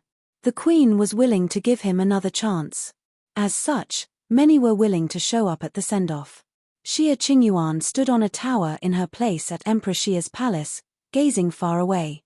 The wind blew at her clothes, and yet, she remained standing unmoving, like a statue, sighing deep down. From her understanding of Yi Futian, the man would not just let things slide like that. He already told her that whatever she, a princess, found inconvenient to pull, he would do it in her stead. At that moment, the Xiao clan was about to send Xiao Sheng off, and Yi Futian would show up. "Let's head to the Xiao clan's manor," Xia Qingyuan stepped forward and said. At that moment, Yi Futian, who was training in the cottage villa, opened his eyes. Slivers of holy light coursed about him. Despite having yet to become a saint, he was extremely close to making the breakthrough. He rose and turned around. Many were looking at him at that moment. Xiao Sheng had become a saint, and the Xiao clan was giving him a send-off. The news of his departure would reach the villa as well. Yi Futian cast his gaze far away. "You're a saint now, huh?" he thought. "Do you think you can just wipe everything you've done away now that you're a saint?" He stepped forward. His silver hair billowed in the wind, and his deep eyes were devoid of emotions. There was only one plain line heard from him. "Head to the Xiao clan's manor and give Xiao Sheng a send-off."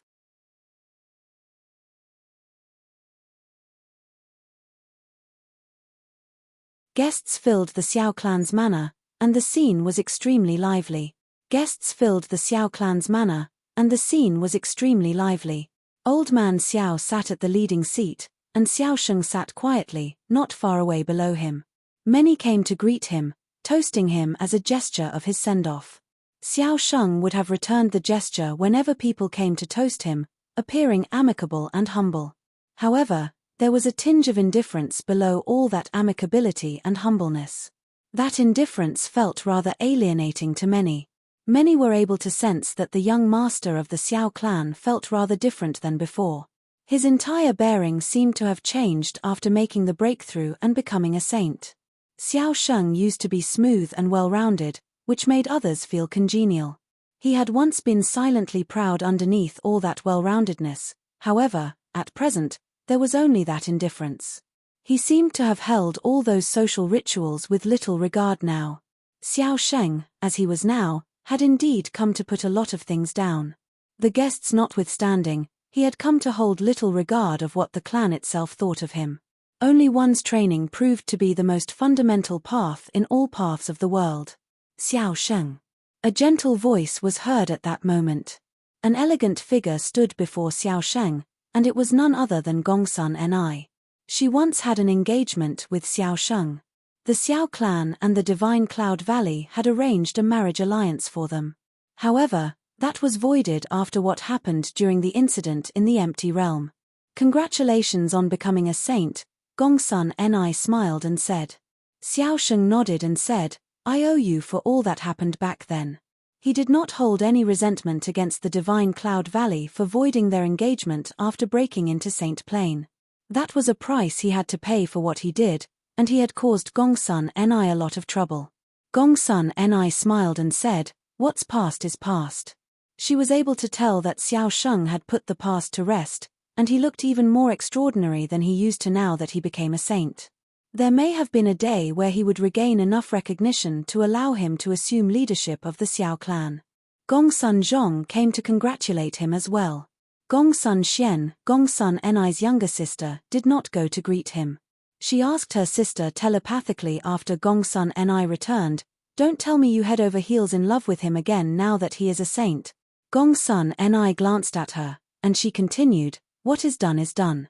I do not forgive him for all that." Gongsun Ni did not say anything else. The scene remained lively. Old Man Xiao took note of the attitudes of the guests, as well as Xiao Sheng's, feeling rather gratified. He hoped that Xiao Sheng would make something out of his time training in the army. At that moment, however, Old Man Xiao looked outside of the Xiao clan's manor. Powerful aura was sensed closing in. A storm howled from the sky far away, heading straight for the Xiao clan's manor. His will extended out there and quickly caught what was happening far away. His expression changed somewhat. Old Man Xiao was not the only one who felt it. Other saints had also sensed what was happening, and all of them looked up. A group of people descended from above and landed outside the manor. They were the people of the cottage. Futian was at the forefront. He eyed the Xiao clan's manor as his silver hair continued to billow in the wind. He said, Futian, here to pay a visit. He stepped forward as soon as he finished, entering the Xiao clan's manor. Yaya, the glass saint, the sword saint, and others were at his side. One mighty one after another flashed about. The people of Xiao clan intended to stop them before hearing Old Man Xiao's voice. Welcome. The others all parted to make way for the group upon hearing that. Futian and the others walked straight and came to where the banquet was being held, appearing before all the guests. Futian. Someone murmured his name, and everyone eyed the silver-haired young man clad in white. He looked incredibly handsome, and even though he had yet to make it into Saint Plain, his bearing was comparable to Xiao Sheng's, so much so that he seemed to look even more extraordinary. Futian caused Xiao Sheng's downfall back in the day. He disappeared for quite some time after that, and then there he was, appearing before everyone again. Furthermore, Futian came right before Xiao Sheng was about to leave the Xiao clan's manor. What was he up to?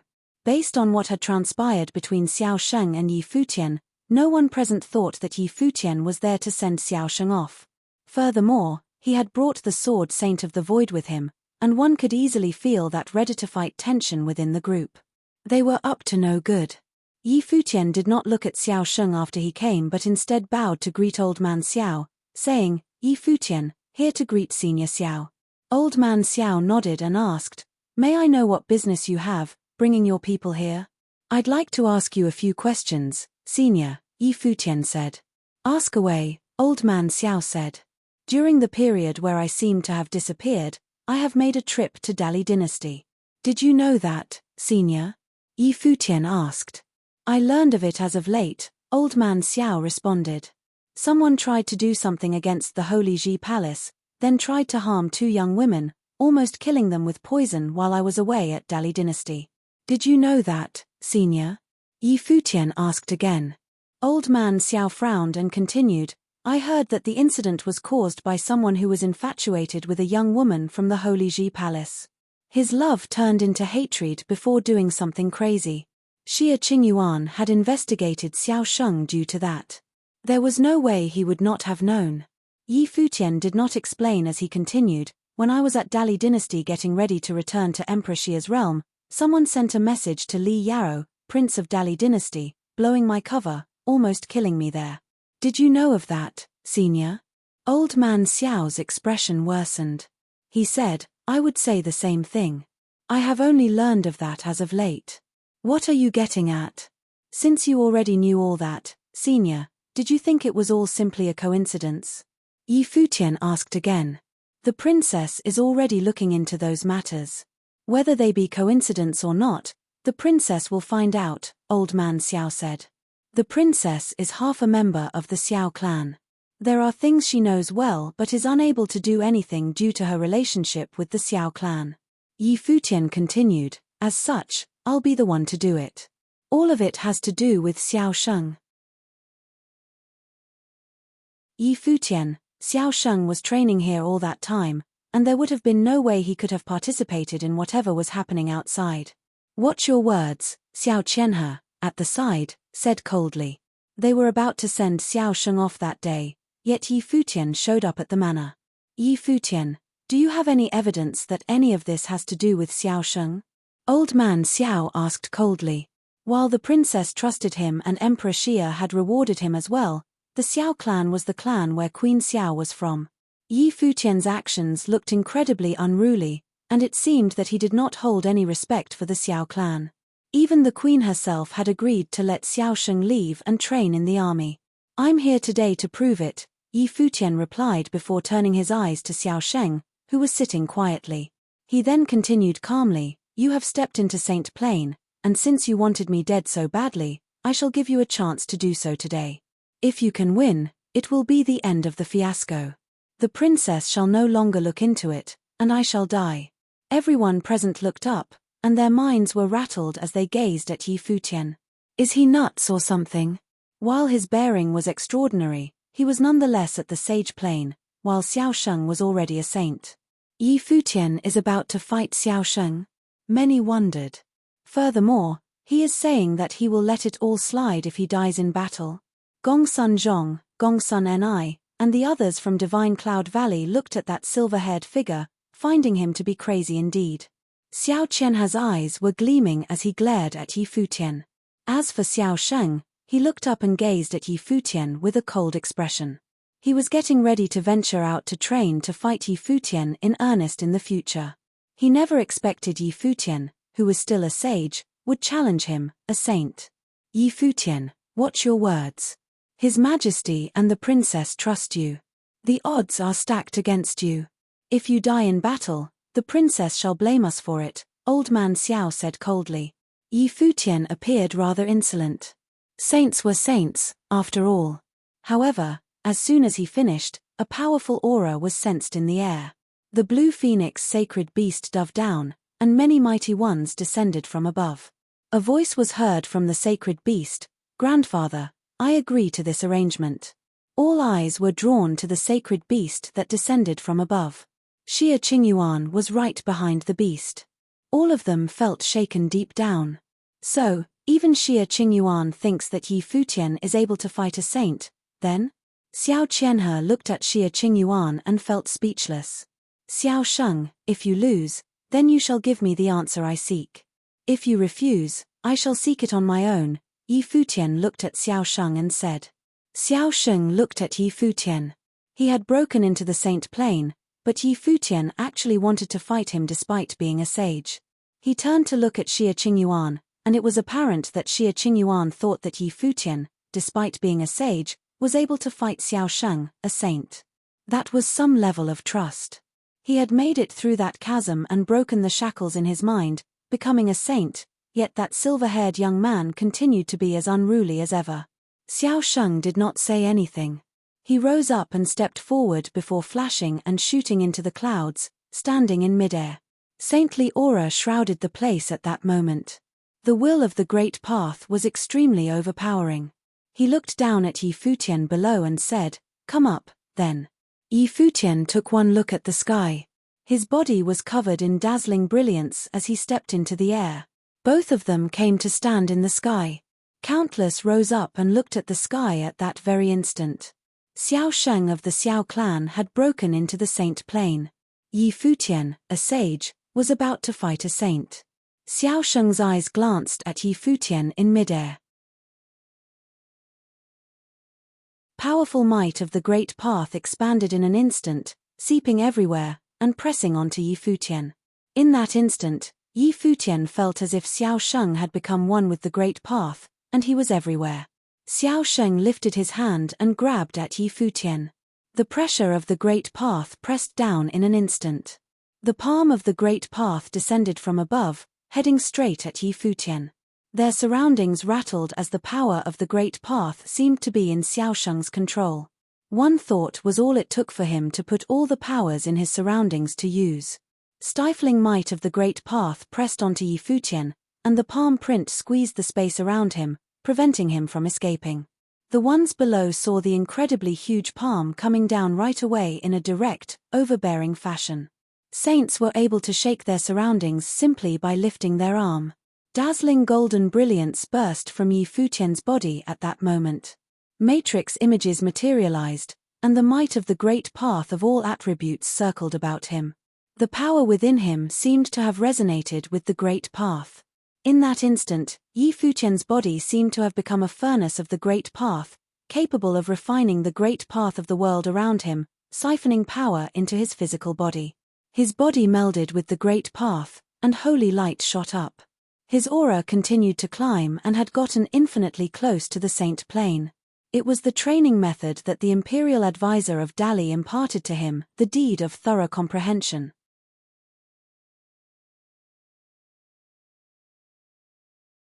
What? What? The people in the Xiao clan's manor all looked at the dazzling figure in the air. He seemed to be stepping onto images of matrices. Beams penetrating their surroundings emanated from the round matrix images, circling about. The beams coalesced into dazzling pillars of golden light. Extremely brilliant golden characters hovered on the beams. Qian, Kuan, Khan, Li. The golden characters seemed to be imbued with the might of the Great Path as they were melded into the beams of light, circling Yi Futian's body and emanating light around him. All of the spectators saw that wherever the beams passed, the might of the Great Path was sensed, with Yi Futian and the very center of the phenomenon. Yi Futian was like a furnace of the Great Path at the time. The power of the Great Path resonated with his body. He was of little difference to a saint at that moment. The world tree in Yi Futian's life spirit continued to sway as if it was responding to the attacks being used. Power of all attributes poured and melded with Yi Futian's body, providing him with the powerful will of the Great Path. As predicted by the imperial advisor of Dali, Yi Futian was a suitable candidate for training the deed of thorough comprehension. The people below were all in awe, watching the extremely formidable power at work. They gazed at the dazzling light in the sky. All of them wondered if that was some training method he had learned in the Golden Hall of the Lotus. If it was indeed so, they wondered why the princess had not been trained in this method. Furthermore, they never saw any mighty ones from Emperor Xia's palace demonstrate the use of such powers. Did His Majesty teach Yi Futian his own training method? If that turned out to be the case, it spoke volumes of just how highly His Majesty thought of Yi Futian. All of them were wondering if that training method was something that had surpassed saint level and if it was something above the saints as he was able to bring that much power to bear. None of them knew that Xia Qingyuan, who was watching from the sides, was feeling astonished as well. She naturally knew that it was not something imparted by her father, and the Golden Hall of the Lotus did not have something like that either. It was something Yi Futian learned in Dali dynasty. Furthermore, it was something imparted personally to him by the imperial advisor of Dali. She never expected that the imperial advisor of Dali would have imparted training methods to Yi Futian, let alone one of the imperial level. At that moment, even she came to see the imperial advisor of Dali differently and wanted to see for herself what kind of a person the imperial advisor, who had imparted training methods to Yi Futian and sent him off personally, truly was. Huge palm attacks capable of blocking the sky rained down from above, coming right before Yi Futian as if to destroy the dazzling golden light. However, Yi Futian took one step forward, which resonated with the great path of the world around them. He put his arm forward and threw a punch. The will of the punch was ferocious. The light of the letter of Qian moved along with the attack, tearing through space and shredding the power of all methods before it. That golden light of the punch streaked through the air and clashed with the palm attack coming at him. Rumbling noises were heard, and a ring-shaped light exploded in all directions up in the air. The phenomenon was blinding, and no one knew how powerful that clash had been. Huangting Fist Will. The people of the Xiao clan recognized the art. Princess Xia Qingyuan was trained in the Huangting Fist Will, after all. There were 33 layers to Huangting Fist Will, and one layer was stronger than the other. The fist will of the Great Path gathered raging force from the user's surroundings, and with all 33 layers of fist will bursting, the art shredded all paths of heaven. The spectators were all astonished to find that the Huangting fist will that Yi Futian brought to bear was extremely formidable. It was far more powerful than the one used by Xia Qingyuan. It was a terrifying sight to behold. His methods came with the effect of amplifying the power of the great path of his own, enhancing the power of other offensive skills. The powers of the great path were interconnected, and they resonated with the world around. The spectators thought it would have required Yi Futian to use considerable measures to break the palm attacks of Xiao Sheng, who had broken into Saint Plain. No one expected him to be able to do so with only one punch. Yi Futian, at that moment, did not look a sage at all. He looked as if he was a saint, just like Xiao Sheng, capable of standing opposite Xiao Sheng and fighting him on equal footing. Xiao Sheng, too, cast his gaze at that person before him. He had thought of fighting Yi Futian in the future, but he never expected Yi Futian to want to fight him before breaking into Saint Plain. I, who have broken into Saint Plain, lost against Yi Futian, who is still a sage? Xiao Sheng thought incredulously. The line between sage and saint was like a heavenly chasm. It was a consensus shared by all cultivators. If Yi Futian wanted to take Xiao Sheng on, he needed to break that consensus and achieve the incredible feat of having a sage beating a saint. Xiao Sheng refused to yield. Xiao Sheng took one step forward and moved his palms as well, bursting with the dazzling light of the divine path all of him. There was rumbling all over the place, and huge palm attacks of dazzling brilliance manifested everywhere, shrouding the entire sky. The palm attacks were all infused with overwhelming, shattering powers, putting a lockdown on their surroundings with the might of the great path. Prajna. The mighty ones of the Xiao clan looked up at Xiao Sheng. He waved his hands about before him, and then extended them at Yi Futian. Boom! Heaven-splitting rumbling explosions were heard as the palm attacks arrived one after another. All of them slammed onto Yi Futian at unimaginable speeds. Beams of light from Yi Futian's body coursed to his legs. He then took one step forward and seemed to have sunken the space around him. It was as if towering force burst from that one step of his. Those bursting palm attacks seemed to have been stifled, and the force on Yi Futian grew even mightier. That footwork was none other than the extremely formidable footwork of Shen Yuan. Yet another punch was launched, and the Huangting fist will tore through the air, bringing the power of the footwork of Shen Yuan with it, causing the palm attacks to crumble and explode. The palm attacks of Prajna bombarded wave after wave. If looked up from below, it would have seemed that the endless palm attacks had shrouded the sky, burying Yi Futian in a very tight space. Yi Futian did not mind his opponent's attacks at all. A harrowing sword will coalesced about him, and his left hand drew a line in the air. A streak of a dazzling flash of the sword came and went within an instant, breaking down that palm attack. He extended his finger. The swords of Kasyapa coalesced, tearing apart all palm attacks that came at him. Yi Futian continued to step out with his footwork of Shen Yuan, and the force about him continued to climb, getting increasing mighty. The light from the deed of thorough comprehension circled about him. His left hand coalesced sword will, bringing Huangting fist will and using footwork of Shen Yuan, while backed by the power of the deed of thorough comprehension as he advanced. Those incoming bombardment of palm attacks were unable to stop him in his tracks at all. The Huangting fist will had gotten increasingly powerful, and the footwork of Shen Yuan had gotten increasingly overbearing. More and more swords of Kasyapa coalesced around him, and the swords circled him as he moved, tearing through space and shattering all incoming palm attacks. The spectators watched with awe as Yi Futian continued to move forward, getting increasingly close to Xiao Sheng. Is that some power capable of being brought about by a sage? They wondered. Xiao Sheng's eyes were locked onto Yi Futian, and he was just as astonished. He continued to step forward instead of retreating, advancing as holy light burst from his body. He came to bring the full might of his powers as a saint to bear. He extended his hand and performed madras. A divine shadow appeared behind him. A giant was manifested in the air, one that had a myriad of arms, taking control of the powers of the world around them. The countless arms moved at the same time, throwing down countless palm attacks at Yi Futian. Yi Futian acted as if he was unable to see any of that. The swords of Kasyapa circling him continued to cut out, and a terrifying screen of swords appeared before him, tearing everything apart. The Huangting fist will was also getting increasingly powerful. The sixth step of the footwork of Shen Yuan was made. The world around them shook as extremely raging pressure was launched at Xiao Sheng.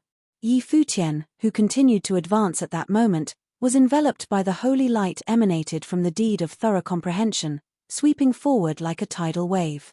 The gigantic shadow behind Xiao Sheng closed its arms, seeing that dazzling figure continue to advance. The power of the great path compressed the place as countless palm attacks stacked on top of each other, burying Yi Futian's body. 6 directions. A line was heard from Xiao Sheng. At that moment, it seemed as if his power had been brought to the limit. Boom! Yi Futian took another step out, and the world around him shook. His extremely dazzling body shot at Xiao Sheng. The palm attacks thrown at him continued to crumble in a frenzy, yet countless palm attacks from his flanks seemed to have melded together in walls of the great path, burying everything caught between. Xiao Sheng pointed forward, and the same phenomenon took place before him. 6 directions of the world melded with the great path. All of the palm attacks became one as they buried the heavens. The spectators saw that Yi Futian gradually disappeared as he was being buried by the 6 directions, making them unable to see him. Xiao Sheng closed his palms, and the world around them shook violently. The crowd was only able to see the palms of the heaven-burying 6 direction bury Yi Futian right there and then. Rumbling noises were heard from within, but no one else knew what was happening inside. No one interfered with the fight, and even Xia Qingyuan watched in silence. No one knew what was going on in her mind. She trusted Yi Futian, and he was appointed as her valet.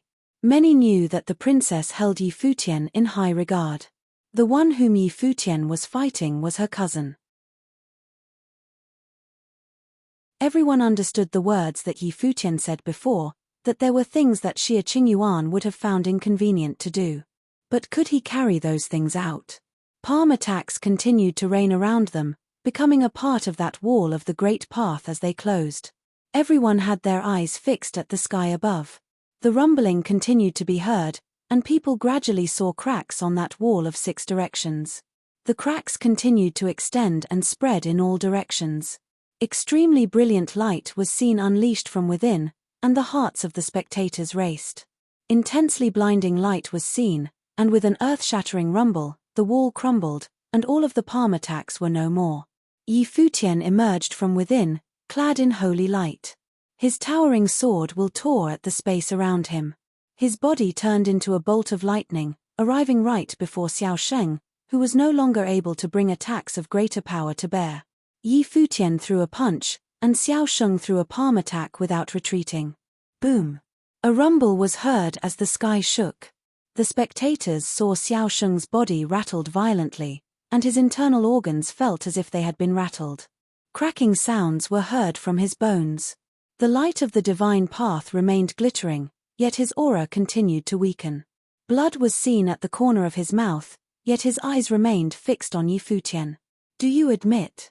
Yi Futian shook his arm and burst with another fist will. Xiao Sheng's body rattled violently yet again. Yi Futian continued to glitter with holy light. His silver hair billowed, and he looked tremendously mighty.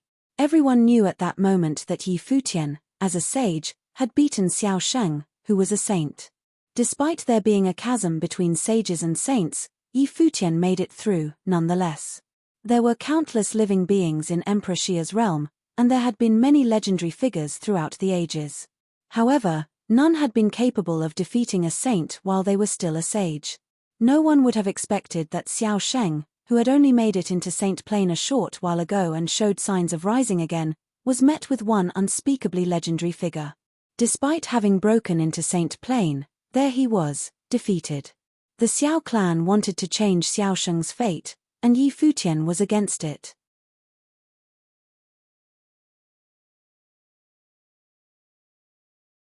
The clansmen of Xiao clan gazed at the 2 figures high up in the air. They looked incredibly awkward. The clansmen of Xiao clan gazed at the 2 figures high up in the air. They looked incredibly awkward. Xiao Sheng became a saint, and old man Xiao went to the royal palace to personally request Queen Xiao to give the young man another chance, all of which led to what happened just now. Many came to congratulate them, and yet, despite having become a saint, Yi Futian was still able to beat him. Up in the sky at that moment, blood continued to spill from Xiao Sheng's mouth. Yi Futian's fist seemed to have punched right through his body. Xiao Sheng's long hair and clothes, which were blood-stained, billowed. The people from Divine Cloud Valley were speechless as they watched the scene unfold. Do you confess? Yi Futian wanted a confession from Xiao Sheng.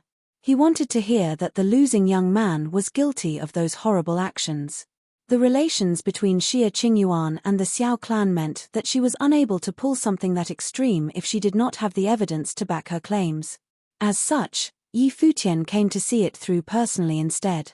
There were no such restrictions between him and Xiao Sheng. More than that, what Xiao Sheng pulled twice prior was deemed unforgivable. Yi Futian's party almost perished during the Battle of Empty Realm, and they were only able to barely survive due to Yaya, his eldest brother, Yi Wuchen, and the others holding off their assailants by putting their lives on the line. The second time Xiao Sheng's attempt on his life required the imperial advisor and Yang Yuan to send him off, just so that he was able to leave Dali dynasty, getting the imperial advisor's residence embroiled in his matters.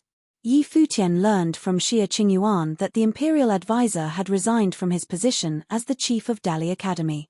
Even the students of the imperial advisor left the academy to train elsewhere. The prince regent emerged again, and his powers seemed to be about to eclipse those of the imperial advisor. King Tiandao and the prince regent became close allies, supporting the third prince to take the position of chief of the Dali Academy, taking charge of the academy that the imperial advisor had painstakingly built. Both figures were to be the third prince's advisors then. Many from Dowli Mountain were even allowed to train in the Dali Academy. The imperial advisor would have definitely predicted those turn of events at the very moment he had decided to make a move for Yi Futian's sake. While Emperor Li would not have done anything to him simply because he let one person go, there was no way the emperor could just let everything slide.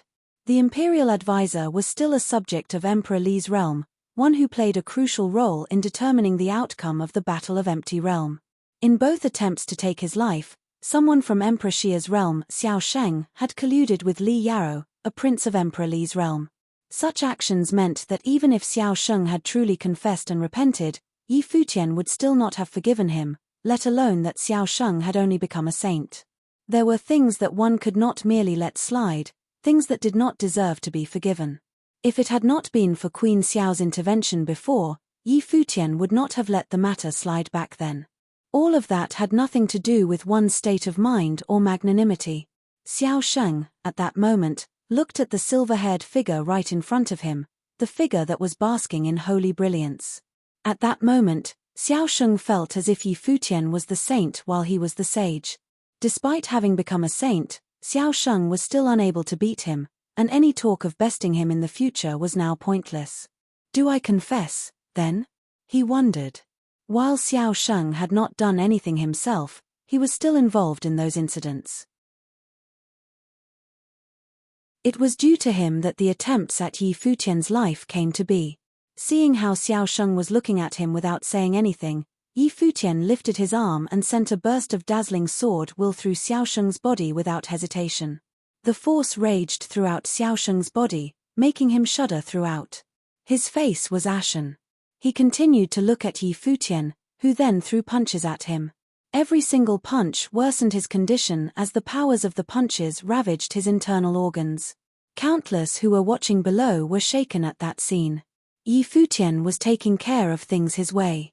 If you're not going to confess, I'll keep doing it my way until you yield, Yi Futian said. His voice was cold and overbearing.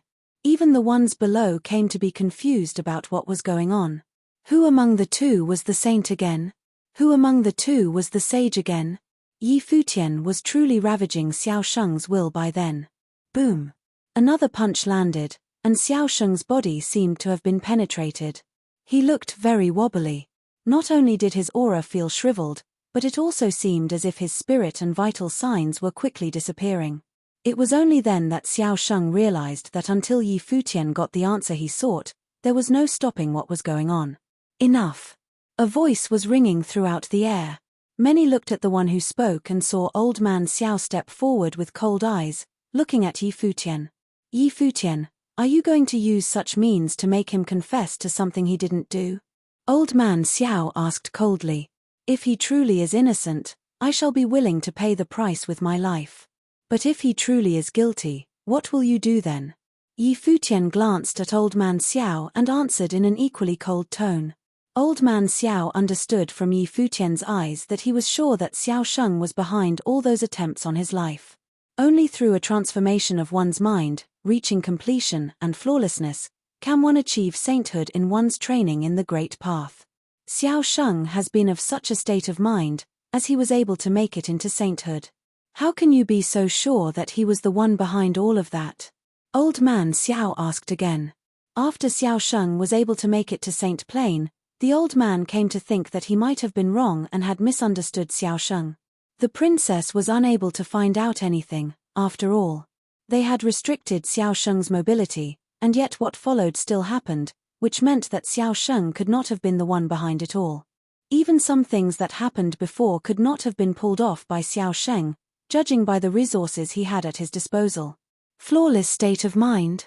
Yi Futian chuckled sarcastically and continued, while I have no idea why he had been able to let go of his obsession and make the breakthrough, there were multiple ways of breaking into Saint Plain. Even if he had truly been able to let go, that does not mean that he did not do any of those things. You claimed that he was of a flawless state of mind? What about me, then? The holy light on and around Yi Futian turned even more dazzling as soon as he finished. He threw yet another devastating punch, rattling Xiao Sheng's internal organs so severely that they were almost shattered. Xiao Sheng looked even more broken. At that same time, Yi Futian's aura intensity climbed to a critical point, and beams of glittering light shot to the heavens. It brought forth a terrifying, stifling aura all of a sudden. It was as if a storm was brewing. The hearts of many were shaken furiously. The beams of light shot to the heavens, and his will seemed to have merged with the great path. His mind seemed to have melded with the world around him.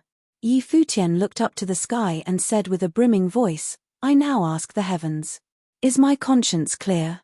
His voice resonated with his surroundings. Countless heard that voice throughout the vast space. Many outside the Xiao clan's manor gathered around. They looked up at that figure in the sky, at the silver-haired man who was a sage yet had bested a saint. Catastrophic clouds rolled about above him. Beams of the divine light of calamity ebbed in the heavens. Black clouds filled the sky, and the scene looked like doomsday. Stifling pressure shrouded the entire place. Old man Xiao looked up. His gaze was fixed on the scene unfolding mid-air. I now ask the heavens. Is my conscience clear? The catastrophe of the great path could not have been evoked if one's state of mind was patchy. Xiao Sheng looked up in the sky at the terrifying might of the gathering catastrophe, which proved even more powerful than the one that he had braved through. He grinned all of a sudden. Yi Futian, a sage, had bested him, a saint. The catastrophe of the great path was evoked soon after, giving the one who bested him a chance to break into the Saint Plain. It was an irony like no other. He had thought himself a truly changed man from head to toe when he broke into Saint Plain, enabling him to start anew. Yet, there was someone who refused to let him do so. The one who refused proved to be better. So much better that there had never been one such person emerging in history throughout all of Emperor Xia's realm. Yi Futian used him as a catalyst to break into the Saint Plain. I, Xiao Sheng, have broken into Saint Plain, but so what? He thought. What he did in the past were things he would have never do again with his current state of mind. Yet, so what? The fact that he had done all those things remained unchanged. Yi Futian kept his eyes on Xiao Sheng and said, I led Emperor Xia's realm to victory in the Battle of Empty Realm, yet someone wanted to see me dead. After the Battle of Empty Realm, I went to Dali Dynasty to train, and the imperial advisor of Dali imparted his ways to me, teaching me the ways of the Great Path. Yet, someone in Emperor Xia's realm still wanted to see me dead. The imperial advisor knew that I was from Emperor Xia's realm, and he escorted and sent me off back to the 9 states all the same. I would have died in Dali and would have never made it here. Tell me, all of you, does that someone deserve death? Violent clouds of the catastrophe rolled in increasingly great intensity. Even those who watched from outside were shaken to their core. The catastrophe was truly powerful. All of them seemed to have sensed all manners of the might of the great path imbued within. It was as if the catastrophe would bring about doom below as soon as it rained. What Yi Futian said, however, proved even more earth-shattering. His methods were actually imparted to him by the imperial advisor of Dali. He went to Dali Dynasty to train, and the imperial advisor took him in. His identity was discovered, and the imperial advisor escorted him to Emperor Xia's realm. It was surprising enough that the imperial advisor of Dali Dynasty would have gone to such extents for him, yet someone in Emperor Xia's realm wanted to see him dead. Some irony indeed. All of them seemed to be able to understand what Yi Futian had gone through. It was of no surprise that he went on to ask the heavens if his conscience was clear. If Xiao Sheng had truly been the one doing all of that, then he truly deserved death. All of them understood why Yi Futian had come in such a forceful manner to take Xiao Sheng. Anyone can come to vouch for him, and still, I will not yield, Yi Futian said coldly. Xiao Sheng looked at him and then at the sky. One could have only guessed what was going through his mind right there. He closed his eyes and opened them again, sighing before saying, I am indeed guilty. The world turned completely silent in that instant, with only the catastrophe continuing to howl. Xiao Sheng confessed to his crimes.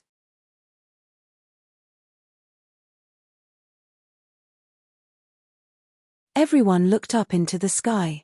Dark clouds were gathering, making everything more and more frightening. The light of catastrophe was falling from the heavens. Everyone looked up into the sky. Dark clouds were gathering, making everything more and more frightening. The light of catastrophe was falling from the heavens. Yi Futian's light of catastrophe seemed to consist of many different colors. Layer upon layer of will was immersed in the light, as a terrible brilliance flowed out from him. But he still stood there like a statue. In front of him, Xiao Sheng was doing the same. And he had admitted his fault. He had admitted everything. Xiao Sheng had broken through to the divine path, and the Xiao clan had pleaded to Queen Xiao for his life. They were ready to send him to the army to train. Many guests had come to see him off, and his future was very bright. But the most dazzling figure in the past few years in Emperor Xia's realm had come to criticize him. As a sage, he had still been able to crush Xiao Sheng, who was at the saint level, and forcibly break through to the divine catastrophe. The people of the Xiao clan went pale. They had wanted to fight for a future for Xiao Sheng. Since he had entered the saint plane, his heart must have changed, and he would very likely become one of the most prestigious figures of their clan in the future. Thus, old man Xiao had once again placed all his hopes upon him. But now they all understood. Xiao Sheng was finished. Everyone had heard what Yi Futian had just said very clearly. He had worked with people from Emperor Li's realm twice all to kill Yi Futian, who had achieved victory in the Battle of Empty Realm and gone by himself to Emperor Li's realm. This was an unforgivable offense. Even Xia Qingyuan could not let him get away with this. And neither could Yi Futian. The people from Divine Cloud Valley also looked up into the air. Gongsun Ni, Gongsun Zhong, and the rest were all conflicted. They still remembered the first time they had seen Yi Futian. It was in the Xiao clan's household, at Old Man Xiao's banquet. At that time, he had only recently arrived in the upper worlds and had just made a name for himself. He had launched a surprise attack on Lihan Heaven, which made everyone think he was too arrogant and did not know his own power. He had provoked Lihan Heaven and had swept away all their heroes at that banquet. Afterward, he had set out on a path that no others could match. On the 33rd layer of Lihan Heaven, he had defeated Wang Chuan. Wang Chuan had used this battle to become a saint, but he said that Yi Futian stood alone among those below the saint plane. Afterward, in the Battle of Empty Realm, he had seized victory all by himself and then had joined with Princess Xia Qingyuan to defeat Yuan Jin. The swordmaster of Lihan had given his sword to Yi Wuchen because of him, to save him from an attack by cultivators of Emperor Li's realm.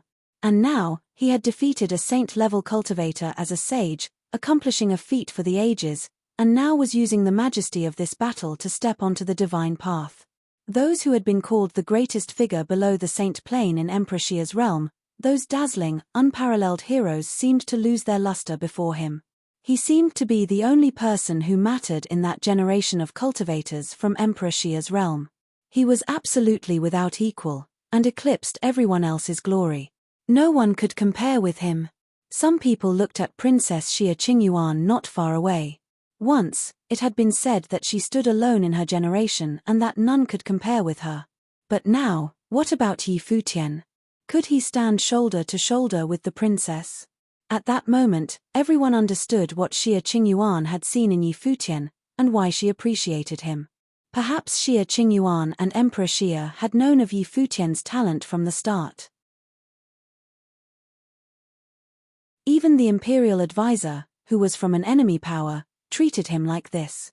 A truly outstanding figure could perhaps make those who stood before him give up their own status. This was sincere appreciation. It did not matter whether or not they stood in opposition to him. Boom!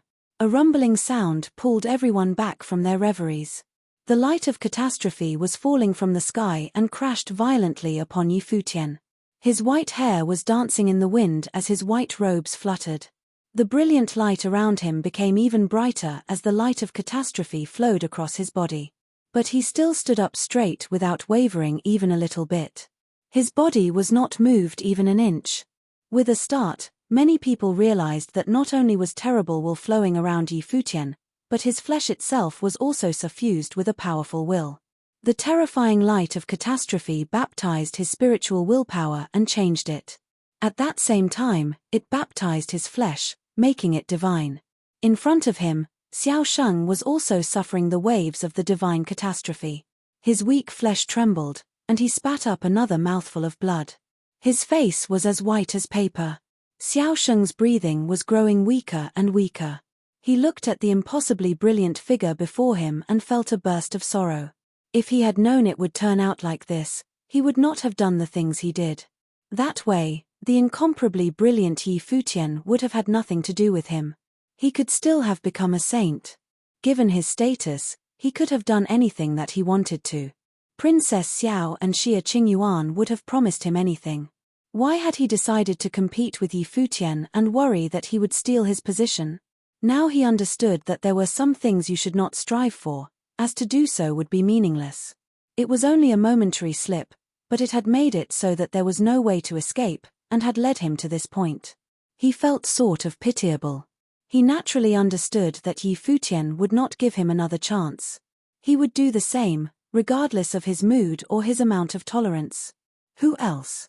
Futian asked Xiao Sheng. He naturally knew that Xiao Sheng had not done all of this by himself. It was not something he could have done alone. Xia Qingyuan had told him always to watch Xiao Sheng and the Xiao clan. She had even placed Xiao Sheng under arrest. No news could have gotten out, so they could not know the news of his return. He trusted Xia Qingyuan, and so did not doubt what she had said. If it was not Xiao Sheng, then there must have been someone controlling him from the background. Moreover, they were much more powerful than Xiao Sheng. Otherwise, they would not have been able to get even a little bit of information. But everyone else trembled when they heard his question. There was someone else. Who had been involved in this besides Xiao Sheng? Everyone involuntarily looked at the people from the Xiao clan. This had made Old Man Xiao, Xiao Qianhe, and the others look worried. This affair did not only concern Futian. If it had just been him, they would not have cared so much. He had conspired with Emperor Li's realm to harm one of his own people, and it was someone that His Majesty and the princess regarded highly. Even someone from the Xiao clan could not get away with something like this. Qingyuan, Old Man Xiao looked at Xia Qingyuan and said, "I'm not that senile yet." The Xiao clan was at the height of power in Emperor Xia's realm. With the emperor as an in-law and Queen Xiao as the queen mother, their status was very high. Would he betray Emperor Xia's realm and collude with Dali dynasty? Obviously, he could not just sit still and take what Futian was saying. It was too serious. That's not what he meant, grandfather. But you must understand that he could not have done this alone, said Xia Qingyuan. Old Man Xiao's eyes flashed when he heard this.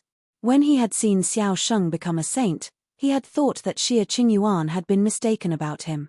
But he did know that there were many things he could not do. But now, even Xiao Sheng admitted that he had done this. Thinking about it in detail, it was apparent that someone else had to be involved. He swept his gaze over the people of the Xiao clan, then looked at Xiao Qianhe. The other person would have to be as bold as him, right? The light of catastrophe rumbled down yet again. Futian was completely immersed in the divine catastrophe and looked nearly celestial. However, the catastrophe of the divine path could not shake him one bit. He still stood up straight, calmly bearing its power like a god up in the sky. Everyone in the palace stared at him. They all knew that after becoming a saint, Futian would undergo a change. In that past, his talent had been outstanding, but in the end, he had only been a junior, and so his power was limited. But after this change, he would truly come into his own. But at that moment, All Yi Futian wanted to know was the truth. Thus he questioned Xiao Sheng about who else was involved. Xiao Sheng suffered the waves of the divine catastrophe. He coughed up blood, then looked at Yi Futian, but his eyes seemed calm. He shook his head and said, "I did this by myself. I sent the information to Li Yao. I did all of it alone." Yi Futian looked at him and saw that he did not look too distressed. It was as if he were still ready to face anything. He seemed sincere. Obviously, he did not want to say who had been backing him. Who was it? Xiao Sheng had admitted his guilt but was still protecting them. Was it someone from the Xiao clan? "You could not have done this alone," said Yi Futian coldly. "I said I did it alone. If you don't believe me, that's fine," said Xiao Sheng. He still would not confess. Yi Futian looked at him. Since Xiao Sheng had already confessed, everything that would happen next was very simple. Saint Shihua had suddenly attacked the palace. Linger and Phoenix had been poisoned. His information had been leaked, including a lot of sensitive details. This was not something that Xiao Sheng could have arranged all on his own. There must be someone extremely powerful in the background controlling everything. This matter was not over. Up in the sky, the light of catastrophe burned brightly. Xie Qingyuan said, "You should become a saint first." Yi Futian nodded. His figure flashed up into the sky. Dark clouds covered everything, making an apocalyptic-looking scene. The divine catastrophe descended, and his spiritual willpower suffered a terrifying assault. But each assault baptized him in the great path. His will became one with heaven and earth, and he could sense will more clearly. That was not all. His body underwent powerful assaults as the light of catastrophe bathed his flesh, making him seem to transform. His flesh became divine. His whole body became the path. Everyone saw Yi Futian sitting there, cross-legged with eyes closed, bearing everything calmly. He was once baptized in medicine, and his spiritual will and physical body were extremely strong. There was no fear that he would not cross through the divine catastrophe. Everyone looked up at the white-robed youth sitting there. As the light of catastrophe fell upon him, his bearing changed little by little. In the end, he was like a butterfly breaking out of its cocoon.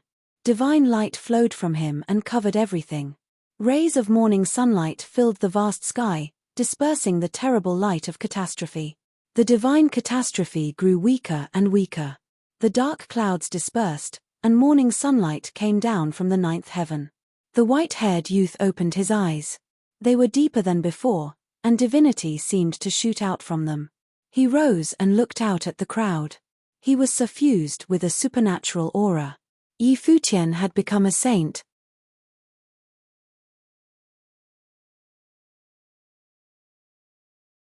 Yi Futian stood calmly in the sky, and with a single breath, he sucked in the qi of heaven and earth.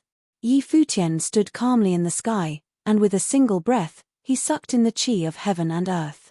His heart and mind moved together and could roam freely throughout heaven and earth. It was as if everything was moving in conjunction with his spirit. Although it was not as brilliant as before, divine light still flowed across his body. His flesh and his spirit had both undergone the baptism of the divine catastrophe and had changed, becoming better than before. At that moment, he felt his body stabilize. His internal organs had become extremely powerful, and they quivered as he breathed.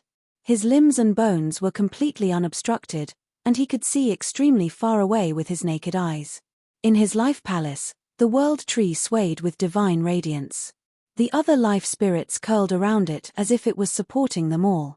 After all, the world tree was Yi Futian's original life spirit. The others had all grown out of it. Will flowed around the world tree, and in his life palace, Yi Futian could faintly feel it connecting with his thoughts.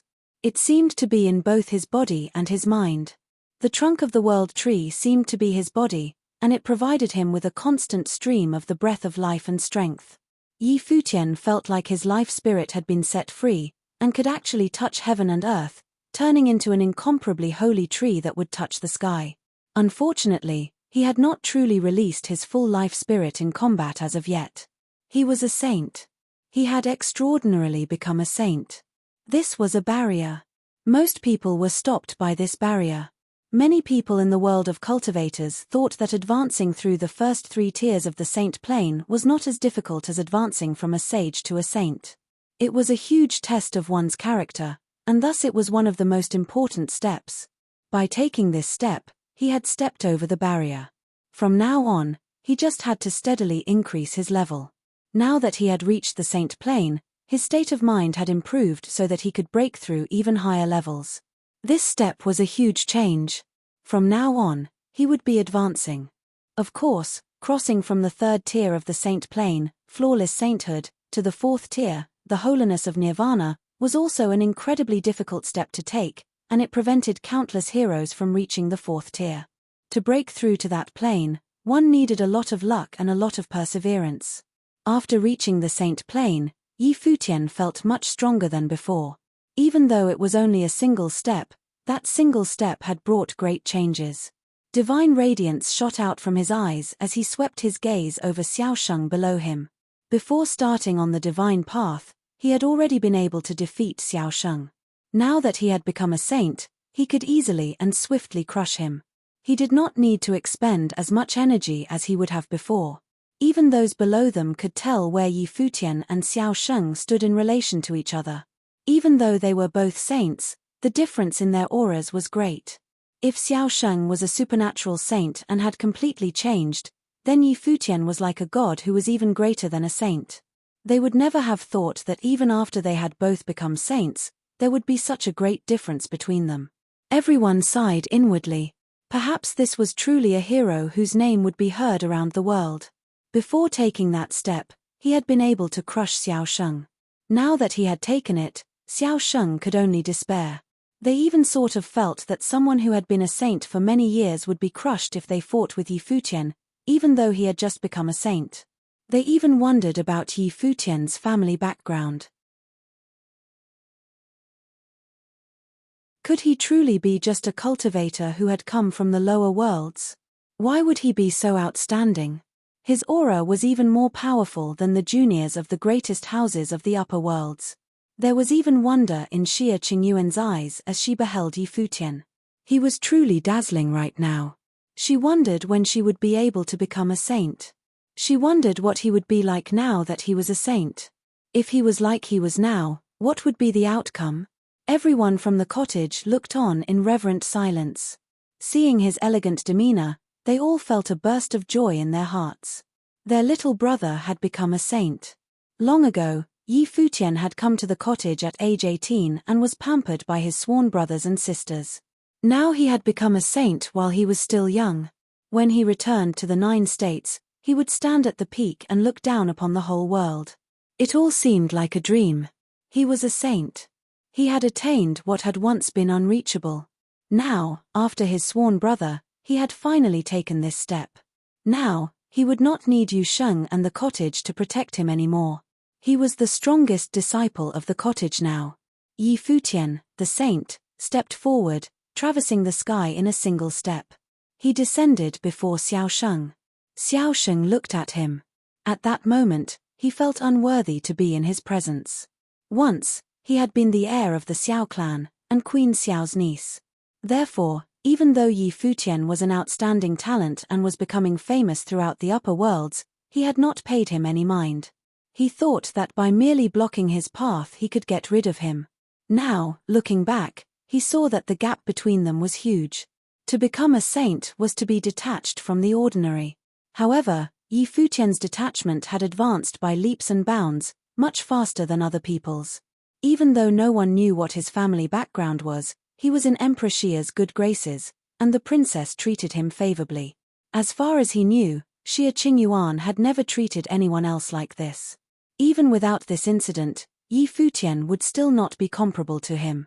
Now, Futian's future was limitless, and Xiaosheng was a criminal. Maybe if he had seen things clearly before becoming a saint, this would not have happened. Who was it? Futian asked coldly as he stared at Xiaosheng. His voice carried an unmistakable meaning. Xiaosheng may have confessed, but this matter was not over yet. Someone was helping him behind the scenes. The person who was secretly arranging all this from behind the scenes was no ordinary person. But he could not think of anyone other than Xiao Sheng, who hated him. I said that it was only me. Xiao Sheng stared calmly at Yi Futian. Even though he was in turmoil, he now saw many things clearly. It had all come to this, so he would confess. Since he had done all this, he would pay the price. He knew that even though he had become a saint, now that things had come to this point, he was finished. All his former glory had passed by like clouds of smoke. His cultivation and his future were gone now. Yi Futian grabbed Xiao Sheng, and in a flash, a terribly bolt of lightning descended towards him. It slammed into him, violently destroying his internal organs. Not only that, but his eyes became very sharp, and lightning will shot out of them into Xiao Sheng's eyes. At that moment, Xiao Sheng's brain trembled violently as his spiritual will came under serious attack. His whole body shook. He swayed as though he were about to fall, but he was held up by an invisible force. Xiao Sheng may have confessed that he had done everything, but if he wanted to hide anything else, it would not be that easy. Yi Futian would destroy his will. Having confessed to his crime, Xiao Sheng had no right to resist. And the Xiao clan had no right to question it. Below, everyone was looking at the two of them. They saw the terrible lightning flashing around the two of them. The lightning struck Xiao Sheng, destroying his flesh bit by bit and numbing his spiritual will. Who was it? Tell me. Yi Futian's voice was like thunder as he began to crack open Xiao Sheng's mind. His brain trembled fiercely, and it seemed that Yi Futian would completely destroy his will. A voice repeated over and over in his head, telling him to say who it was. Everyone was speechless. At this moment, Xiao Sheng, who had no power resist, could truly be called wretched. But this was the price that he had to pay for everything he had done to Yi Futian. But everyone was still wondering if there was someone else with ill intentions towards Yi Futian. If there really was, would it be someone in the Xiao clan? The Xiao clan would not have needed to do this. But if it was someone else, why would Xiao Sheng admit his guilt but not say who had helped him? Xiao Sheng. At that moment, another figure stepped forward. It was Old Man Xiao. He walked towards him, and when he looked at him, he sighed inwardly. With all that Xiao Sheng had done, it would be impossible to obtain a pardon for him. Now all he wished for was that he could live. If there was someone else involved in this, tell me who it was, said Old Man Xiao. He knew everything that had happened. It was definitely not something that Xiao Sheng could have done, but he knew that Xiao Sheng had done it. But now Xiao Cheng had admitted his guilt, which implied that Yi Futian's suspicion was not without reason. He also wanted to know who it was. Now Xiao Sheng had to speak. It was only a matter of time. If he did not confess, Yi Futian would not agree to spare him, nor would Xie Qingyuan. Xiao Sheng looked at Old Man Xiao, and bowed slightly with his trembling body, saying, I have admitted what I did. I did it all myself. There was no one else. Boom. A bolt of lightning descended from the sky, cutting into Xiao Sheng's body. He spat out a mouthful of blood as endless lightning will swirled around him. If you confess, I will go easy on you. If you don't, you should know that there are those who can make you tell the truth. Yi Futian did not know why Xiao Sheng was being like this. Who was he protecting? Xiao Sheng should understand that Xie Qingyuan had not acted against him before was because of the relationship between them, not because it was inconvenient to do so. And now that he had admitted his guilt, how could Xiao Sheng not tell the truth under the ministrations of all the cultivators of Emperor Xia's palace? The person behind Xiao Sheng was much more sinister than him. Yi Futian could not let him go. Xiao Sheng knew that Yi Futian was telling the truth. He could not conceal this forever. Powerful cultivators would have ways of making him talk. But from the moment he had made this decision, everything had been predetermined. Nothing could be changed. He looked at Yi Futian, then at Xie Qingyuan, and said, Yi Futian, I hope that you can serve the princess with all your strength. You will do that which I hope to do but never could much better than me. Yi Futian frowned. What did he mean by that? At that moment, his face suddenly changed. Before him, Xiao Sheng's body suddenly blackened.